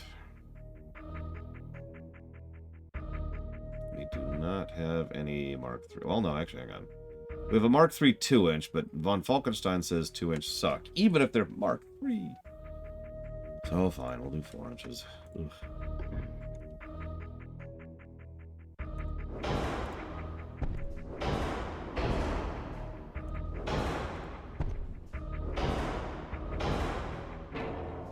There.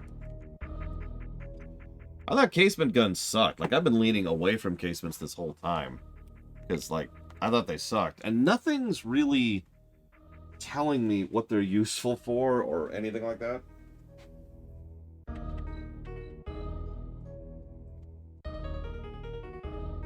So they're just kind of there, I guess. I don't know. And yeah, I'm trying not to mix calibers too much, which is why we're leaning on 4 inches in general. Speaking of which, where's my 8-inch? Where do I have 8-inch guns? Are these 8-inchers? Yeah, let's get rid of those. What am I calling this ship? That's a good question. The previous one was the VSD.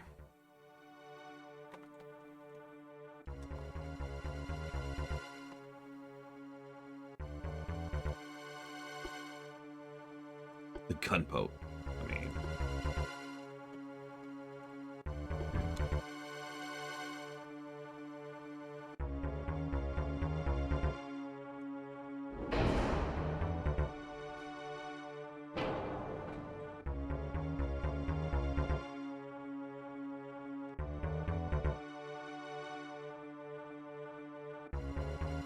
I mean, yeah, this is the VSD Mark II.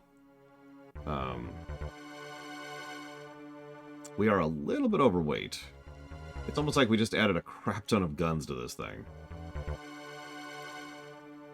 Hey, Percy Plays, what do you think of my ship? I kind of wish I could have had more guns, but we're overweight. So we need to pull down weight somewhere.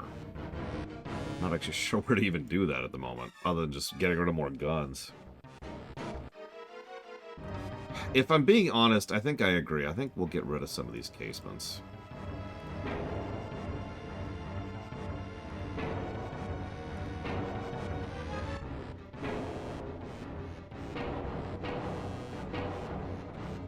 didn't solve our weight problem. We just have too many guns. This is our best armor right now. Prep 1. It is actually reduced weight.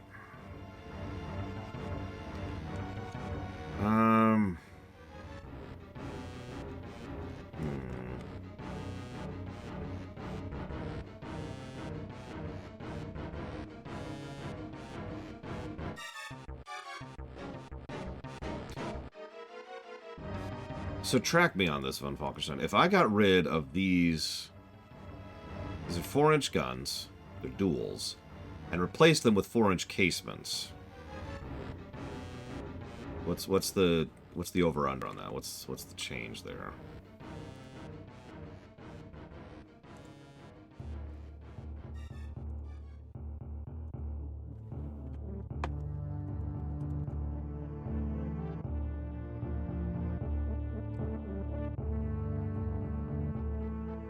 Because I'm pretty sure casements would be lighter, which is the main reason I'm asking.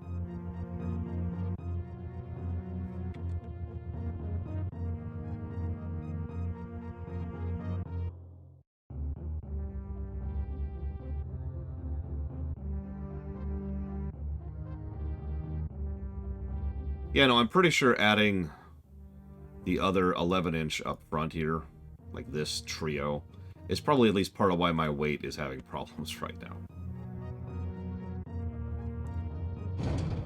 I could also just get rid of the idea of dueling it up and just do this in the middle. And that by itself fixes the weight problem.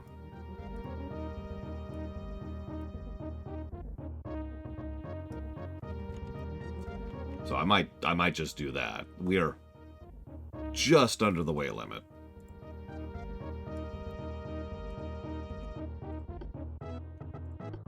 It is fewer gun, but I think I might be satisfied with that. Most of these ships are only going to be firing at one target in one angle at a time anyways, so... No, I only have 4 center lines. Up to you, Evo. I trust your color sense. The only thing I will say, narratively speaking, is it's probably anti-Baronian. Because of obvious reasons. But other than that, I trust your color sense. I think I'm happy with this. I think the VSD Mark II here is pretty solid. So there's our... Whoop, game. The hell? Game. Stop being buggy.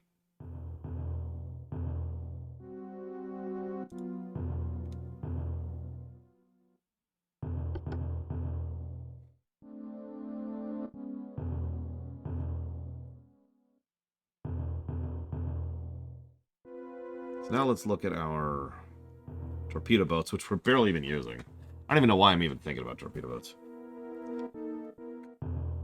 But while we're here, let's just try to upgrade the torpedo boats so that more people will buy them.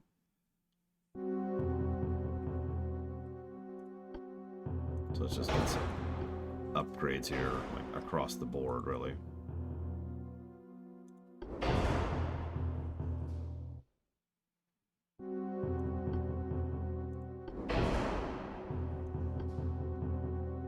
That's true, Blade Javal. That is true.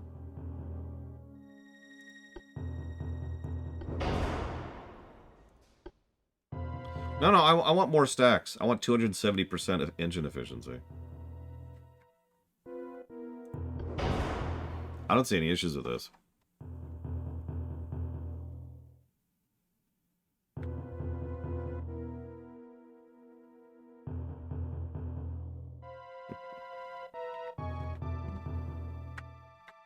Yeah, it's the old teal and amber thing. But I trust her to make her decisions on that.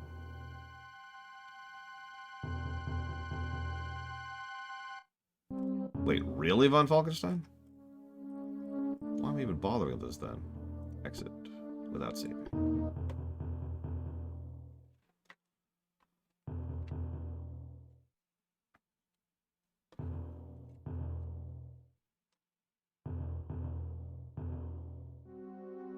You know what I should do?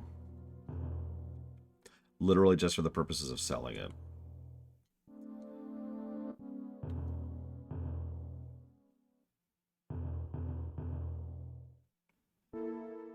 Game. There you go. Apparently what I should do is save. Because, holy crap. Okay, so. Let's refresh the RAM really quick, because this is a Unity game.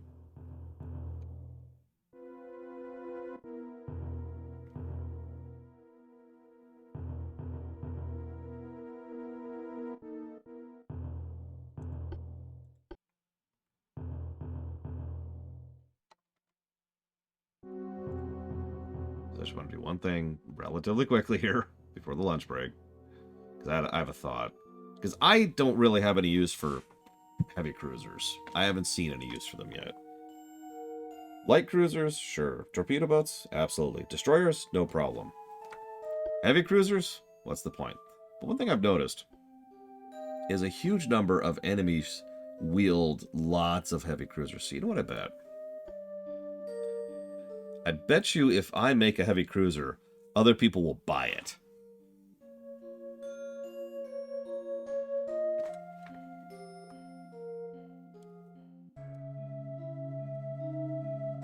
What do you want to bet? What do you want to bet? So we're going to design a heavy cruiser.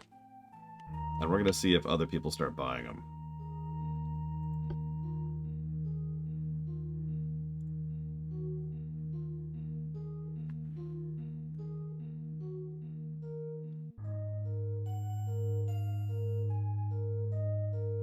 There you go. That thing. Boom.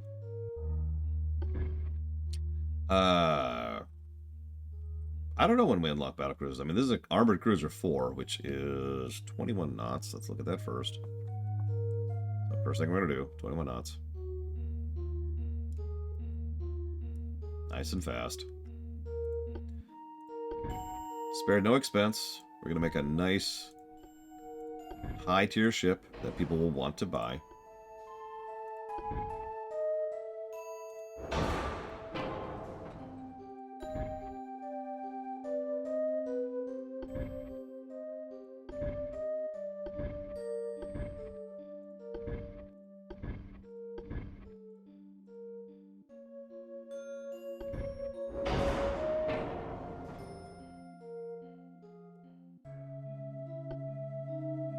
No barbets on this thing.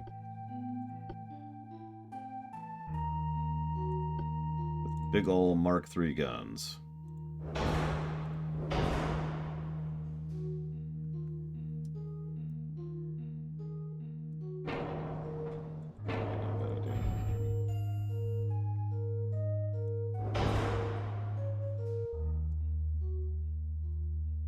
Game!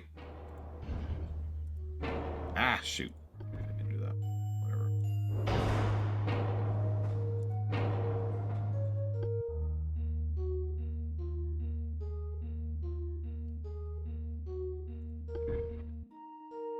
I don't know what you're talking about, because that's the only configuration I can see come up with here von Falkenstein.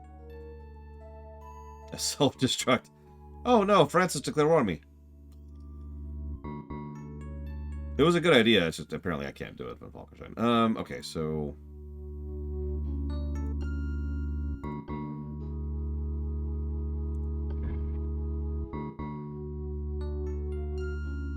God, these are such small guns, it's crazy.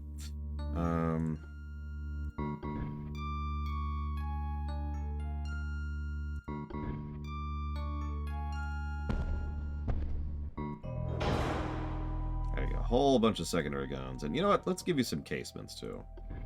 It's not a ship I'll be using, so why not? All the casement good. Just casements for days. Look at that. Look at that. 18 4-inchers. In fact...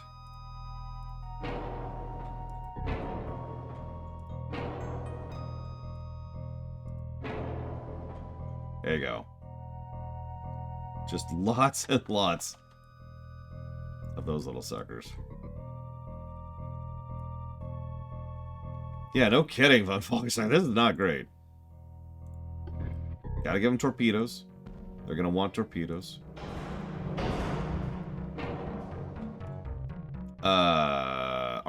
No question. Act. No question.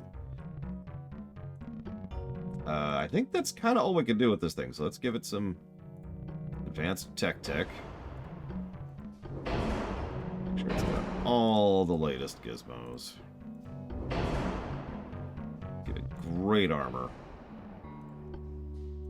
Okay, there's no reason to do protection for barbets we don't have.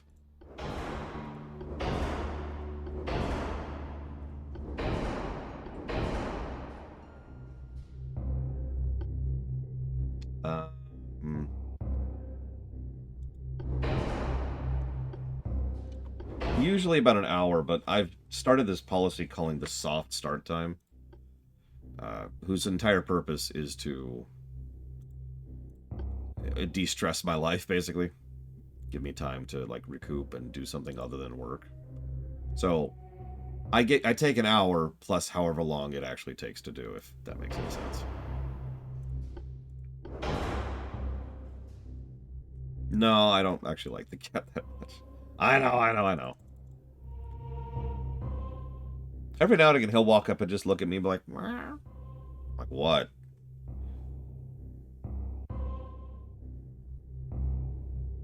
I know cats are cute. What are we, 11 inches? So let's get all kinds of armor going here.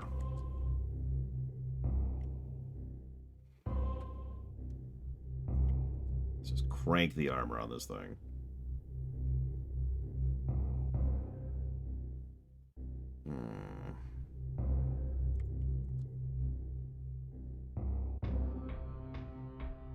The dog's name is Brie. Like the cheese, but not spelled that way.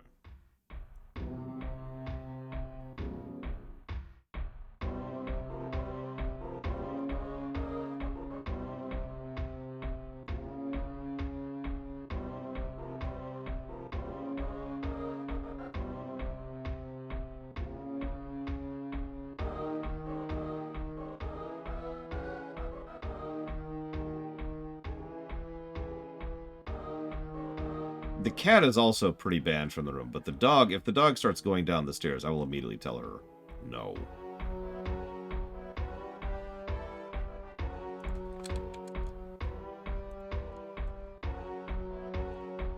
This place is extraordinarily pet unfriendly. There we go.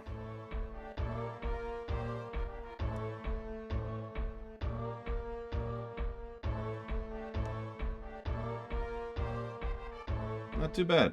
I think I'm happy with this. I would never use this ship because it's garbage, but, you know, other people will probably buy it. It's also relatively cheap, and it probably builds pretty quickly. No. Pocket doesn't like being down here. I think that's actually my fault, because I have forbidden him from ever coming down here. What should we call this thing? The Moneymaker?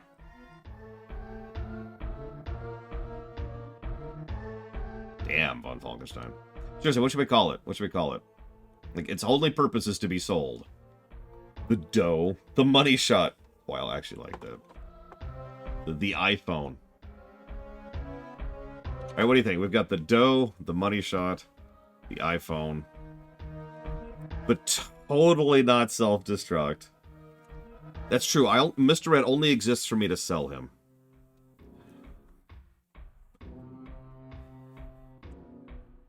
The I-Knot. Or the I-Cruiser, maybe?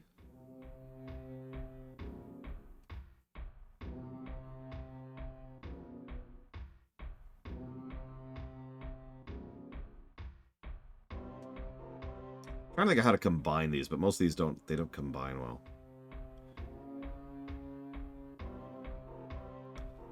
Oh god, it was Dakota. I forgot about that. Like they even parodied the ad with it.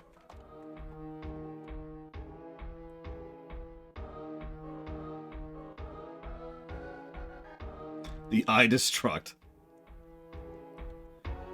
Oh, we could also just call it the I Money Shot. Or the, The Ido.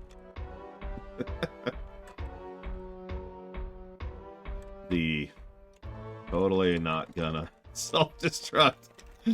It actually fits. It'll actually let me put the totally not gonna self-destruct.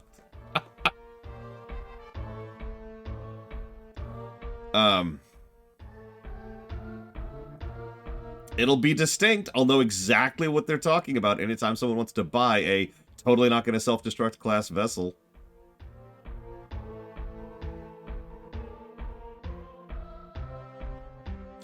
Oh, you know what? You know what? I like X's idea, but let's save X's idea for a later ship, because the yacht just screams like battlecruiser. So let's do that. Okay. Now I'll cut off for lunch. See you guys in a bit.